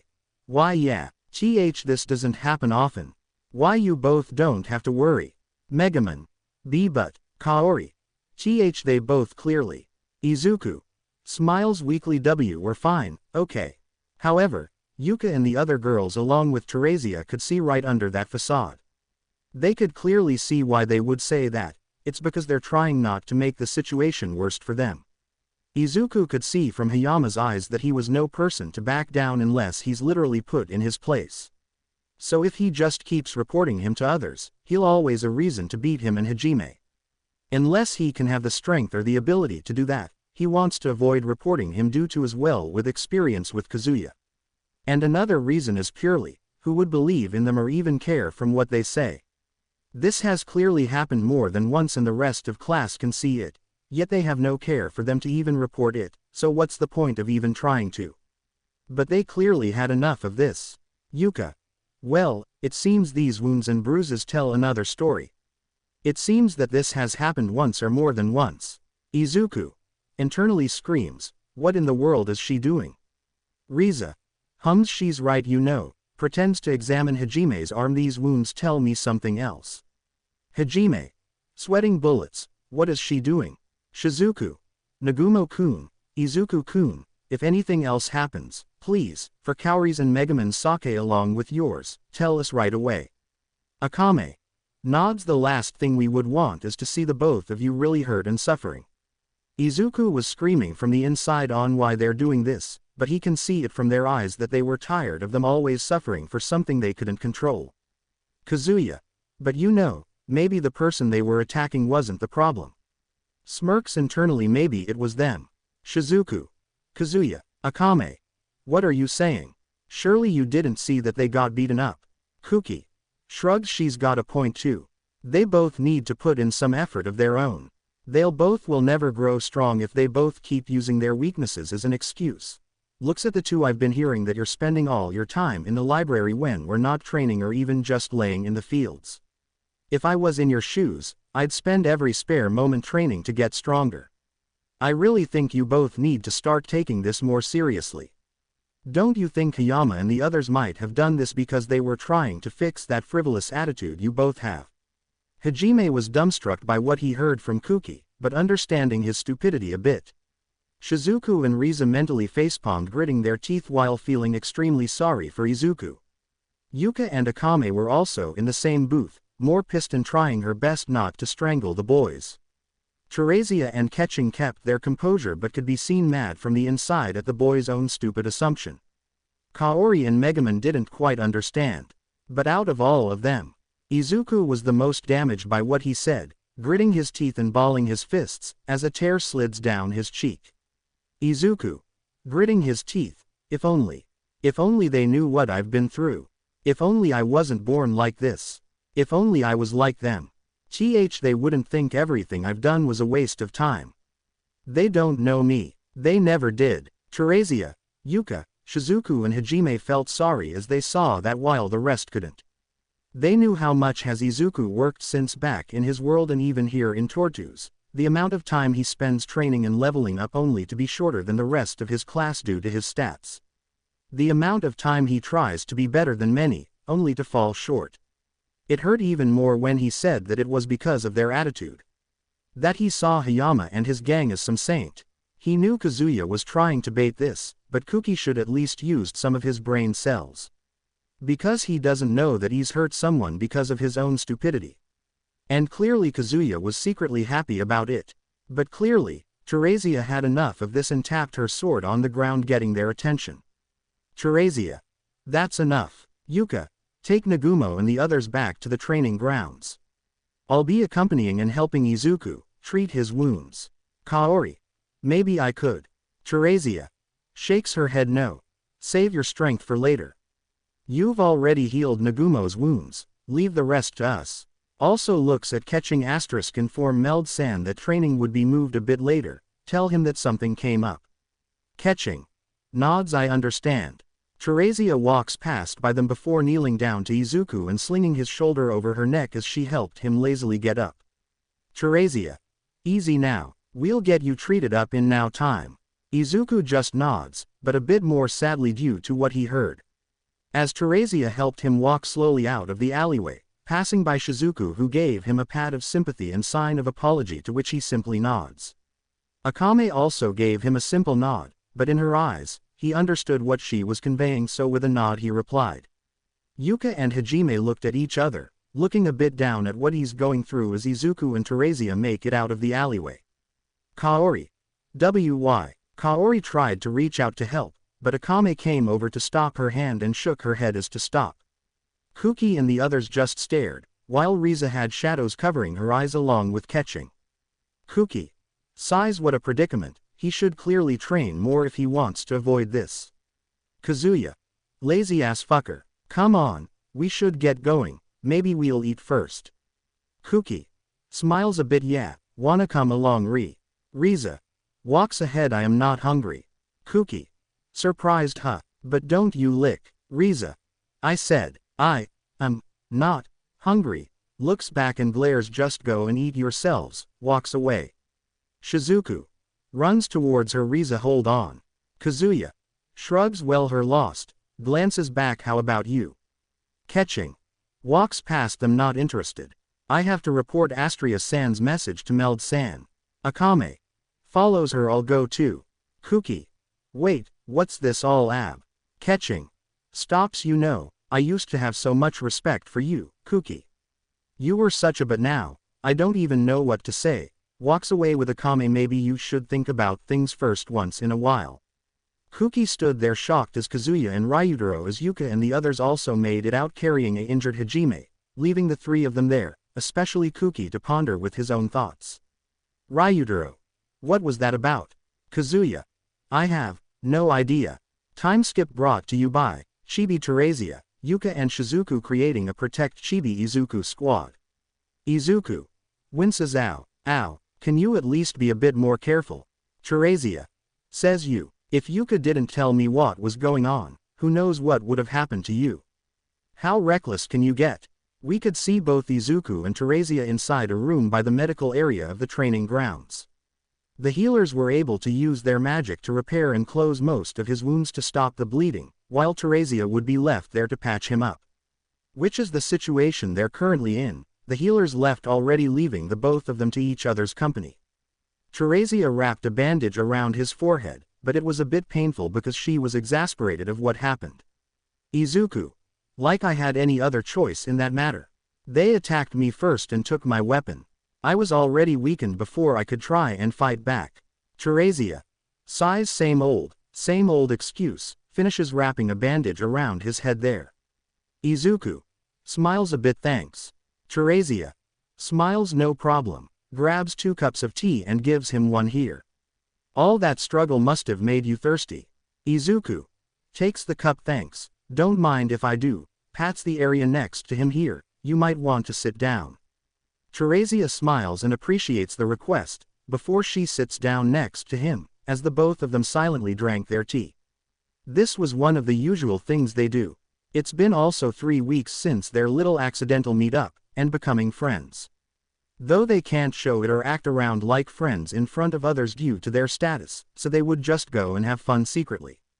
Like meeting up early in the morning at the same place to have breakfast or just talk, or even going there at night, lying down by the flowers and stargazing. They would even walk around the kingdom, but in disguises to avoid being spotted. During their time spent in 3 weeks, they enjoyed every single one of them, whether it may be talking to each other, eating somewhere, stargazing, even singing and looking at the sky, and more. Princess Liliana learned about this after she found the both of them inside Teresia's room casually talking to each other and having tea. But she decided to keep it a secret as well, because she was extremely happy that Teresia finally found a friend other than her, although she usually teases her about him when he's not around, causing a massive blush on her face.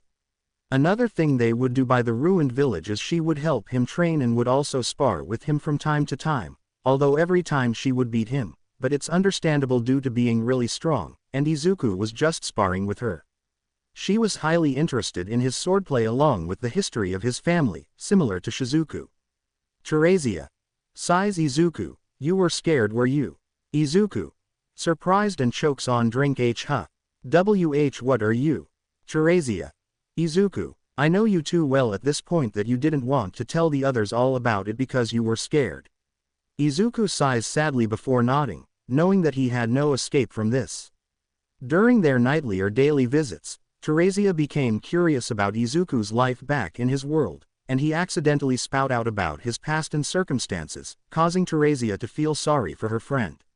And also because of that, she may or may not have purposely increased the training regimen for his class just to punish them, and would find any chance to punish Hayama and his group. Though, Izuku never told him about his problem with Kazuya. But because of her knowing about his circumstances, she could see how he would act around the class, especially Hayama and his group, along with Kuki and his as well. Seeing how tired he is of how it always happens to him and Hajime and how he just wouldn't care anymore of even reporting them, but he also shows hesitation. Teresia. So why don't you just report them to me or Meld? You know that we can help you with this. Izuku. Because it's not simple, Teresia. Who would care anyway? Teresia. Clearly I would. You also have Yuka, Nagumo, Megumin, Kaori, Shizuku, Ketching, Riza, Akame and even Aiko. You clearly have a few people that care about you. Hayama and the others don't deserve the mercy you give them. Izuku. Teresia, you don't know Hayama as much as I do. Teresia. All I know, he's a big meanie and bully to you and Hajime. I don't understand why he's not punished. Izuku. Punished. Chuckles sadly. Yeah, that never happens in our world. The ones who have more power, have more rights and the ability to command the ones lower in our world. Because me and my class are the lowest, we barely have any. It gets even worse of me and Hajime being the so-called losers of our class. We practically have no rights. In fact, they considered Kuki and Kazuya the strongest in our class. Teresia. Don't remind me of those two. I can see why you're annoyed of them. Their sense of justice is practically poor and weak. They're quick to judge of anything they believe to be wrong in their eyes. Izuku. Closes his eyes sometimes. I wonder why I even bother getting stronger. No matter how hard I try, I can't break past many of the others. Izuku sighs before placing his tea down, as he picks up his sword, unsheathing it and looking at his own reflection through the blade. Teresia then managed to break the silence. Teresia. You know, I never told you this. I never actually wanted to be a swordsman. Izuku. Surprised. You never wanted to be one. Teresia. Shakes her head. No. I just wanted to be a normal girl. But after my parents died, I gained one of their skills that forces me to be one.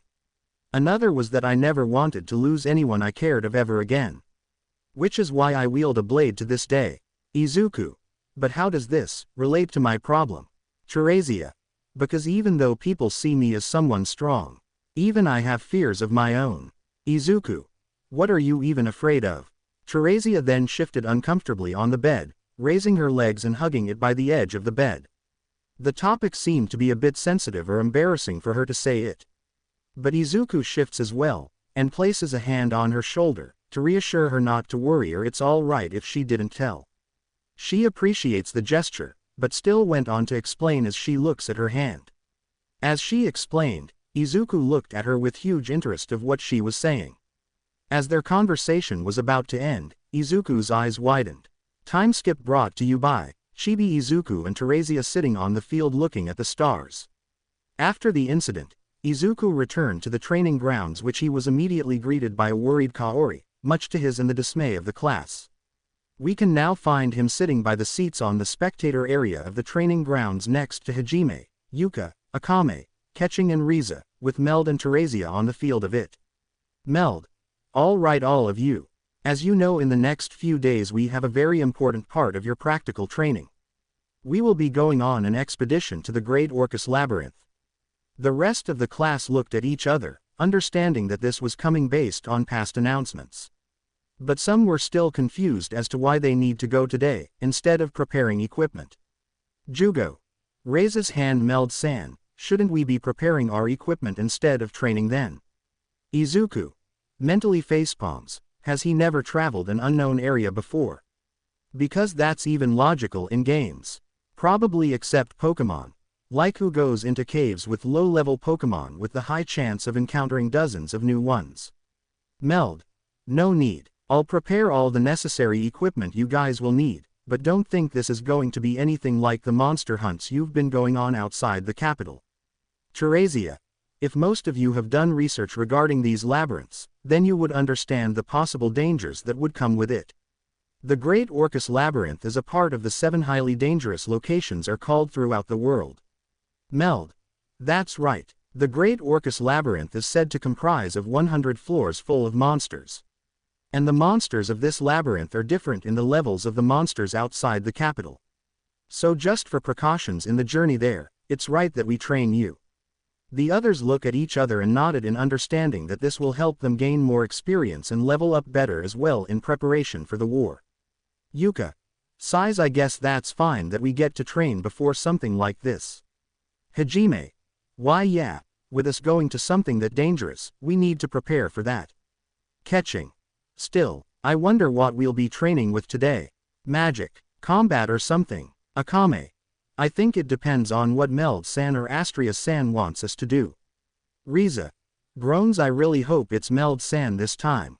Hajime looks at Izuku. What do you think surprised Izuku? The others follow and glance at Izuku to see him clutching his sword and looking at the field more focused. But they also notice him shaking a bit as if he was scared or something. Akame, Izuku, is something wrong? Izuku doesn't reply, eyes only fixated onto the battlefield, fear but also the anticipation of fear bubbling within him, as he knows what's about to happen. Kuki then raised his hands to ask a question. Kuki, if I may ask, Meld-san, Astria-san, what type of training will we be doing today? Meld, glad you asked, Kuki. Because today, Teresia here planned and orchestrated the training. So it's best if you all pay attention and do your best. Everyone made a minor gulp when they heard that. Because during the past few weeks when Teresia trained them, it was more brutal than any of them could even imagine from a girl like her. Though Izuku just looked away and whistled as to not be the cause of all that. Teresia. Now, training today will just be a bit more combat-based. So it'll mostly focus on battles. The others then looked at each other talking amongst each other on what will it be. Hayama and his group along with Kazuya hoped it was a 1v1 battle like last time with them choosing their opponent, being Izuku or Hajime. Hayama. So is it a 1v1 battle? Can we choose our opponent? Meld. Yes, it's sort of like a 1v1, but all of you will have the same opponent. And that is. Before Meld could even mention the name, Teresia brings out her sword and stabs it on the ground and looks at the class with a serious expression. Teresia. All of you will be up against me. Everyone. What? Everyone was in general shock of what they just heard. Them, up against Teresia, the strongest swordsman of this kingdom. If it was Meld, it would still be a bit fine, but going up against Teresia was just a more difficult challenge. And clearly Izuku knew that as he shifted uncomfortably, finally revealing the cause of his uneasiness. Teiko. You I isn't battling you a bit too much. Nana. Why yeah, this seems going too far. Teresia. Chuckles. Nonsense. I promise I'll hold back against you all. And this will be a special type of 1v1. Everyone then looked a bit confused as to why she meant it special. But she continued before they could even question it. Teresia. I have grouped you all into pairs, based on random draws that is. Izuku. Thought, why did I just feel her lie under her breath? Teresia. One of you will be the main combatant, while the other will stay behind and be your ranger support. The job of the combatant is to protect the one behind them, while the support must do everything to support their frontliner. Meld. This test will train all of you to work better and help you train to protect others as much as possible. Because when going into the labyrinth as a party, everyone must have each other's back. Everyone then nodded in understanding, and were a bit glad that they would be working in pairs against her. But that was short-lived. Teresia. But I am not your only opponent. Everyone. What? Teresia. You'll be up against them as well, snaps her fingers. As Teresia snaps her fingers, multiple guards and knights came in through the entrance wielding weapons like swords, shields, arrows and spears, even mages. Hajime. Even the knights as well. Riza. Isn't that overkill? Teresia. At any given point in time, these knights or mages will attack you as well, which you must try to dodge or counter. What will we be doing is a replication of what all of you might experience in the labyrinth. I'll be acting as the boss you might face, with the rest being random monsters that may jump in. Meld. This is to test on how you all will react or respond when this situation comes in the labyrinth. That also may be a test, but will also help in survival overall. Teresia. The battle will be over if you manage to beat me or tire me out or even get me out of the line, or if I do them to you. Though be warned, Teresia raises her sword and points at the students threateningly. Teresia.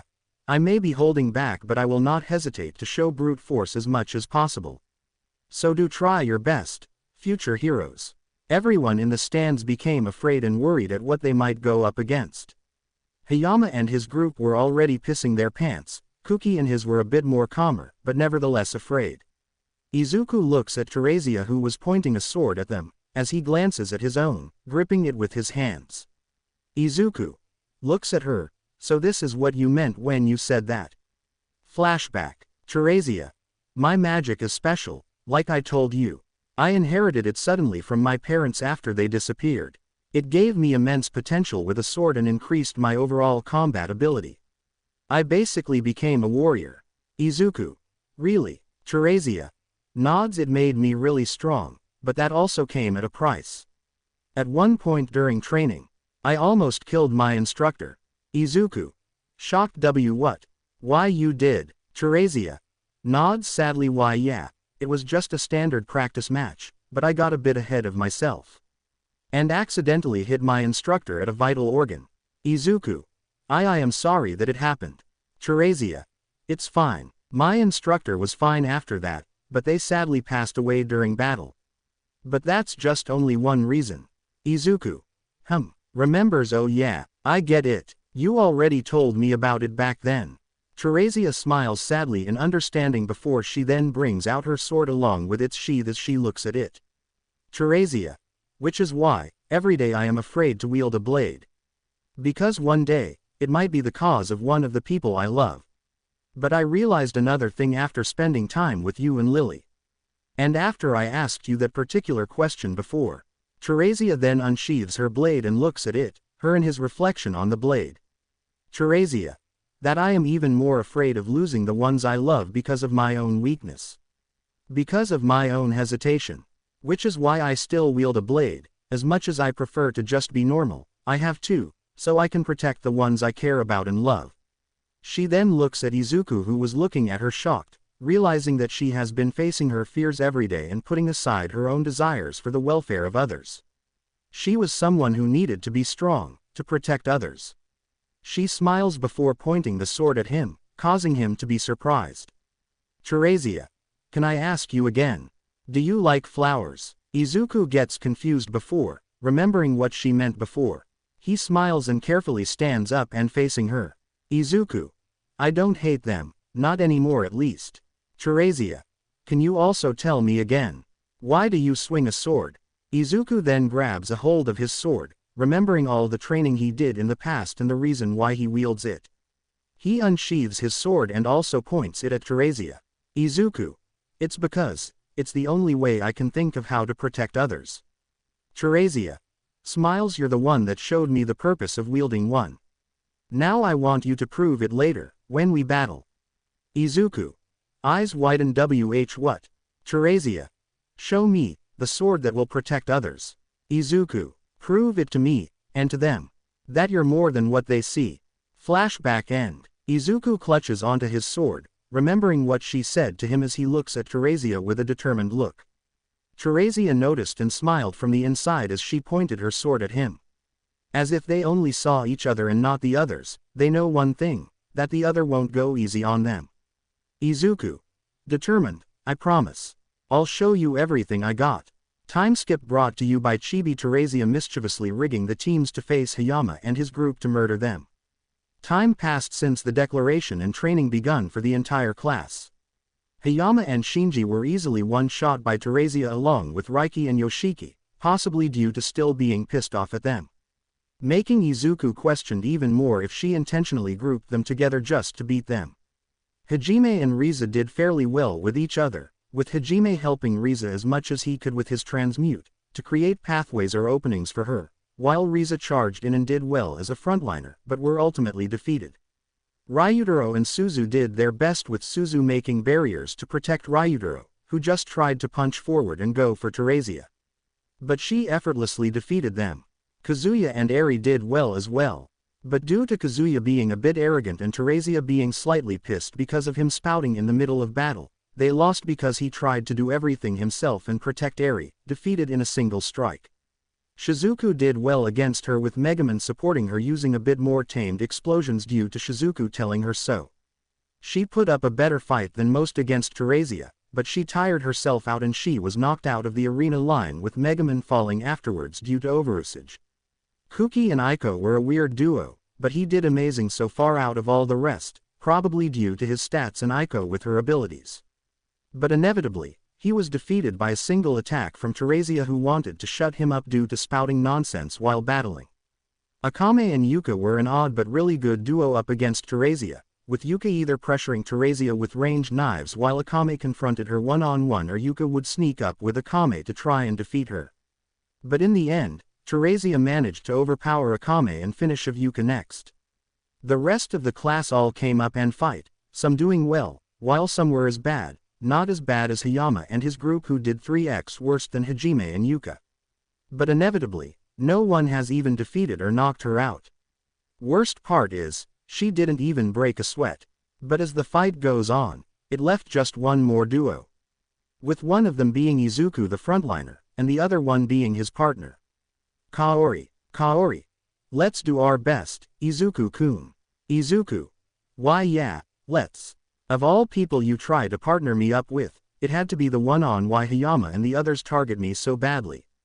Which made him exasperated in the slightest as to why he was teamed up with one of the reason for the class hating him, which was quite evident with most of them staring down on him, which was twice as intense. But there was another reason. Due to the odd number of teams, one will have to be a team of 3, which is the last one. So it gave Izuku another member, which was none other than Ketching. Smiles. I trust in you both, Izuku, Kaori. Let's give them a good battle. Kaori. Raises her hand. Yeah. Izuku. Weakly raises his why yeah. Fuck my life. Then we see Hajime and the others whispering to each other, due to Kuki and his group being conveniently seated behind them. Yuka. Sighs. Even here, they're trying to berate him, don't they realize that partners were randomly drawn? Hajime. Either way, they're also mad at the possibility of Kaori getting hurt because he was assigned the partner. Or the fact that it seemed unfair that he has a healer as a support. Riza. Maybe also the fact that he has Ketching with him, thinking that she'll weigh her down. Yuka. But it also doesn't mean they'll have it easy. Astria-san is just way too powerful. Hajime. Why yeah, she's basically taken out the class without even breaking a sweat. Akame. It's not just of her strength. It's her overall capabilities, she hasn't even used her magic yet. Hajime. If that happens, how will they fare up against her? Yuka nods, worried for Izuku as she watches him talk and plan with Kaori and Ketching. She saw how both looked surprised at Izuku. Kaori. Are you sure about it, Izuku-kun? Ketching. Yeah, that's too risky. Izuku. Nods. You both try to reserve as much of your mana as possible. Looks at Kaori. Use barriers if I get caught or if they're targeting you. I'll focus mostly on going both offense and defense. Looks at Ketching. You'll also go, but I'll be the main fighter. Ketching. But won't that tire you out? Ketching. And you do realize who we're up against. The odds are stacked against us. Kaori. Nods. Yeah, maybe if I can. Izuku. Shakes his head. No need, save your strength. Use your magic or back me up when necessary. I'll have to deal with her on my own. Kaori and Ketching tried to protest, but just sighed and nodded, agreeing it might be the best choice as of now. Even Ketching was forced to agree. She knew that by numbers they had an advantage against her. But her strength and the amount of backup she has clears that, if they go against her recklessly, they'll lose stamina and mana before they can make a counterattack. Izuku, Ketching and Kaori walk up to the arena, with Kaori standing in the area where has to stay, which is a large red circle. While Izuku stands further in front with Ketching a bit behind him, looking at Teresia, who was looking at them intimidatingly. Izuku. Sighs. This is it, I guess. Izuku glances back at Kaori, who looked at him with a smile, supporting him as much as he could, along with Ketching, who gave a nod or reassurance, which he appreciated, before looking back at Teresia. Izuku. Breaths in and out a bit. Come to think of it, this reminds me of how I used to train with Uncle back then. Like how he said he used to train with Mom and Dad. Flashback. We see both a 5-year-old Izuku and Enji just sitting by a small hill, as they watch Toya, Shoto and Katsuki train and fight in the field alongside Izuku's other siblings. Rei was with Natsuo, Fuyumi, Megumin, Masaru and Mitsuki fixing up the tables and food. On the meantime, Izuku had a book all about the unique fighting style his mom used. And a book about his dad's quirk and research. He then glances at his uncle and asked him something out of curiosity. Izuku. Hey uncle. Enji. What is it, Izuku? Izuku. Can you tell me what was my mom like and how strong was she? Enji. About, Inko and Hisashi Chuckles well, that brings back a lot of memories. Enji looks at the sky reminiscing memories of their time together, with the wind blowing by his hair as Izuku just watches. Enji. Your mom was a very strong fighter or swordsman in her right. She came from a very long lineage of very powerful swordsmen. Izuku. Really? Enji. Nods yes, as I have told you before, your ancestors were extremely skilled samurai in their era back then. Having the ability to utilize their own breathing and boost their power, mimicking the movements and patterns of the natural elements. Enji then looks at the book Izuku was reading before pointing at a giant circle of elements with 2 elements being in the middle of it. Enji. From what I remember, 2 of your ancestors were the creators of the 2 foundation of the style your mother once used. Sun and Moon, and the both of were renowned as the most powerful swordsmen ever. But as it also states in history, they both mysteriously disappeared without a trace. Enji then pointed at the outer circle of the elements, before landing on one that looks exactly like water. Enji. But, the legacy they gave behind gave birth to multiple different styles, derived from those 2 powerful forms. Your mother was the master of the water form, which she learned from the descendant of the ancestor who developed it. Izuku. Was mom really that powerful? Enji. Nods she was. If it was still in the past era, she would have been considered as the Hashira of water, mimicking the flow, flexibility and adaptability of the liquid, and combined with her quirk to imbue water into her blade, she became a formidable opponent. To the point that she became a pro hero before I did.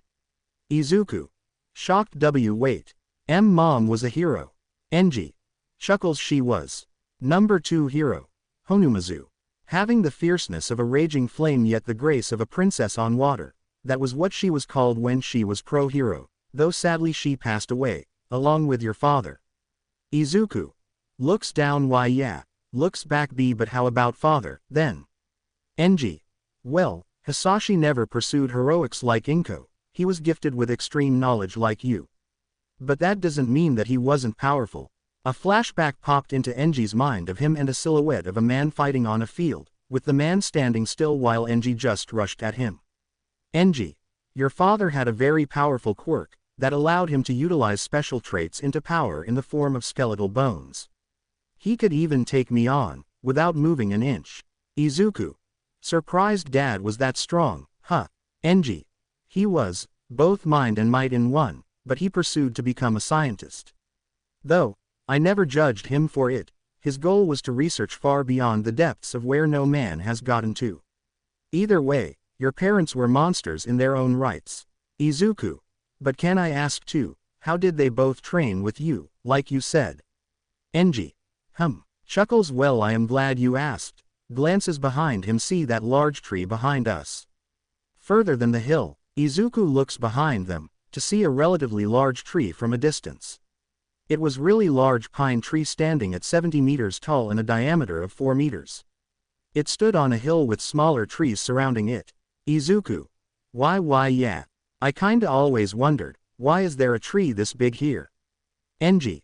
Well you'd be surprised, your parents actually planted that. Izuku. Mom and dad planted that. Enji. Surprised, are you? That was my exact reaction to the first time I saw it. Your father calls it the Great Ocus. One of his very first experiments. Izuku. Amazing, so dad genetically modified a tree seed to grow to something that big. Enji. Precisely. This tree is harder than normal steel, and can use resources around it to replenish itself, so it's basically an endless cycle of resources. Izuku. But, how did mom and dad use that for training? It's just a tree. Enji.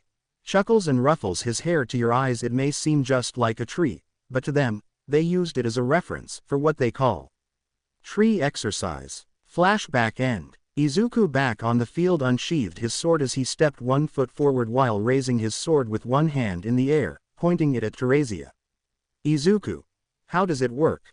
Teresia does the same, but held her sword with both hands, getting into a stance. Enji. Well, it's simple. Your father and mother would stand in front of the tree, which would represent something for them. Izuku breathed in and out before looking at Teresia with a serious expression, blocking Kaori in his back who was readying her magic. Enji. Then, we would attack them. Teresia also narrows her eyes, gripping her sword a bit tighter, staring back into Izuku's gaze. The mages and knights around her also prepare as well, but couldn't help but feel tensed. Enji. Their goal was simple. Everyone in the stands could feel the pressure and aura the two were giving, making most of them tense, especially Meld who was sitting next to Kuki and the others spectating the event. Enji. Make sure. A droplet of water from a leaf slowly falls of its edge as Teresia and Izuku just remained in that stance, slowly raising their swords and adjusting their stance. Enji. To defend the tree, with their life. The droplet of water gets closer to the ground as it shows both Izuku and Teresia close their eyes and breath in deeply. Enji. As if. The droplet of water lands on the ground, and at the same time, both Izuku and Teresia opened their eyes. And made a motion of charging at one another. Enji. It was something important to them. Riza. Shocked they moved at the same time. Teresia dashes toward Izuku at blitzing speed, attempting to strike him. But Izuku. Thought, I knew it. Izuku dashed towards her as well, but he aimed his blade at a lower angle by adjusting his, and just as he and her clashed, he was able to parry her attack causing her eyes to go wide. Teresia. Shocked, wah. The impact caused a powerful sound wave, causing everyone in the area to cover their ears. As Teresia skids back a bit, while Izuku dusts himself off a bit. Kaori. Wow, catching. Nods nice. Ryutaro. He actually managed to counter her. Meld. Chuckles looks like he's caught on. Kuki. What do mean, Meld-san? Meld. Usually in a 1v1 fight against Teresia, most opponents charge at her recklessly, which she usually responds by immediately striking them down with a powerful strike. Megaman. Yeah, we understand that part. Meld. But Izuku approached it by going for it head on, but he went for a careful approach by countering it at the last second. Doing that made all the difference. Yuka. Nods and smiles from the inside. Yeah, he managed to stop her before she can finish him in a single strike. Nice job, Izuku. Shizuku. Smiles, you're doing well, just keep it up and show it to them. Kazuya. Rolls his eyes, big deal, that was only one strike. Back at the arena, Izuku swings his sword as Teresia gets back on her feet. Teresia. Smiles from the inside. Impressive, you're one of the few people here to actually block my first attack, but you carefully plotted out, did you? Izuku merely nods appreciating the compliment, before getting back into a stance, readying his sword. This caused Teresia to be surprised at first, before getting into a stance as well. Teresia. Thought, that's right. I should take this seriously like he is. 'Cause from the looks of it now, he'll give me everything he's got. Raises her sword. I should properly respond to that. Both Izuku and Teresia then readied their blade, before simultaneously charging at each other again and clashed their swords. Both of them continued to strike each other down, moving across the field with ease as they tried to get the best of each other. Izuku then tried to take the initiative and attempted to slash her down, but she saw through his attack and launched a powerful strike at him, which he managed to block in time but caused him to be pushed him back with a lot of force, skidding on the floor. Not to let him get enough time to breath, Teresia rushed at him at inhuman speed, appearing behind his back, causing his eyes to widen. Attempting to attack him from behind, but Izuku managed to jump away at the last second. Izuku. Pants, she's not giving me any room to breath. Izuku saw Teresia trying to stand back up, so he took this chance and charged at her, immediately trying to attack her with multiple slashes. But she managed to get back up fast and block all his consecutive strikes with ease, causing everyone in the field to look in shock. Izuku tried to follow up with another powerful strike, but Teresia spun around like a dancer, blocking the attack with her sword, before following it up with a powerful kick causing him to fly back. Kaori. Izuku-kun. Catching. Slashes a knight down. You okay?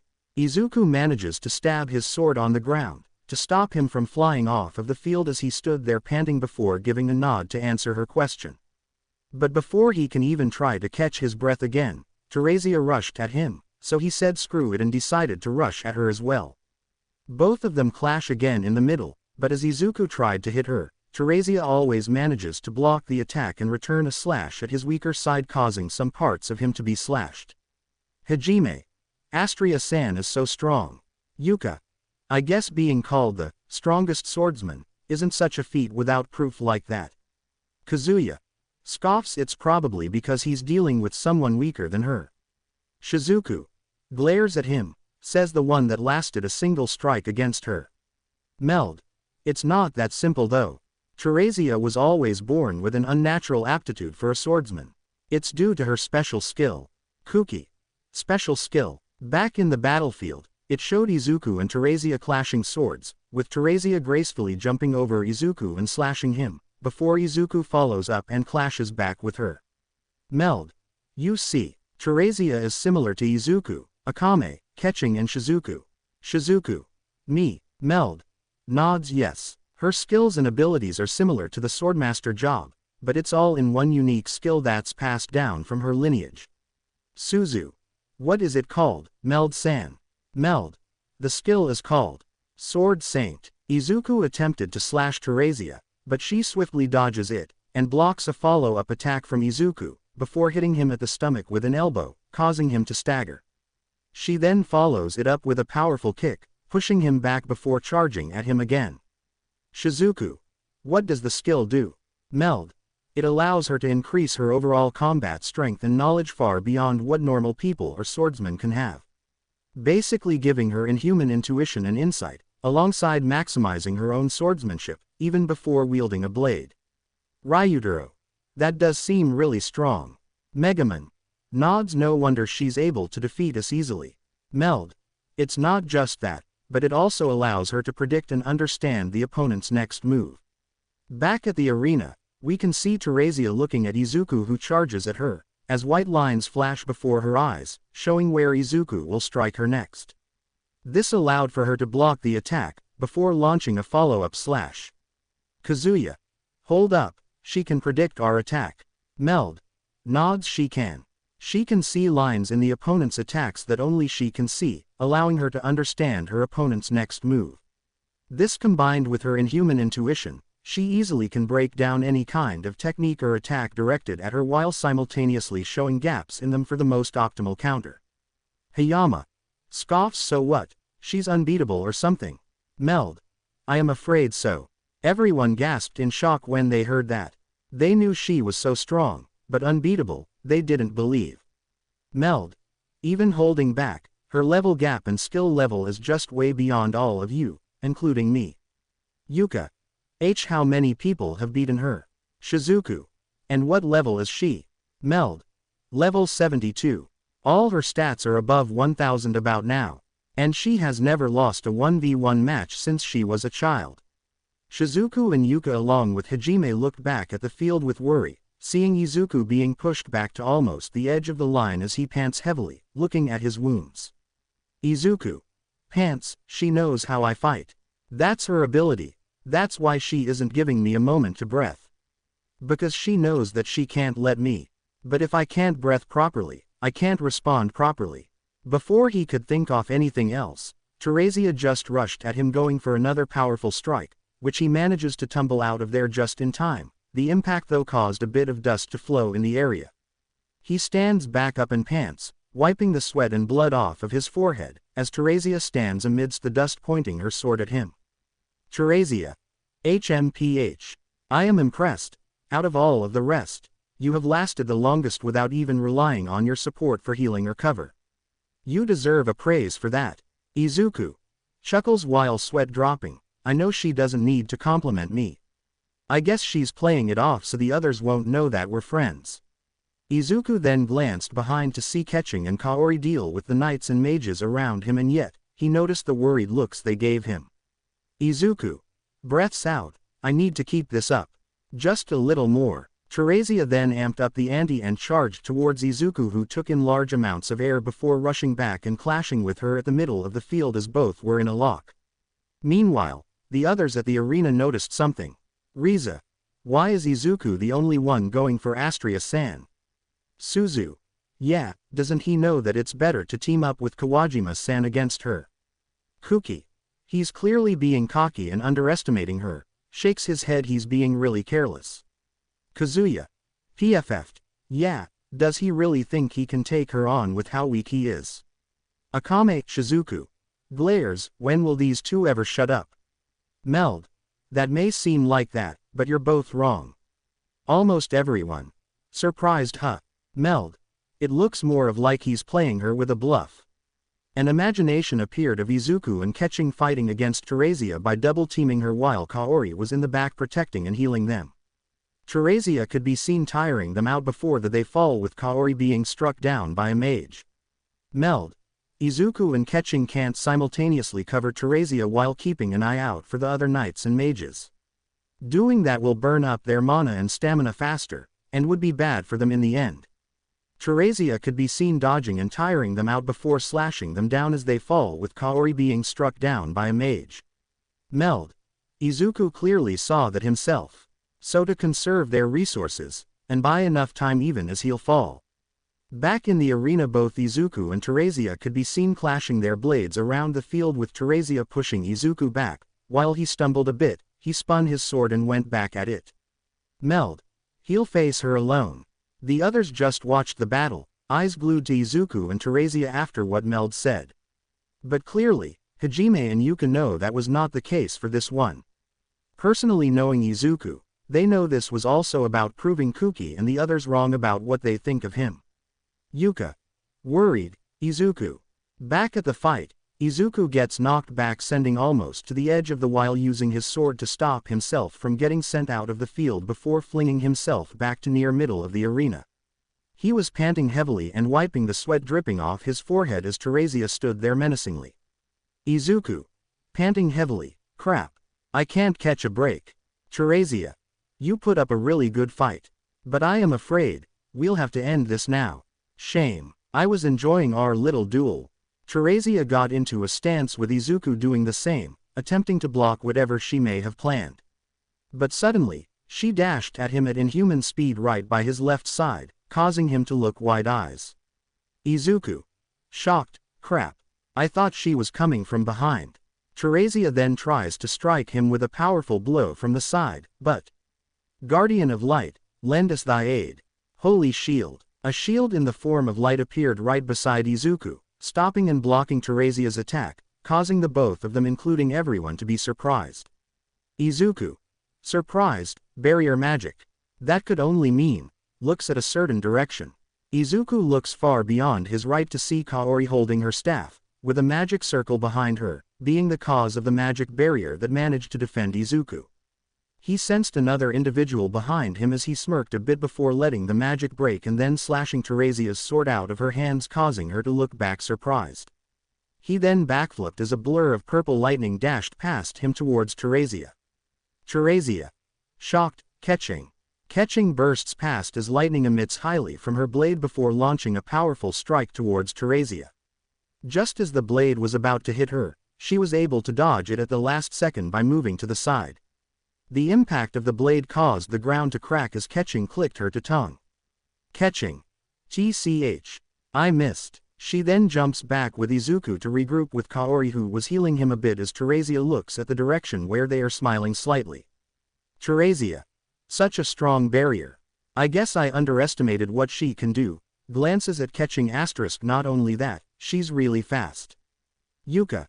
Sighs in relief. Thank God. Kaori and Catching came in at just the right moment. Meld.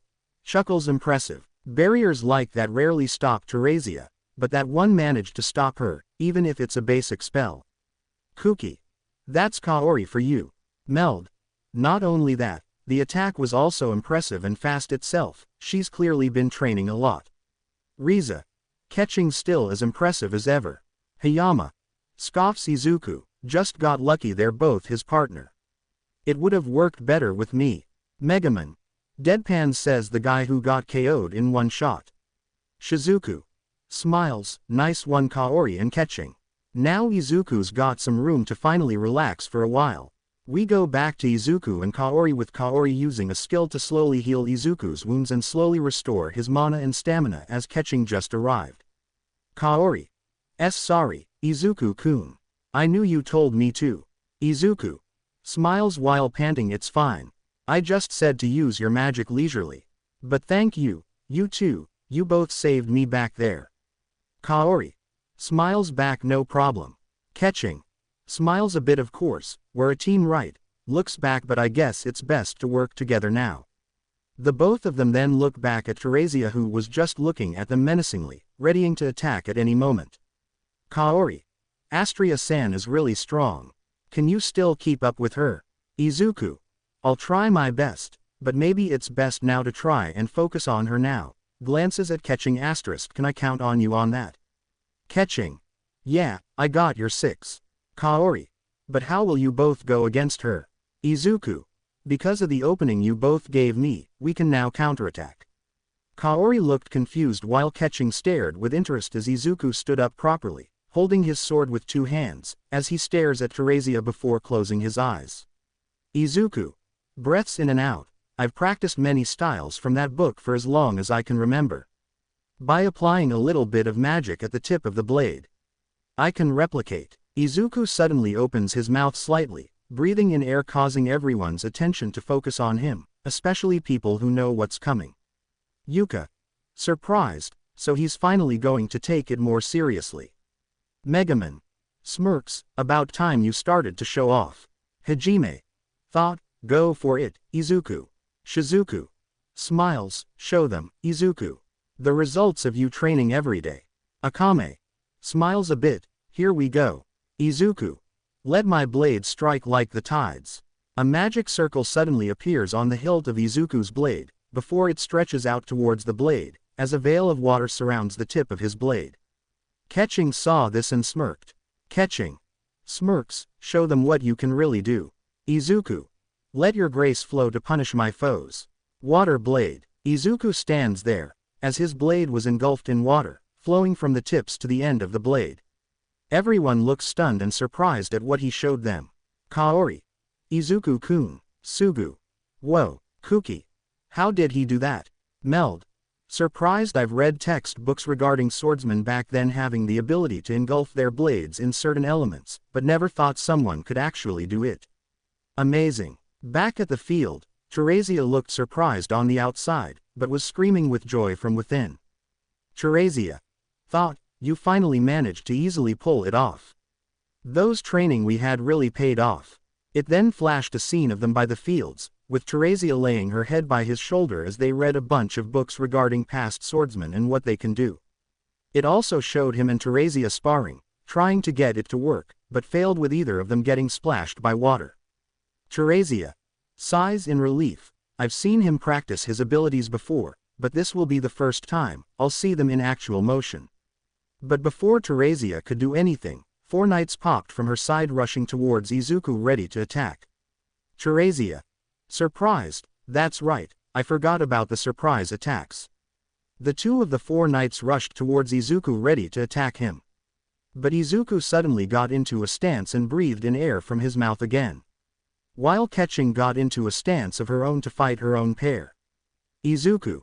Total concentration. Mizu no Kokyu. Shi no Kata. Water breathing.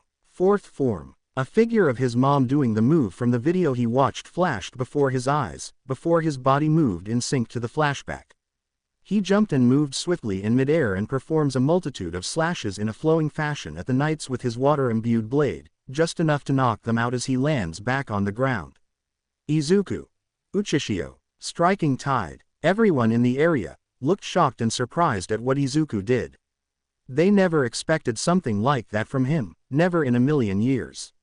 But he just gracefully slashed down 2 knights in a single fluid motion. Yuka. Amazed. Amazing.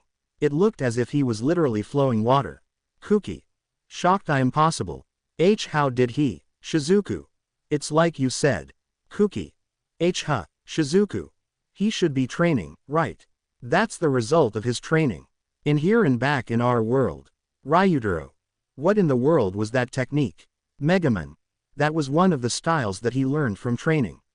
Water breathing style. It allows him to mimic the flow and flexibility of water. Aiko.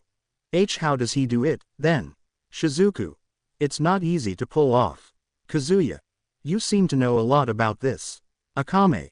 Deadpans, have you forgotten that he trains in the same dojo as us? Kazuya. Kuki. Sorta. Forgot that he even went there. Shizuku. Sighs, of course you two numbskulls did.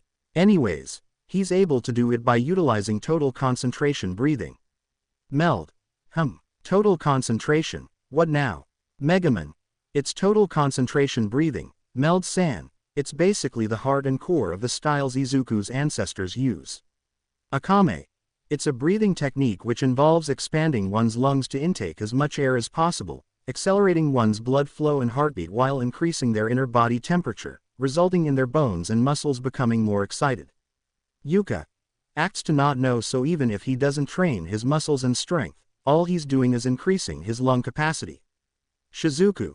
Nods, yeah, which is why he can pull it off. Because he's trained every day, trying to master everything he can. And now with magic allowing him to infuse his blade with elements, he can finally show the fruits of his training. Back at the arena, we see Teresia looking surprised at what Izuku pulled off but amazed as well. Teresia. Surprised, so that's his swordsmanship in its actual form. It looks graceful and calm like water. Smiles, I knew I was right that you do possess a lot more than the rest. Izuku smiles a bit, understanding what Teresia's thinking, before getting into another stance, taking in new breaths of air as he looked at her with a serious expression, which she also does the same. Teresia. Thought, I guess I can enjoy our little dance a bit longer. Izuku. Both of them then dashed towards each other, exchanging blows left and right with grace as if two dancers are fighting it out on the battlefield. Due to Izuku utilizing his breathing, he can now keep up at least and counter her movements. As mages try to launch attacks at Izuku and Teresia, Kaori managed to use her barrier magic to stop the attacks before they can reach Izuku. Teresia then tries to slash Izuku down along with four knights rushing towards him. But to their surprise, Izuku rushed towards the one holding a mace as he tries to smash him, but Izuku evades him as he got his weapon stuck on the ground. Izuku used that, by hopping on the knight's arm before going on his back, and used it as a way to jump really high. Izuku. Breaths in air, Mizu no Kokyu. Hachi no Kata. Water breathing. 8th form. Izuku raises his blade in the air, as the water around the blade spreads a bit, targeting everyone below him. Izuku. Takatsubo. Waterfall basin. Izuku then propels downward, as he slashes all his opponents in a swift downward motion, hitting them with multiple pillars of water, knocking the knights out instantly, making everyone look surprised. As he lands back, he goes for Teresia again, who dashes at him as they both trade slashes in the middle of the arena, though Teresia is the one that seems mostly unscratched by the attacks due to her skills, while Izuku receives more. She then tries to go for a powerful blow, but Kaori manages to place a barrier right at the area, freezing her in place, giving Izuku a bit of time. Izuku. Mizu no Kokyu. Ichi no Kata. Manamo Jiri. Water breathing. 1st form. Water surface slash. Izuku then strikes Teresia with a powerful horizontal slash at Teresia, who immediately blocks it, but the attack causes her to skid back. Teresia. Surprised, did that really boost him? Such power. But Izuku plans on not letting her get any room, as he charges at her as she keeps skidding before jumping, causing her and the others to be surprised. Izuku. Mizu no Kokyu. Ni no Kata. Water breathing. 2nd form. Izuku then uses his momentum and flips forward, turning himself into a wheel of water. Izuku. Mizu Guruma. Water wheel. He then goes towards Teresia, spinning like a wheel going to attack her. She immediately reacts and brings her sword up and blocks Izuku's relentless attack as she stops skidding back and stands there holding the attack. Meld. Surprised. Impressive. I haven't seen Teresia struggle like this in a 1v1. He really is pushing her back so much. She manages to block the attack and push Izuku back as he goes airborne. But Kaori then uses light magic to create a bunch light-shaped circular platforms to aid him as it catches him. Izuku. Panting, man, this is getting exhausting. Just as Teresia was about to go and charge at him, another figure charged in and stopped the clash midway. It revealed none other than Ketching, struggling to maintain the clash with Teresia. Ketching. Don't forget about me now. Teresia. Chuckles not at all. Teresia pushes her back, causing her to skid back up until Izuku caught her back and helped her stood back up properly. Ketching. Thanks. Izuku nodded, in reply as both stared right back at Teresia, who looked ready as ever to charge at them. They both glanced at each other and nodded, before both ready their blades, with Izuku's being engulfed by water, while Ketching's was engulfed in lightning. Teresia. Surprised, are they? Readies her blade. Before she could finish up her thoughts, Izuku and Ketching bursted in fast pace towards her before the three of them start clashing with the middle. Ketching and Izuku try to synchronize their movements and dance around the battlefield, against Teresia, who was blocking and pushing their attacks back. Everyone looked surprised and amazed at the display the two were putting. They never expected how good the two would work as a duo. Riza. Wow, look at them go. Meld. Now things are getting real now. Shizuku. Smiles a bit. Those two have always been a good duo when they work together. Scenes flashed before her eyes of Izuku and Ketching working in tandem, in either working and managing documents, to cleaning up the classroom, and to even fighting Shizuku and Akame in a 2v2. Izuku parries an attack coming in from Teresia, before immediately following it up with a kick to her stomach, causing her eyes to widen and stagger. And suddenly, Ketching came above falling and landed an attack to slash her away further. But this wasn't enough, as both just charged and never let her get any rest. Kaori from the sidelines made platforms for both Izuku and Ketching as they both jumped and propelled themselves using it.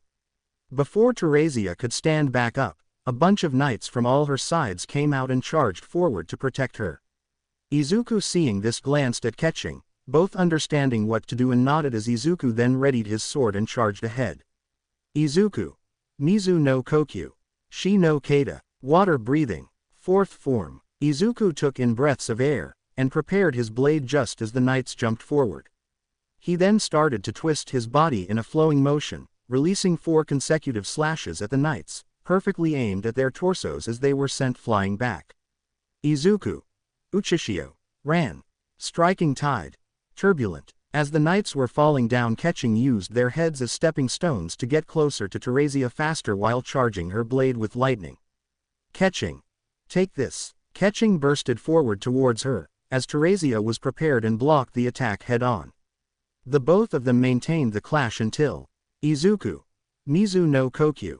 Shichi no Kata. Water breathing. 7th form. Izuku suddenly appeared right behind her, causing Teresia to glance back, eyes widened. Teresia. Surprised, when did he? And just while she was about to perform a circular slash to counter them both, Izuku got to her blind side. Izuku. Shizuku Hammon Tasuki. Drop ripple thrust, curve. Before he unleashed a powerful and precise thrust by her side, which she managed to block by the last second, before she was sent flying towards near the edge of the field, getting lost in a field of dust. This caused everyone to look shocked and amazed at the duo as both Ketching and Izuku land on the ground, panting and wiping the sweat off of their heads. Ryutaro. Whoa, they're actually doing it. Nana. They're both so in sync. Hajime. Nods, yeah, amazing. Yuka. Smiles a bit. That's it, just keep going you two. Meld. Surprised, I've never seen Teresia pushed this far before. They might actually. Kazuya. Scoffs, I would have done better. Akame. Rolls her eyes, yeah right. Kuki. Impossible, when did he get this strong? Shizuku. Shakes her head, if only you paid attention to others more than yourself. Back to the fight, as Ketching and Izuku were still recovering, they both went to glance at Kaori and their eyes widened as they see a bunch of mages and knights going to attack her. Izuku. TCH. Seems like they plan on taking out Kaori first now. They also noticed Teresia standing still, standing from within the dust, dusting herself off before looking at them menacingly. Izuku. Crap, this is bad. Glances back at Kaori. I have to buy time then stop them. Izuku and Ketching glanced at each other and nodded, as catching went on her knees before readying her arms, causing Teresia to look confused before Izuku ran up to catching, who used her hands to boost Izuku up to air. Using the momentum, off he starts falling down to slash her, which she reads and blocks. And before she could react, Izuku then uses his right leg, kicking her to the side of the head, causing her to stagger and gets pushed back. He then used the momentum of the kick to propel him towards Kaori, who was inside a large barrier, trying to stop the knights from getting close to her. While catching readies her sword and charges towards Teresia, who saw her. Shizuku. No, Kaori. Meld. I guess this is the disadvantage of their lineup. Megaman. It may benefit Izuku and catching because Kaori is a healer, but she can only do so much in range offensively, giving her also a disadvantage when she's the one going to be targeted. Yuka. It's the same situation with Kuki-kun and I-chan sensei. Meld. That's right, this exercise is to train all of your abilities in different situations in the labyrinth. In this case, it'll be a choice of choosing. Izuku and catching can go offensive all they want, but if they distance themselves too much from Kaori, she'll be targeted instead. Kazuya. Maybe I should be the one to partner up with both of them instead. Clearly someone that we couldn't be able to do anything to help her. Kuki. HMPH. He's right, Kaori and catching clearly deserved a better partner. Izuku's clearly just using their kindness again, and stealing their spotlight. Yuka, Shizuku and some of the others secretly glared at the two, sharing their disgust with the both of their egos. Riza. Rolls her eyes. Honestly, steal the spotlight. Have you ever looked in the mirror? Yuka. Glances at Shizuku and Akame. How can they still be friends with these morons? All the while Hajime watches the battle and notices something on Izuku. Hajime. Thought, is it just me, or did the mark on his head get bigger? Kaori tried her best to use her light magic to block off all the knights and the attacks, but with so much coming at her, she's tiring herself out and starting to get overwhelmed. Kaori. Panting, this is too much. They just keep coming. Blocks another attack B, but I have to buy time for Izuku-kun and catching to win. Attacks another one with light magic. But due to being overwhelmed in numbers, the knights manage to break through her hallowed ground, allowing them to go through, causing her to look wide-eyed. Kaori. Shocked, oh no. But before they could even attack her, someone else managed to break through the barrier, sliding in front of her with their sword ready in a familiar set of green fluffy hair. Kaori. Eyes widen, Izuku-kun. Izuku breaths in air, before getting into a stance. Izuku. Mizu no Kokyu. San no Kata. Ryairyu mai. Water breathing. Third form. Flowing dance. Izuku rushes at the knights and spun around, before he starts swinging his blade in a winding motion along with his body in a flowing pattern and slashes everything in his path, knocking out each knight after impact. He then notices more of them rushing at them in a straight line, with the one on the front holding a shield. So he stops slashing before getting into another stance. Izuku. Mizu no Kokyu. Sichi no Kata. Water breathing. Seventh form. Izuku raises his blade over his shoulder before breathing in air as he narrows his eyes at the center of the shield. Izuku. Shizuku Hamon Tasuki. Kyoku. Drop ripple thrust. Curve. Just as they were a few feet in front of Izuku, he then performs a powerful and precise thrust right at the center of the shield, nullifying the charge completely. Before the force of the attack reached the end of the knights, causing them to be blown back, while Izuku reels his arm back from the recoil of the attack. Izuku. Winces, mental note. Remember not to do that at a powerful impact of an attack coming at me. Kaori. Izuku-kun. Watch out. He then notices a bunch of mages charging a barrage of elemental blasts, looking at the direction at where it's aiming. His eyes widened as he rushed towards Kaori, but he notices a bunch of knights rushing to stop him. Izuku. TCH. This is really getting annoying and tiring. He then gets into another stance, breathing in air as he stares at the amount of knights rushing towards him. Izuku. Mizu no Kokyu. Ku no Kata. Suiryu Shibuki. Ran. Water breathing. Ninth form. Splashing water flow, turbulent. Izuku then hops mid-air and starts to jump over the knights and seemingly flips countless of times and slashes them down. He moves through them with grace and like water, moving through them like he doesn't even need to step on them for so long. changing his own footwork to minimize his landing time. He then jumps over the last ones, before dashing straight for Kaori and standing in front of her, looking at the upcoming attack. Izuku. Panting, this'll be risky. But this is the only way. Kaori. Izuku-kun, what are you? Izuku. Mizu no Kokyu. Roku no Kata Kai. Water breathing. Sixth form. Improved. The mages launches all their attacks straight at them as Izuku got into a stance by raising his sword over his shoulder, breathing in air, causing everyone in the area to look wide-eyed at what he was doing. Hajime. He's not gonna. Riza. What is he? Yuka. Worried, no way. What in the world are you thinking? Kuki. What is he doing? Meld. This kid is crazy. Aiko. Izuku-kun. Don't. Shizuku. Worried. Izuku. Izuku narrows his eyes at the attack, before he widens his eyes. Izuku. Hakai Najire Uzu. Destructive whirlpool. After getting into a low stance, he then bursted forward right into the barrage of attacks, twisting his body as fast as he could, disappearing within it. And shortly after that, the attacks combined into one large cyclone, before utterly being dispersed and nullified. Everyone was in complete shock at what he pulled off. Raiki. What? Shinji. In. Kazuya. The. Yoshiki. Actual. Hayama. Fuck. Aiko. Language. Nana. Not the time. Aiko-chan sensei. Meld. This kid is insane. Megaman. Facepalms he gets that from my brother. Yuka. Sighs in relief. You almost gave me a heart attack, dummy. Akame. Scared, what in the world was he thinking? Shizuku sighs in relief, seeing Izuku wasn't severely harmed, but she noticed Hajime's worried look and took a little closer at Izuku as he lands back on the ground. He was panting, standing on one knee, blood was dripping down some areas of his body. There were burns, freeze marks and a couple of other wounds caused by the elemental attacks on his body. But what made matters worse was that his blade had stopped producing water out of it. Shizuku. Worried, oh no. Kaori. Izuku-kun, are you okay? Izuku. Panting, why yeah. At least you're safe. This is bad, I don't have much mana left. I've used up too much of it for the blade. Another fight like that, and I won't even last for a second. Kaori might be running low on both as well. If this keeps up, we'll. Kaori. Izuku-kun. Behind you. Izuku. Looks behind wha. Eyes widened. Izuku saw a large slash of light coming towards him. He immediately slashes the attack down, but notices another one fly past him, causing him to look wide-eyed along with everyone seeing who it's aimed at. Shizuku. Kaori. Kazuya.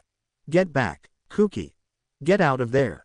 Kaori then summoned a barrier to try and stop it, but as it hit it, the barrier shattered upon impact as the slash kept flying towards her, causing her to look wide-eyed. Kaori. Shocked, oh no. Looks away. I can't. All of a sudden she sees a shadow appear before her, causing her to look back and only look wide-eyed as she found Izuku already there standing in front of her ready to take the attack. Kaori. Shocked, Izuku-kun. Don't. She raised her hand to try and push him away, but before she can even do anything, the attack had landed on them, causing Izuku's body to stagger back a bit. A few seconds later, a massive wound appeared on Izuku's left shoulder as blood splattered all in front of him, causing almost everyone to be mortified. Yuka. Shocked, no. Hajime. Worried, Izuku. Shizuku. Gasps. Kuki, Kazuya, Hayama. Kaori. Aiko.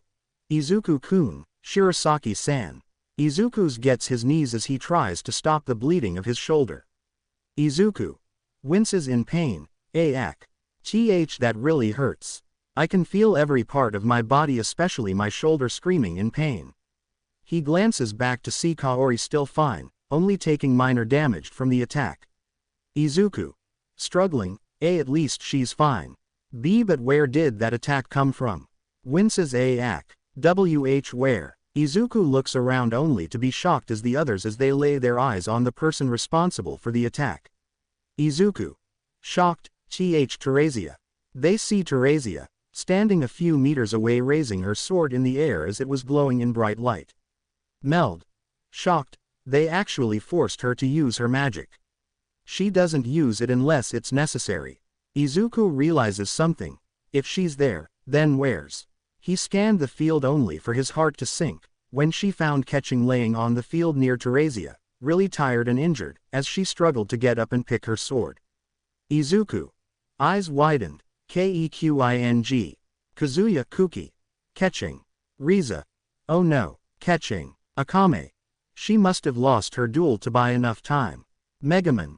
They needed two of them just to equalize her, one of them just won't be enough. Teresia stood there in front of them, her hair was flowing in the wind as she stares at Izuku and the others with an intent to kill. Teresia. Impressive. No one has ever forced me to use my magic before, in a training battle. Teresia then slowly walks towards the both of them, lowering her sword as each step she takes becomes more intimidating than the last. Izuku tries to reactivate the element in his sword, but fails to do so. Megaman. Why can't Izuku reactivate his element? Meld. Sighs sadly, he's running low on mana and stamina.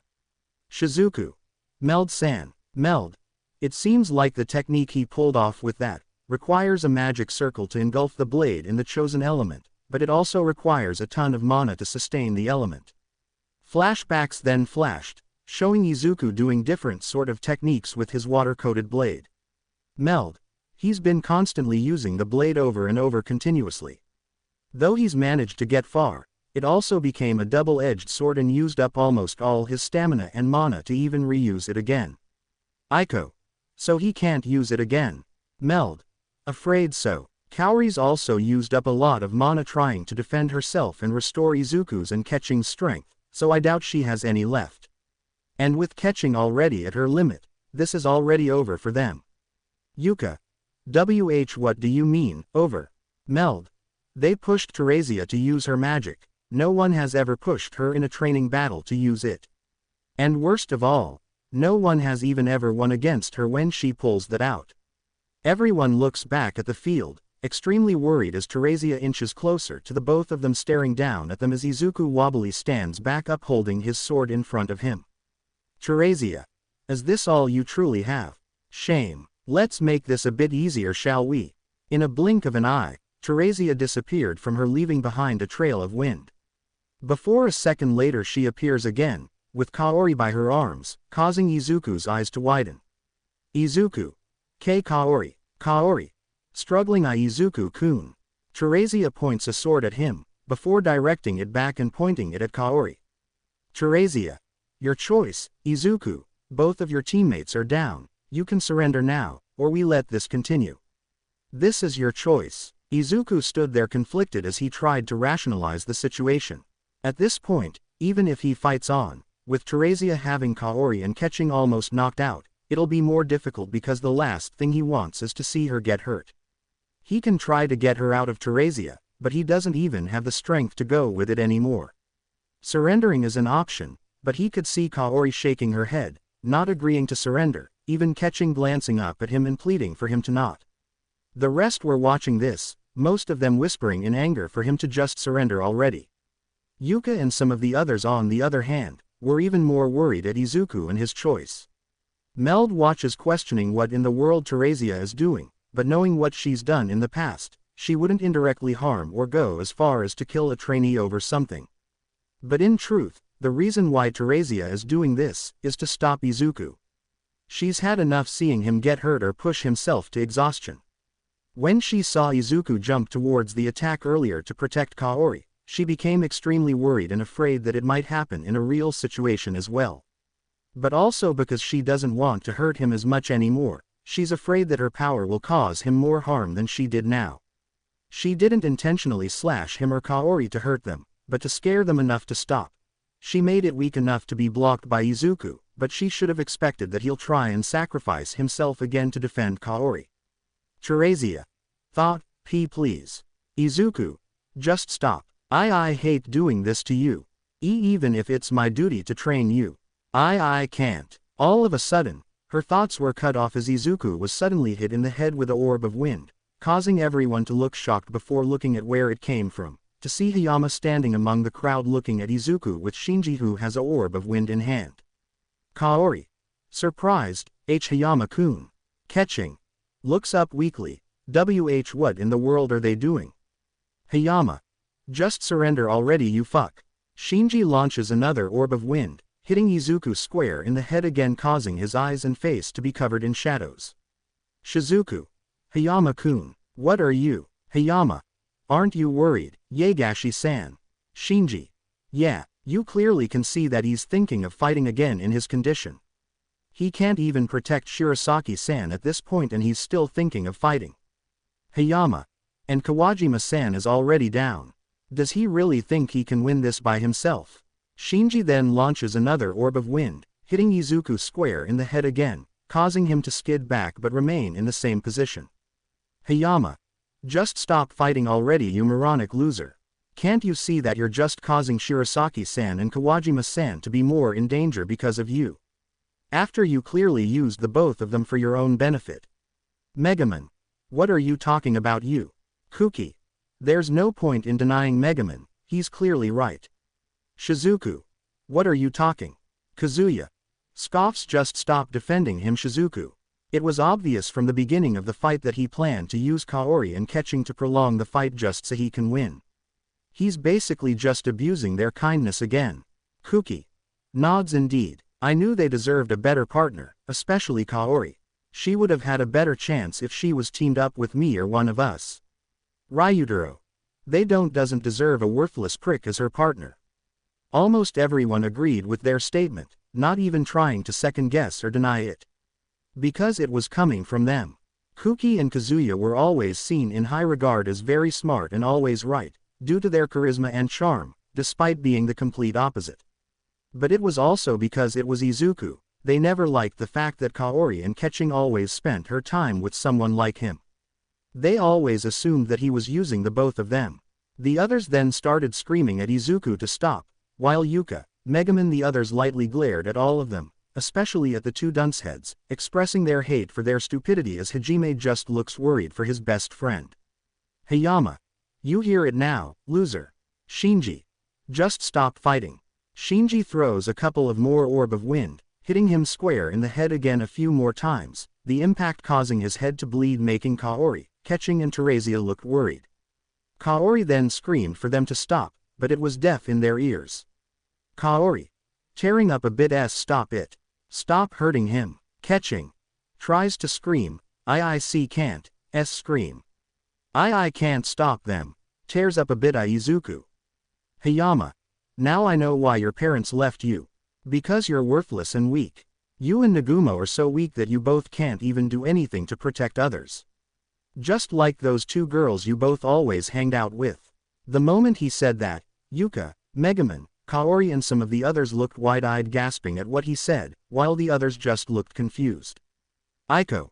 Hayama-kun. Enough. Megaman, Riza, Yuka along with Akame and Shizuku glanced at Hajime, who had shadows covering his eyes as he shakes in pain from the memories, all the while clenching his fist.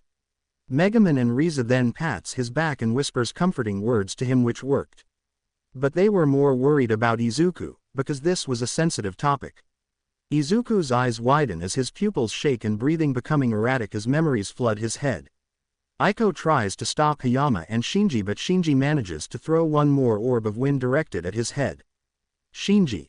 You're weak. As the orb of wind flies towards him, memories flashed in his mind of him and a girl having fun in the park, or even by an arcade or at a backyard. Before it shifts to a hospital bed with Izuku by the side, only this time bawling his eyes out as the sound of a flatlined heart monitor echoed in his mind. His body starts shaking more as thoughts began echoing around his head. Weak. Loser. Slowly but surely, the veins on his head grow and become more visible as his breathing starts to grow more erratic. Pathetic. Everyone hates you. Creep. His heart beats faster as more of veins pop up and become more visible around the area of his head as he could be seen gritting his teeth.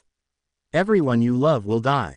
Unknown to him, the mark on his forehead suddenly grew bigger as some of it started growing by the bottom right of his chin. Because you're too weak to even protect anyone. His eyes suddenly widened more as unknown to him, his status plate in his pocket turned on and started glitching, showing different skills that weren't there before, or even his stats raising up to reaching higher than Kuki or Kazuya's stats. As the orb of wind was about to hit him, He suddenly raised his sword to the side, blocking it without any effort, as the orb of wind was sent back to the stands, almost hitting Hayama and Shinji as everyone looked shocked. Hayama. What? Shinji. The fuck? Yuka. Shocked. Izuku. Kaori. Izuku-kun. Catching. Eyes widened. What the? They looked back at Izuku to see him slowly stumbling before disappearing on the spot, causing everyone to be surprised as Teresia tried to sense where he could be. Teresia. Shocked. Such speed. Looks around. Where did he? Before she could even sense where he was, she suddenly felt someone grab her hand, holding Kaori. As she looked at who it was, to find Izuku next to her with shadows covering his eyes as she and the others looked shocked. He then pulls her arm back to let go of Kaori before attempting to slash her, but she immediately reacts by blocking it with her sword, before trying to attack him, to which he ducks. But she used that as a way to keep distance as she jumps out of there, until she lands a few feet away from them, still surprised by what happened. Teresia. Shocked. What just happened? How did he get so fast instantly, and why couldn't I sense him? Kaori on the other hand found herself alone in the area, until Izuku appeared next to her again in a blow of mist with Catching in his arms, but he still has shadows covering his eyes. Kaori. Catching. She approaches Catching, whom Izuku gently lays on the floor and starts using her magic to heal her. But at the same time, she worried glances at Izuku, who just remained still holding his sword with shadows still covering his eyes. Kaori. Izuku-kun. Are you? Izuku slowly steps forward, stumbling up a bit as she slowly approaches Teresia, with his sword pointed up front as Teresia readies hers, unsure of what's happening to him. He breathes out air from his mouth heavily as the veins on his arms become more visible. He then looks up at Teresia, making everyone look at him as they're shocked at what they were seeing. The veins on his forehead were really visible, even around the areas of his eyes, which was bleeding and dripping down his face like tears, as blood can also be seen in different areas on his face. But one of the things noticeable was the mark on his forehead, growing and seemingly reaching past his eyebrows, and one on the bottom of his right chin that was small. He hazy and cloudy eyes stares at Teresia with dangerous intent that makes you want to back off, or is warning you. The pressure he's emitting was so intense that everyone in the area froze and felt a chill down their spine. Everyone standing by the stands became worried and also terrified. The pressure he was emitting was so thick, you can cut it. They've never seen him this mad or even in this condition. Some were even more worried due to his injuries in his own body. Hayama. Hey. What's happening to him all of a sudden? Shinji. I think I hit his head a little too hard. Kazuya. It's not about his head. What's happening to him? Did he snap or something? What in the world is going on with him? I've never seen him like this. Kuki. Possibly. But then again, did anyone notice that his birthmark suddenly got bigger? Ryutaro. Now that you say it. Shizuku. Worried. I am more concerned about his injuries. That cut on his shoulder is really large. Izuku-kun. What happened all of a sudden? Looks at Megaman. Has this ever happened to him? Megaman. And no. This is the first time I've ever seen him like this. It's like, he's someone else. Hajime. Worried. Izuku. He might be more injured if he keeps fighting. Akame. Worried. He's right. If he keeps fighting, it'll rupture his body on the spot. Yuka. Worried. Meld-san, can you do something about it? Hajime. Yeah, can you stop the match or something? Riza. Izuku and the others are injured, can't you do something? Meld. I am afraid I can't. Megaman. But aren't you the captain? Meld. I am, but the rules in this form of training matches only state that it'll be over if either the trainer or the trainee lose their mana, get knocked out of the line, or just simply get knocked out. But for cases of surrender, it'll only count if the trainee surrenders. Shizuku. So the trainer can't surrender. Meld. Shakes his head, afraid not. This is to ensure that there will be no favoritism and that all trainers have to fight until their trainee surrenders. They even have to attack them. Worst of all is that no one can interfere until one of the ways to stop this fight is committed. Hajime. So that means. Meld. Sighs sadly. This fight will continue. Just what happened to this kid all of a sudden? The others looked back at the fight, extremely worried at Izuku who stood there ready to fight, staring at Teresia who was more worried about what will happen next. Teresia. Concerned, what should I do? I don't even know what's happening to him. This is really bad. I never expected this fight to turn out this way. Kaori. Izuku-kun, are you okay? Izuku. Catching. Weak Izuku. Izuku. Kaori. Izu. Before she can finish what she was saying, a few knights suddenly joined the fray again, charging at Izuku, causing everyone to be surprised. Teresia. Surprised, the knights. Kaori. There's still more of them. Izuku suddenly readied his sword, staring dead ahead at the knights charging towards him as he breathes in fresh amounts of air. Izuku. Total concentration. Just as he did that, a weird scene flashed before his eyes. It was a silhouette of a swordsman, surrounded by gusts of wind that was slashing all its opponents around them. Izuku's body slowly changes his stance as the tip of his blade starts to emit weird elemental energy. This can be felt by a certain portion of the people in the arena who noticed certain changes. Shizuku. Surprised, I've never seen him take that stance before. Meld. Raises an eyebrow, the energy coming off of him is different. Megaman. Shivers a bit. Did anyone just feel the wind change for a second? Hajime. Shakes her head. No, you're not the only one. Riza. Shivers. Yeah. Akame. This feeling, like a storm just brewed. Teresia. Looks at Izuku. Something's wrong. I can feel it. Yuka. Worried. Izuku. What happened to you all of a sudden? As the knights inched closer and closer, Izuku finally got into a stance, as the scene from earlier flashed again, but this time, the being's eyes glowing within the gusts of wind and their voice could be heard. Question mark, question mark, question mark, question mark. Izuku. K's no Kokyu. All of a sudden, Izuku's blade was covered in a sheet of wind as he charged towards the bunch of knights. This shocked everyone because how was he able to manipulate wind? To the style he was performing was something he never even tried before, especially the ones that know about his breathing style. As Izuku inches closer and the wind on his blade gets more intense, a single thought flashed before his mind as he heard a voice loud and clear. The winds from my blade will wrench off your heads. Izuku. Ni no Kata. Second form. Izuku then slashes downwards in a blink of an eye, that causes 4 vertical slashes of wind to propel towards the knights. The impact caused them to be sent flying towards the wall as multiple scratches and dents were present. Izuku. Soso Shinato K's claws, purifying wind. Everyone looked completely shocked at what they seen. Ryutaro. Where did he get that burst of stamina from? Eri. That's what you're worried about. Where did all that power come from? Kuki. Why yeah, I thought he was on his last legs. Yoshiki. Shouldn't those movements have ruptured his body already? Shinji. Why yeah, but when did he have affinity for wind all of a sudden? Kazuya. Shocked, what's the fuck was that? But none can be more shocked than the people who know him personally. Shizuku. Mutters that was wind breathing. Riza. Nods. Why yeah, from the books he showed us. Akame. Then how can he be able to use it? Megaman. He shouldn't be able to. He said that why you're supposed to be compatible with a breathing style before being able to do that. He was never compatible with wind or any other style, only water. Riza. Then how is he able to do that then? Megaman. I don't know. This has never happened before. Hajime. Nods. Yeah, I've never seen anything like this. Yuka. Worried something definitely happened to him in the midst of that. Izuku. What happened? Back at the fight, Kaori, Teresia and Ketching looked bewildered by what he just pulled off. Kaori. Izuku-kun. Ketching. Thought, what happened to him?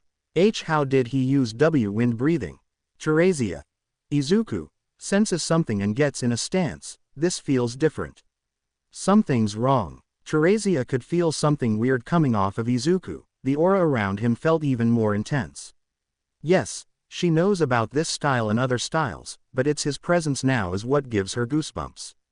Is different from earlier, from when they usually spar, and his overall self spews death.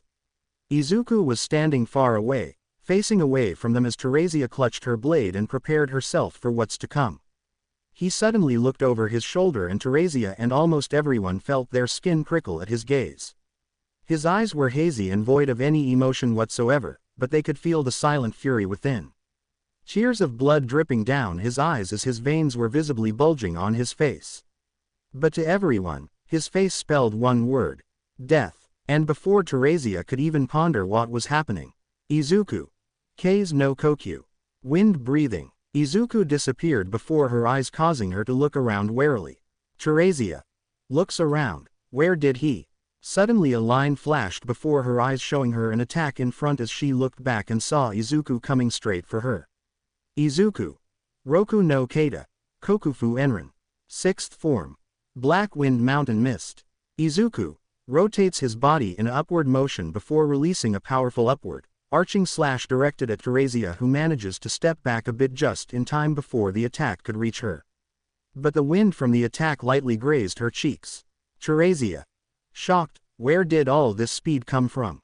A large bang could be heard from above as Teresia glanced back along with the others and looked shocked as a large indent from the attack was embedded on the wall. Teresia. Shocked, and also this power. She looked back at Izuku, who stood distanced himself from her and stared at her with an emotionless gaze. Teresia thought, what's happening to you, Izuku? It's like, why, you're a whole different person. A whole bunch of knights appeared and jumped towards Izuku, ready to attack him all at once. Izuku notices that and readies his blade. Izuku. K's no Kokyu. Shi no Kata. Wind breathing. 4th form. Izuku then performed a powerful slash underneath him that causes a massive tornado to form from below that causes intense gusts of wind to rise up and slash all the knights in midair. A few seconds later, the tornado dies down as the knights all fall down to the floor, knocked out with multiple dents and slashes on their armor. Izuku. Shoujo Sajinran. Rising Dust Storm. Teresia clutched her blade harder as she stared the person before her. A flash of Izuku's laughing and smiling face showed before, showing the Izuku in front of her now. The intense emotionless Izuku. Teresia. Determined. I was the one that got you in this mess. I'll get you out. As your trainer and your friend, if you wish to fight, it's my right to respond properly. Teresia then charged towards Izuku and he does the same as the both of them meet in the middle and clash in the middle. Teresia. Struggling a bit, where did all this strength come from? She may be holding back, but at this point she was forced to use over 50% of her power, which was way beyond pass above the usual power she would against trainees. Teresia manages to push him back, sending him flying once again. She then gets into a stance with her sword glowing in a bright light. Teresia. May the light of punishment destroy my enemies. Holy Rend. Teresia then swings her sword twice, unleashing 2 slashes of light, hurtling towards Izuku ready to strike him. Archers from the side fired a bunch of arrows at the same time. But to her surprise and everyone else, he stabs his sword lightly on the ground to get flung up into the air to avoid the slashes. Izuku. K's no Kokyu. Ichi no Kata. Wind breathing. 1st form. He then got into a stance by raising his blade slightly above his head. Izuku. Jin Senpu Sogi. Dust Whirlwind Cutter. Before kicking his feet in the air to propel himself downward in blink of an eye, spinning rapidly in the air, causing wind to build up as a protective layer around him and slashing all the arrows fired towards him. Before he clashed with Teresia again, this time, she struggled a lot more from the impact as she skid back a bit from the force. Teresia. Struggling, has he really gotten this powerful? But she managed to dig her heel on the ground and managed to push Izuku back, who was sent flying from the recoil of the attack he did. Although he managed to adjust his trajectory mid-air and land safely on the ground. Jugo. Such power. Teiko. I thought he was out of mana. Nana. It's like he still has more though. It's even like he never ran out. Ryutaro. Wasn't his body supposed to rupture on the spot at this point? He's moving so violently. Eri. Yeah, normally the attack he did just would rupture someone's body on the spot at this point if they're wounded. Atsushi. Not only that, he's moving even faster than before. Aikawa. Also, where did all this stamina came from? Teresia panted heavily and stabbed her sword on the ground just to support herself. Teresia. Panting heavily, He's relentless. I knew about wind breathing's power and capabilities, but I never knew it would be this strong. She looked up to stare at Izuku, who stood there. His body and eyes were twitching, who kept his cold and emotionless gaze as if he were a robot. Teresia. Worried, Izuku. He's definitely blinded by his own rage. It was about a girl Hayama mentioned. Who is it and why is he suddenly affected by it? Before Teresia could ponder her thoughts, she noticed a bunch of horde of knights appearing out of the sides, marching all at once towards Izuku. Teresia.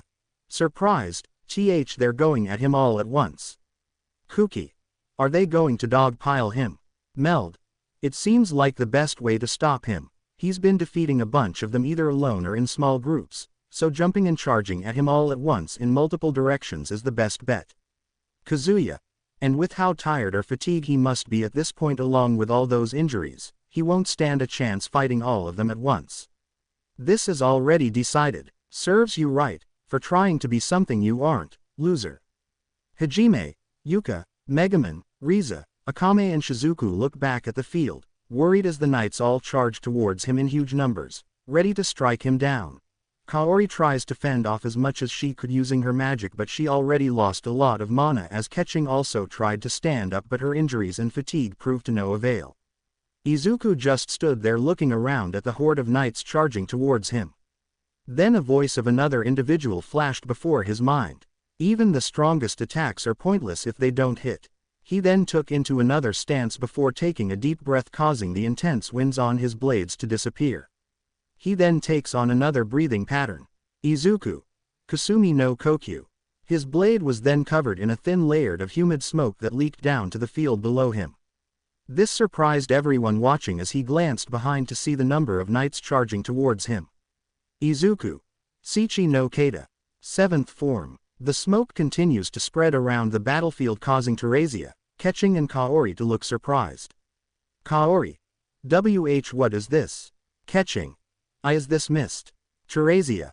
Looks at Izuku. What's he planning? Kazuya. Hey, what's happening now? Kuki. I have no idea. Meld. Surprised. What type of magic is this? Hajime. Whatever's happening, I can tell it won't be good. Riza. He has to move though. There's a knight coming straight for him. Yuka. Something's up. I thought he had wind earlier. Megaman. If anything, this looks like. Shizuku. Mist. Realizes something. It's mist. Slowly but surely the mist spreads toward the battlefield, even escaping the edges of it as half of everyone's feet is covered in a thin layer of it. And just as a knight was about to slash Izuku down, a thin layer of mist slowly covers him as he muttered the last sentence. Izuku. Oboro. Obscuring clouds. Just as the attack hit him, it seemed to everyone that he vanished from the field as the knight only slashed through smoke. This caused everyone to look shocked. Ryutaro. Where did he go? Nana. Points. No, he's over there. Everyone looks at the direction where Nana was pointing to see Izuku by the edge of the arena behind some of the knights walking slowly with his sword pointed in front. A knight tries to slash him down again, only for them to hit smoke once again. Nana. He's gone. Suzu. Points. No, he's over there. Suzu points in another part of the arena again, as one of the knights goes to slash him down, only for the same result to happen again. Suzu. Surprised. What's going? Megaman. Points. He's right there. Megaman points at Izuku, who was in the spot he was in the beginning, only for him to disappear. This caused everyone to be scared and freaked out at what they're witnessing. They see Izuku popping around at different parts of the arena only for him to disappear in the smoke as if he were a phantom. Kaori. Scared. What's going on? They all suddenly look around and hear clanging from one side to see two knights knocked out with a trail of mist leaving them. Then from another side, more knights fall within the mist as the others stand guard and are terrified. Kazuya. Shocked. In no way. There's no way that he actually has this much power. Grits his teeth. He should be the weaker one. Hayama. Scared. Just what is he? He could have killed me earlier. Kuki. Unreal. He has to be cheating. Megaman. Deadpans. Have you forgotten they checked us before even starting the matches? Ketching. Shocked. So this is the power of mist breathing. Shizuku. Surprised. From what he told me or what I've read, Wind breathing surpasses mist in power alone, as mist is just used as a defensive and stealth-based style. But I didn't expect it would be used like this, she said as she watched Izuku's figure phase in and out of the mist like phantom while bodies of knights within the mist silently fall down. Riza. Look at him go. Hajime.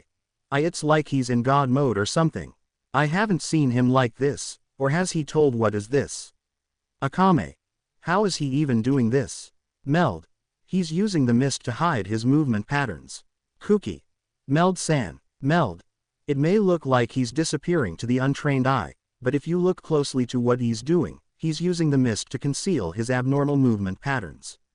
It then shows Izuku walking slowly nearby some of the knights, as some of them get close to him and ready to attack.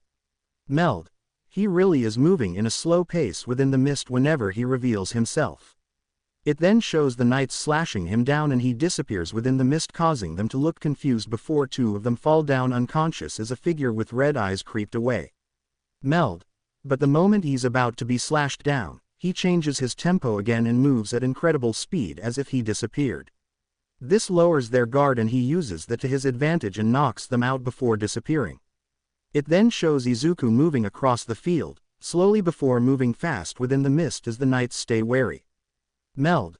This abnormal movement combined with concealing any way of seeing his body, disorients any opponents around him. The more he keeps doing this, the more they'll literally feel like he's moving within a mist. Although, I am more surprised of how he's changing elements like that. I haven't even heard of mist magic before. Jugo. But, he can't keep doing this, can he? Meld. Chuckles honestly, he could. Glances towards Teresia, but it seems Teresia already knows what he's doing. The glance at Teresia to see her raising her blade in the air as light surrounds her. Teresia. May the holy light shine for me. Reveal. She then proceeds to stab her blade into the ground as a wave of light shone across the battlefield, clearing away the mist that was placed across the field slowly but surely. A few moments later, the mist clears away from the field to show some of the knights still standing, but most of them were knocked out on the floor as Izuku stood at where he was earlier, with the same expression. Teresia. Thought, luckily I was able to see what he was up to before he can deal so much damage. But still, she looked around to see some of the medics on standby taking the knights out of the fight, and they were honestly many of them. Teresia. Surprised, this was so many of them taken out in the span of 3 minutes. She then glanced at her opponent in front of her, twitching from all over his body. The same intense yet emotionless look still on his face as he stared back at her. Teresia. Worried. Izuku. What's happened to you? Suddenly a bunch of mages came on the side of the field before stabbing their staffs on the ground as a bunch of light chains came out from magic circles and were sent flying towards Izuku before binding him. Teresia. Surprised, restraining magic. Nana. The mages. Kuki. Seems like they want to end this by restraining him for a clear strike. Ryutaro. It's also protecting Astria-san. Izuku stood there restrained by the mages, all the while Teresia prepared an attack to finally finish this. Teresia. Chanting, I have to finish this quickly. Izuku on the other hand squirmed a bit on the chains before adjusting the grip on his blade as he slashed the binds on the hand holding his sword as he took a breath. Izuku. Kusumi no Kokyu. Ni no Kata. Mist breathing. Second form. His body was then covered in thin layer of mist before in a blink of an eye, 8 slashes were released all around him. Izuku. Yakasumi. 8-layered mist. The binds then snapped, causing Izuku to land towards the ground, shocking everyone. Riza. He's out. Hayama. How the fuck? Meld. He managed to adjust his grip to get out. Hajime. Surprised, amazing. Akame. Whatever happened to him? Not only his power increased. Shizuku. Even his combat knowledge and skill improved. Teresia, who stood there surprised at what Izuku pulled off as she stopped her chanting.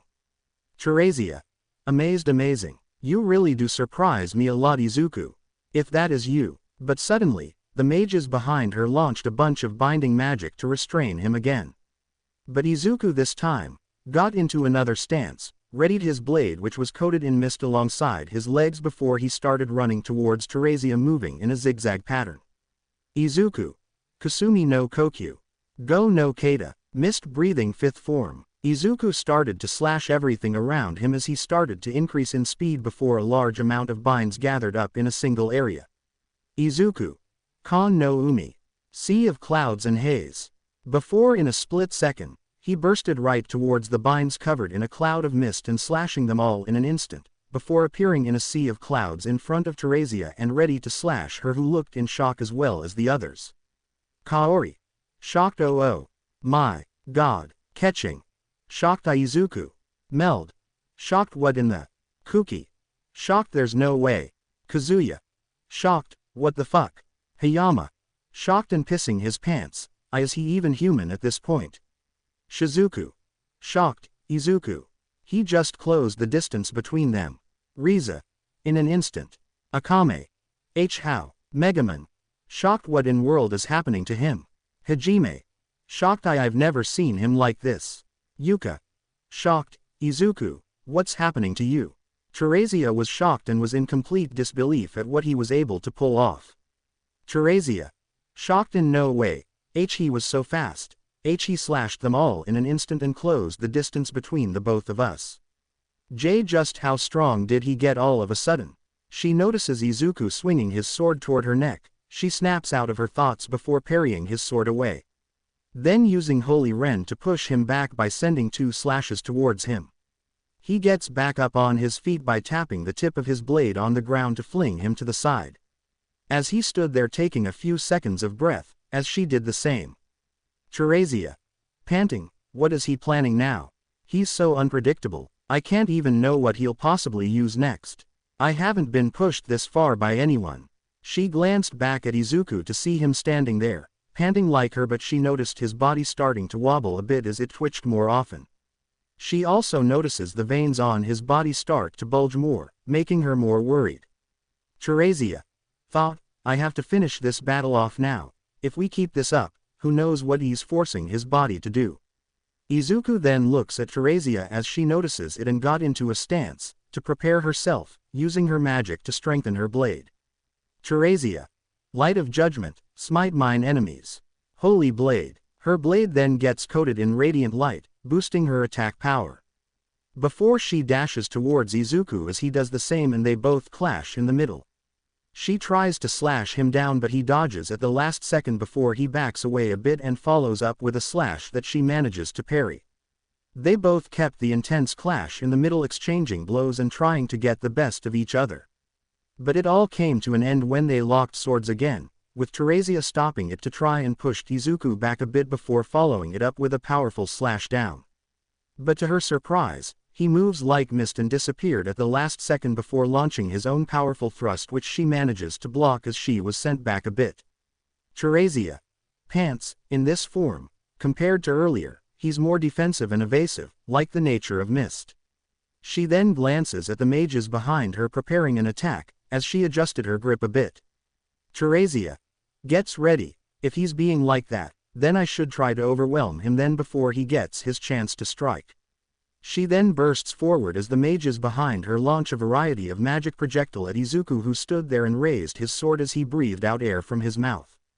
Izuku. Kusumi no Kokyu. San no Kata. Mist breathing. Third form. His blade gets cloaked in a thin layer of mist. Izuku. Kasen no Shibuki. Scattering mist splash. Before he performs a powerful and swift circular slash, sending a gust of mist hurling towards Teresia, who was stopped in her tracks by the force of the mist.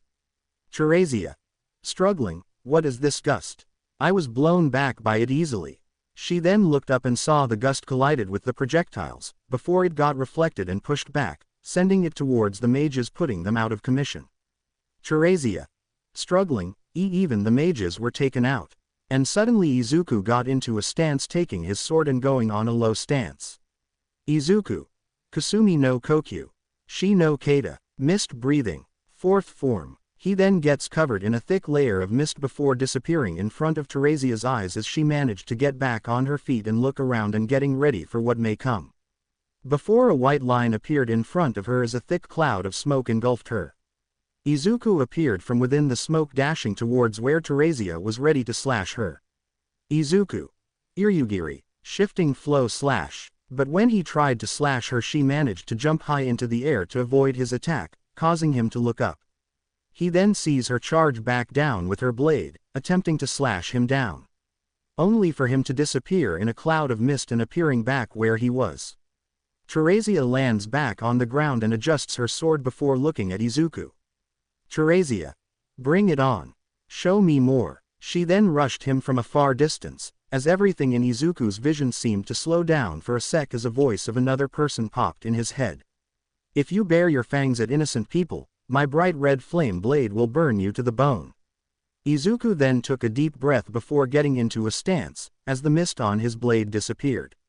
Izuku. Hano no Kokyu. Ichi no Kata. His eyes widened for a sec before his blade is suddenly engulfed in flames, causing everyone to look shocked. Ryutaro. What in the world? Nana. How did he switch elements immediately? Sugu. His blade suddenly got engulfed in flames. Kuki. And not only that, his form. Kazuya. It's different from before. No way. Did he really hide this much power? Was he looking down on me all this time? Kentaro. He's using flames now. Yoshiki. Since when did he have affinity to fire? Suzu. And no. More importantly, when did he have the ability to use magic with chanting? Before they can question further, Izuku suddenly disappeared in flames, causing Teresia to stop in her tracks and look surprised. Teresia. Surprised, he's gone again. She looked around like anyone else trying to find where he could have gone, when all of a sudden she noticed a white line in front of her as a spark of flames came straight towards her. As a scene flashed in her eyes of multiple torches being lit up in a straight line. She instinctively blocked her back as Izuku suddenly appeared behind her, unleashing a powerful flaming slash directed at her back. Izuku blits past her as she glances back to see the intense stare on his face as he utters the word. Izuku. Shiranui. Unknowing flame. Izuku lands back on the ground, tumbling slightly as Teresia looks at him shocked. Teresia. Shocked, just how many elements can he use? I thought he told me he can only use water. She then remembered where the attack was directed as she glanced at her sword to see a scorch mark as she felt the attack almost directed on her neck. Teresia. Surprised, was he going for my neck? She then looks back at Izuku in shock to see her friend standing there intensely, eyes still emotionless as before, veins dangerously pumping as the stare he was giving her spelled one thing. Death. Teresia. Slightly scared. This isn't Izuku. What happened to you and who are you? She knew that this was Izuku, but it felt like something else, like it wasn't him. Cause even in the spars they had before, Izuku wouldn't go as far as to fatally injure or wound her. But the attack just now would have had severed her neck. The others didn't know that, only she does. She holds her sword tightly as she stares at her friend before him. Teresia. Composes herself a bit. I know it's still him, but whoever is in the driver's seat isn't him. She saw his body slightly shaking as twitched more than usual as she notices the veins on his body start to bulge more, making her more worried. Teresia. Thought, I have to finish this battle off now. If we keep this up, who knows what he's forcing his body to do. She then raises her sword again as it grows bright once again. Teresia. May the holy light cause havoc on my foes. A blazed flash. A pillar of light surrounds Teresia's sword as she holds it with one hand, before performing a powerful thrust, sending a beam of light flying towards Izuku before splitting into mini pillars or beams of light flying towards Izuku. She then raises her sword again as it grows bright once again. Teresia. May the holy light cause havoc on my foes. A blazed flash. A pillar of light surrounds Teresia's sword as she holds it with one hand, before performing a powerful thrust, sending a beam of light flying towards Izuku. He started to move around the field, dashing around and dodging all the shots coming towards him. Before adjusting the grip of his blade, Izuku. Hano no Kokyu shi no Kata.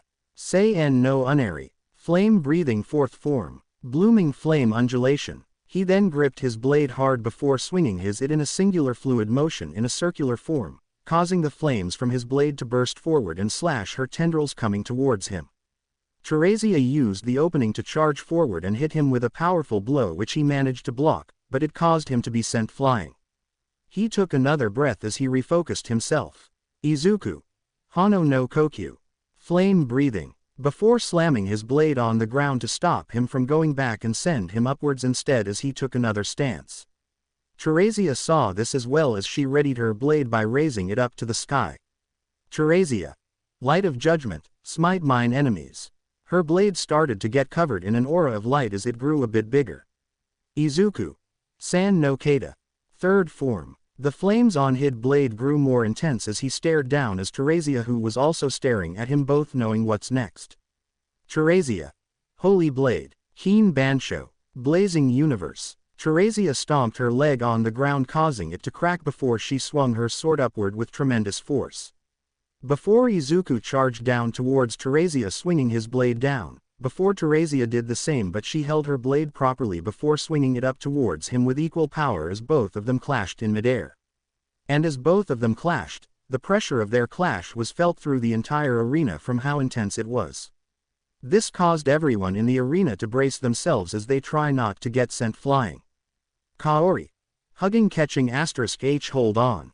K catching, Kuki, struggling everyone hold on tight. Hayama, shitting himself *wh what the fuck is this fight? Aiko, grabbing onto something language Hayama-kun. Megaman, holding onto her hat and not the time as sensei. Hajime, holding on just what is happening to this fight. Riza, hugging Akame this is getting intense. Yuka, holding on yeah. Meld, shocked, no way. Meld stared at the fight as he saw Izuku pushing Teresia back, who was struggling to maintain the clash. Meld, I've never seen someone push her back this much even if she's not using her full strength yet. No one has ever been able to push Teresia to go over her training limit. He glanced at Kuki and Kazuya, who were bracing themselves as they stared in shock at Izuku. Meld, shocked, I thought it would be Kazuya or Kuki to be the first one to at least give her a tough fight. But not anyone else, nevertheless pushed Teresia too far. He glanced at Izuku in front of him to see his emotionless yet intense face as he pushed forward and tried to take down Teresia. As the flames on his blade looked mesmerizing, as if they were forming hair on Izuku's head similar to the mark on his head. Meld, shocked, just what happened to this kid? Back to the fight, we see Teresia trying to push Izuku back, who was almost trying to overwhelm him. Teresia, struggling a bit, I know I placed a lot of limiters for this exercise. But still, she then pushed forward, allowing the clash to stop as it sent Izuku back further, who skidded across the field all the way to the end, stopping by using his blade on the ground. Teresia on the other hand stabbed her sword on the ground as well while panting heavily and wiping the sweat off of her head. Teresia, panting, nobody has ever pushed me to this limit. Not even Meld when we get serious in our spars. She stared at Izuku, who stood there far away from her, his body twitching more, his veins bulging a lot more, but the intense stare from his hazy eyes still there as blood dripped out from it. Teresia, panting, I know he's twitching a lot, but how come he's not losing too much stamina? How am I losing more? And just as she thought of that, she noticed him getting into another stance. Izuku, Hano no Kokyu, flame breathing, before running straight for her, causing her to be surprised. Teresia, surprised, even at this rate he's still not stopping. How come his injuries are still holding up? His body would have ruptured on the spot already. It's like he's getting stronger the longer this goes. She grabbed her sword and stared in front of her, getting ready as Izuku was running towards her. The flames on his blade weirdly resembling long hair flowing behind him as he still has that emotionless, intimidating look on his face. Suddenly, an individual flashed in Teresia's eyes of someone she didn't even know or heard about. Teresia, shocked, what the? A male individual was running towards her, similar to Izuku earlier, but this time he actually had long black hair, with crimson tips that in the wind, it sorta resembled flames. The male individual even has a mark resembling Izuku, but Izuku's was longer and bigger, and even has one growing from his chin area. Teresia, shocked, who is that? Her vision flashed back and forth for Izuku and the mysterious individual as Izuku inches closer to her. Izuku, Ni no Kata, second form. As Izuku adjusts the grip of his blade, Teresia was still petrified in place by what she's seeing. Teresia, petrified, just who is this man? Why am I seeing him now? How is he related to Izuku? This was already shocking for her, but suddenly the man started talking. Why don't you realize? Do you not feel it? Teresia. Shocked, huh? Why don't you see it? Teresia. Shocked, see what? Izuku inches closer and closer as the flames on his blade get a bit more intense. That you're all pawns to this god's game. Teresia. Shocked, what? Izuku gets closer and closer, to the point he's 5 feet away from Teresia as he got into a low stance. Do you wish to continue to see your people suffer? Izuku got under Teresia's point of view, readying his sword while Teresia was petrified in place. Do you wish to be pawn in this god's game? This caused Meld to stand up worried when he noticed. Meld. Teresia. Izuku. Nobori. Rising. Or do you wish? Meld.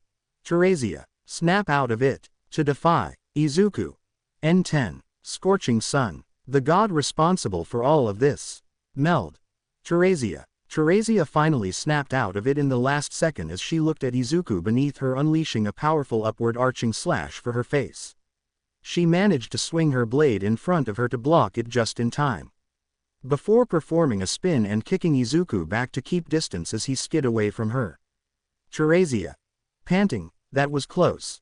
Meld sat back down, relieved along with the others as they avoided a close call with Teresia. Meld. Sighs in relief. Luckily she blocked it in time, but what happened out there? Why did she freeze for a sec? Back at the arena, Teresia looked at herself and everything around to see everything back to normal as she sighed in relief. Teresia. Sighs in relief. Thank goodness, everything is back to normal. But who was that though? She held her head for a sec, and glanced at Izuku, who stood there intimidatingly, and in a split second it flashed the individual once again before disappearing. She shook her head and held it. Teresia. Thought, who was that individual?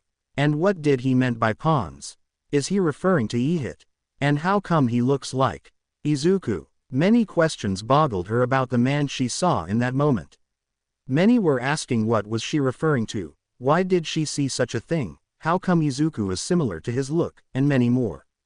But she shook those thoughts away as she looked at the man in front of her to see Izuku tilt his head while twitching a bit, clearly amused.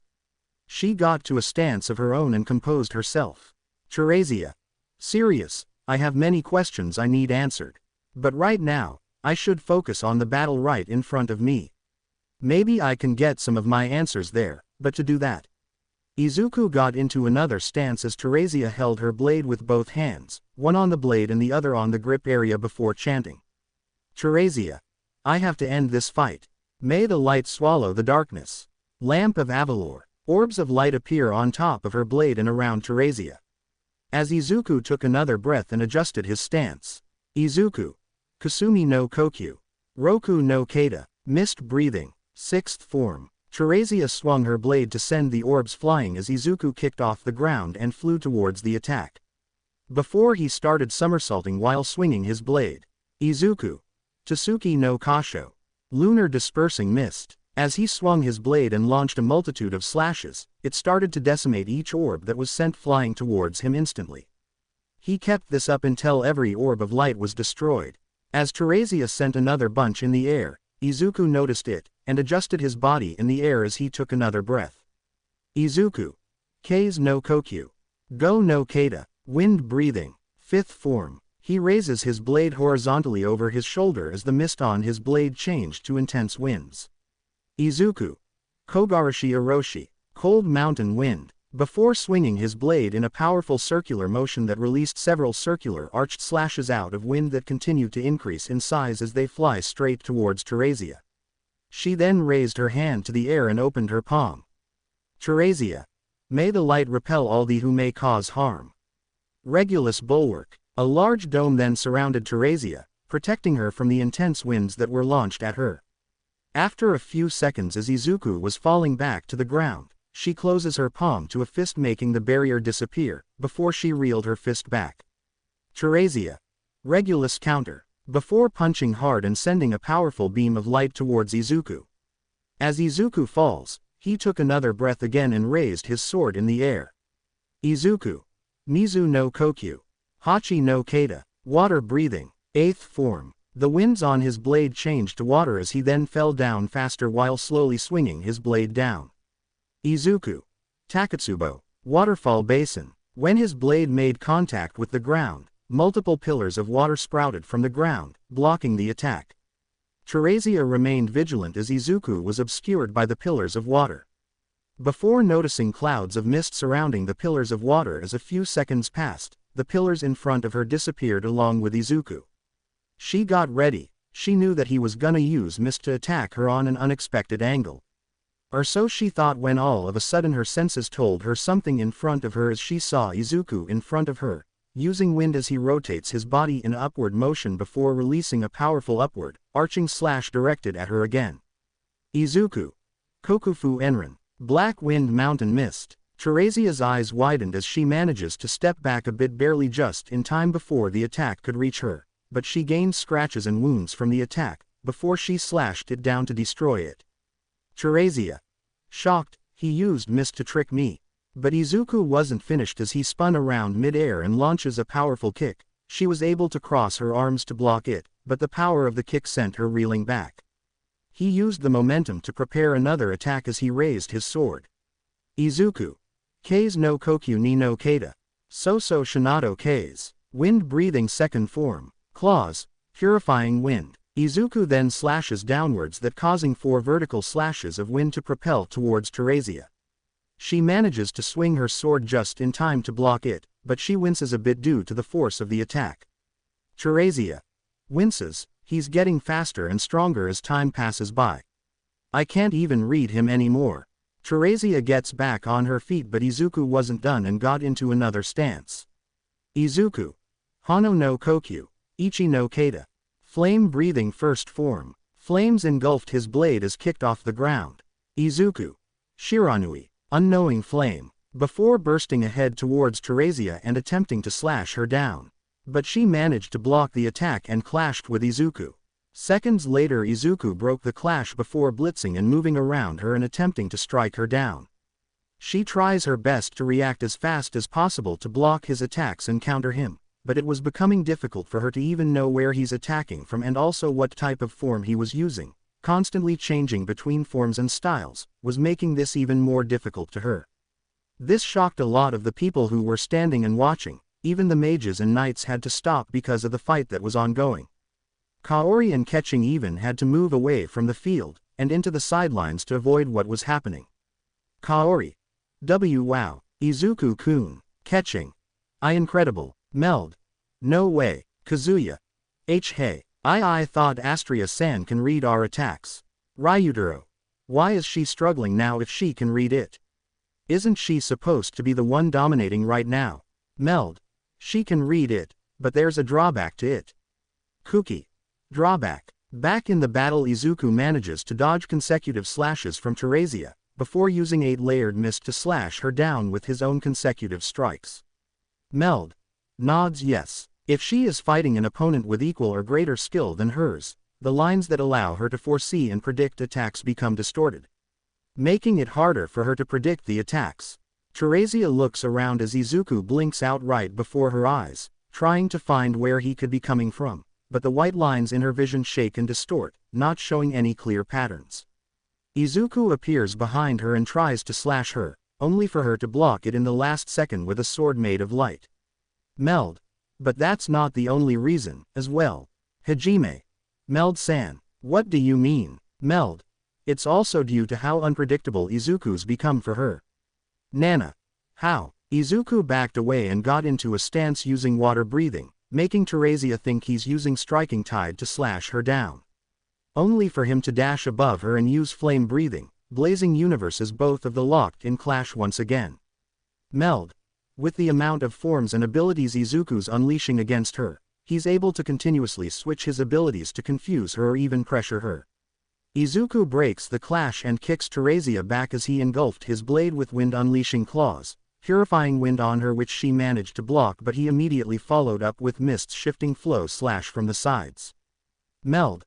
One moment, he could be going pure aggressive, the next he could be attacking her from an unknown angle or even going range or going straight on. It's overloading Teresia's thought process and giving her a hard time to respond. Kuki. But why aren't the mages and knights doing anything to help her then? Meld. Sighs, cause I am afraid they'll only get caught in the crossfire. Teresia unleashes Holy Rend on Izuku, who saw it flying towards him, so in the blink of an eye he sidestepped the attack, skidding across the floor with his other arm for balance, before bursting forward towards her using Wind's Dust Whirlwind Cutter. Meld. As of right now, Izuku and Teresia are in a heated fight, one-on-one, each giving a lot of what they have. Clearly in a different space that the others don't have. Teresia and Izuku can be seen moving at insane speeds across the field, trying match each other's speed and strike each other down. Meld. They know that joining in would just cause them more problems. You already saw how Izuku dealt with them. Just seeing how those two are in a different level are enough for them to not interfere. Even if they did find an opening, they'd just get in the way of those two. Shizuku. Surprised, so you're saying? Meld. Nods asterisk. As of this moment, Izuku's potential and skill have equalized her. Possibly even gone above her. What happened to him all of a sudden? Where did he suddenly get this power boost? Everyone looks back to see Izuku and Teresia in a heated clash as both attack and defend each other's attacks, moving in blitz speed that barely anyone can keep up. Riza. How is he doing this? Megaman. He shouldn't be even able to switch styles constantly. Shizuku. Surprised, what do you mean? Yuka. Nods, yeah, from what he told me, each breathing style has a unique form of breathing that mimics each element. Megaman. That's right, and due to that, he said that switching to different styles forcibly causes humongous strain on the lungs of the users, or I think that's what he said. Akame. If what he said was true, then how to explain this? They stare at Izuku, who slashed down all of Teresia's attacks with blooming flame undulation before following it up with lunar dispersing mist, forcing Teresia back and charging at her with dust whirlwind cutter. Megaman. I don't even know. Shizuku. His body shouldn't even be able to move at this point either. Hajime. Even him using different elements is weird enough. He never had a strong enough elemental affinity. Riza. This isn't directly insulting at him. But did you notice his skills and moves he's been using? Akame. Nods, yeah, it's different than how he usually fights. It's much more aggressive. Shizuku. Not just plain aggressive, it's more of an organized aggression. Like he's able to control his own aggression. Yuka. Something definitely happened earlier. Izuku never told us any of this. Riza. Is that even Izuku on the field anymore? Hajime. Sighs, I don't even know anymore. They hear a loud clash as everyone looks back to see Izuku and Teresia in a heated clash as both attack and defend each other's attacks, moving in blitz speed that barely anyone can keep up. Up until they broke the heated clash as they separate and distance themselves from each other. Teresia pants while Izuku can be seen twitching. Teresia. Panting. I haven't used 100% of my power, yet he's able to overwhelm me at a state where mostly no one has ever beaten me before. Teresia notices Izuku's body twitching and wobbling as she notices the veins on his body start to bulge more, making her even more worried. Teresia. Thought, I have to finish this battle off now. If we keep this up, who knows what he's forcing his body to do. Teresia then closes her eyes before she starts speaking again as she raises her sword in the air. Teresia. Light as bright as the heavens above. Bless my blade to power through hundreds to thousands. A magic circle appeared under her feet as a pillar of light started surrounding her and engulfing her blade. Meld's eyes widened as she realized what she was going to do. Meld. Eyes widen. Is she really going to use that? Teresia. Shape my blade to judge and slice down all thy foes. Divine whips of judgment. Her blade grew larger to the size of a claymore, before suddenly multiple whips made of light sprouted out of the blade as her eyes started to glow at the same color as them. Everyone became shocked and surprised about this, while Izuku simply tilted his head. Teresia then swung her blade down as the tendrils then were sent launching towards Izuku. He stepped back before charging towards Teresia and readied water breathing to block and counter. But to everyone's surprise, the tendrils moved out of his attack and moved towards Izuku's back. Catching. Surprised, they moved towards his back. Izuku moved out of the tendrils' attack before getting into another stance. Izuku. Kei's no Kokyu. San no Kata. Seirin Fuju, wind-breathing third form.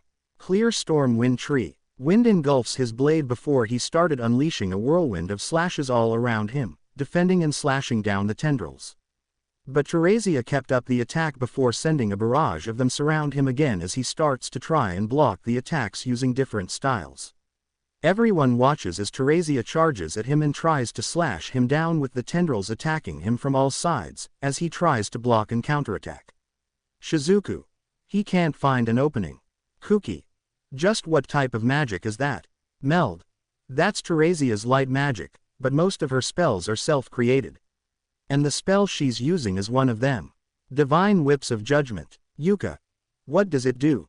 Back in the fight, Teresia charges towards him and swings her blade down, sending tendrils flying towards Izuku, who uses 8-layered mist to slash down the threads in front of him, before turning around to slash another set.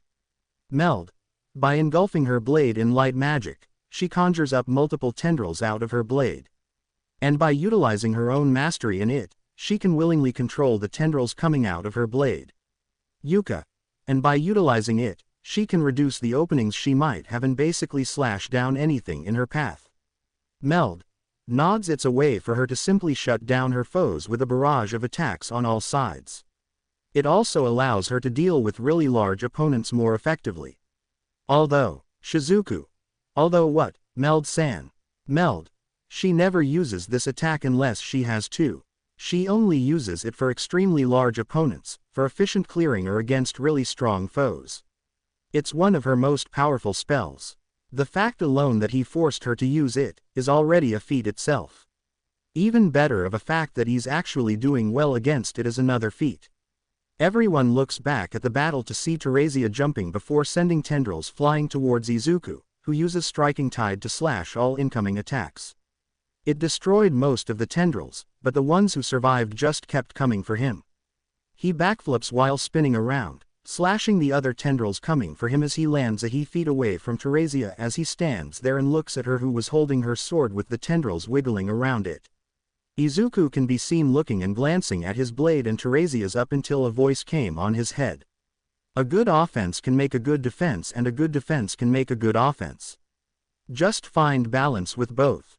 Izuku then adjusted his stance, lowering his sword down a bit to a defensive stance as Teresia looks at him and narrows her eyes. Teresia narrows eyes. I know what he's trying to do. He's giving me the initiative to attack him on purpose. I am not falling for it. Though I have to give it to him, he really understood it faster than most. But to her surprise, Izuku then bursted forward towards her, readying to attack her. Teresia. Surprised, it was a fluke. She responded immediately and charged towards him and swung her sword down, sending tendrils hurtling towards Izuku. Izuku. Mizu no Kokyu. San no Kata. Ryairyu Mai. Water breathing. Third form flowing dance. He started swinging his body alongside his blade in a flowing motion to counterattack it, but to her surprise and the rest, the tendrils weren't snapping. Teresia. Shocked, why aren't they snapping? What is he? She then noticed that each swing he twists his blade so that it could hit the ridge of the sword, and the fact that each attack he was doing was fairly light, not too weak to not block it yet not too strong to snap it. Teresia. Shocked, he's parrying it. She kept sending more tendrils towards Izuku, who swiftly dodges and parries each attack, before he jumped up again and surprised everyone. Izuku. Mizu no Kokyu. Ku no Kata Suiryu Shibuki, ran. Water breathing. Ninth form splashing water flow, turbulent. He then combined the ninth form and third form as he started jumping on the tendrils and all around the field, parrying each attack swiftly. Catching. Surprised, he's using two forms at once. Teresia. Surprised, what is he planning? As Izuku kept moving around and parrying the tendrils, it got to a point where he started hopping on one of them and parrying the attacks of the others as moved on to the next one. He does this as he kept moving up high, until he reached great heights and still kept blocking. After swinging his sword constantly to block the attacks, he warded off all the tendrils that were coming at him into a singular location in front of him, causing Teresia and the others to be surprised. Teresia. Surprised, he suddenly warded it off into a single area. What is he planning to? Teresia moved back and tried to reel her sword back just in case, but Izuku suddenly stabbed the warded-off tendrils down together like a barbecue before he charged downwards and pinning it to the ground as he landed. Both of them now in an awkward position with Teresia holding her sword, trying to pull it away as Izuku kept it pinned down through the tendrils. Yuka. He's pinned her down. Akame. Yeah, Shizuku. So he parried and blocked each attack and purposely made her think he was going on defense to ward off her tendrils into a single line. Meld. That's right, he outsmarted her by pulling that. Impressive even with her increased battle knowledge and intuition, he managed to pull that off. Kazuya. Still, just because he pulled that off, doesn't mean he's out of the gutter yet. Kuki. He's right, this is also bad for him. He's just putting himself in a position where Astria-san can simply finish him off. This is already over. Yuka and some of the others that cared for Izuku glared at the both of them for their assumption, before turning their gaze back towards the battle as they see Teresia and Izuku in some sort of tug of war. As Teresia tries to pull her sword away, but Izuku doesn't let her get a grip. Teresia. Struggling, he has a tight grip on them. Is he trying to snap my tendrils all at once? If he does, it'll cause him to skid back from the recoil. As this was happening, something flashed in Izuku's head in his semi-self-conscious state. Izuku. The Hinokami Kagura. It then shows a scene flash in Izuku's mind, showing a 4-year-old him and his uncle sitting in his living room, with him sitting on his uncle's lap, patting his head as they watch a video of his mother dancing on a snowy mountain in the night. Enji. Nods yes, it's a traditional dance done by your mother's ancestors every New Year. It's to ward off threats, diseases or even disasters by offering this dance to the fire god along with your prayers. Izuku. So I have to do it. Enji. It's a dance done by the eldest child every year, and since you're the eldest, you have to do it as well. It's been a tradition in your mother's life, and as such, it's just right if we continue it. Izuku. But won't my lungs freeze, uncle? I mean, I'll be dancing in the snow for so long that my lungs will probably freeze. I am not like you or Toya or Shoto that has ice resistance. Enji. Chuckles, that's where you're wrong, little one. Even I can't pull off the dance if I wanted to. Izuku. Surprised Why is that? It then shows a flashback of a 10-year-old Izuku doing the dance in the snow wearing, with his uncle watching along with the Todoroki and Bakugo family watching along with some of Izuku's close friends who looked amazed. Enji. Well, your mom said it had to do with a special breathing technique that your ancestors passed on with the dance. She says it allows the user to energize their body no matter how much they move. Izuku. Breathing technique. Enji. Nods yes, she said that if you master the correct way to breathe you'll be able to dance forever, the cold can never even bother you. Izuku. Stars in his eyes, wow. Enji. Chuckles, cool, right? Izuku. But why are you telling me this, uncle? Enji. Because it's a promise I made with your mom. Izuku. Surprised my mom. Enji. Smiles sadly while patting his head, yeah. She promised me that if there ever came a time where she wouldn't be around anymore, that I or any of your aunts and uncles would at least pass this down to you. Because you mom told me something. Izuku. Tilts his head, what is it? Enji. Points a finger on his head that you're special, and you can become Hinokami. Back in the real world, Izuku's eyes widened once again, before he starts breathing out air from his mouth through his teeth. Izuku. Total concentration. He gets in an airtight stance and channeling energy to his legs. Teresia sees Izuku digging further into a lower stance, staring at her menacingly.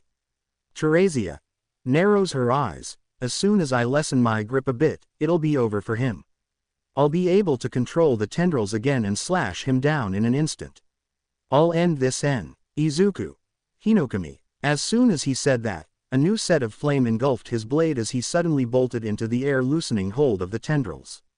Before landing back down and started slicing and dicing the tendrils, moving in a swirling and flowing motion as he just charges forward before closing the distance between them in a flash. Izuku. Kagura. Everyone was mindblown and some almost fell from their seat as they saw that, some of them even shitted or pissed themselves. Kaori. Shocked oh, catching. Shocked my, Riza. Shocked God. Meld. Shocked what in the, Kuki. Shocked I am possible. Kazuya. Shocked in no way. How in the hell, Hayama. shocked and pissing his pants, he's a monster. Shizuku, shocked he just closed the distance between them.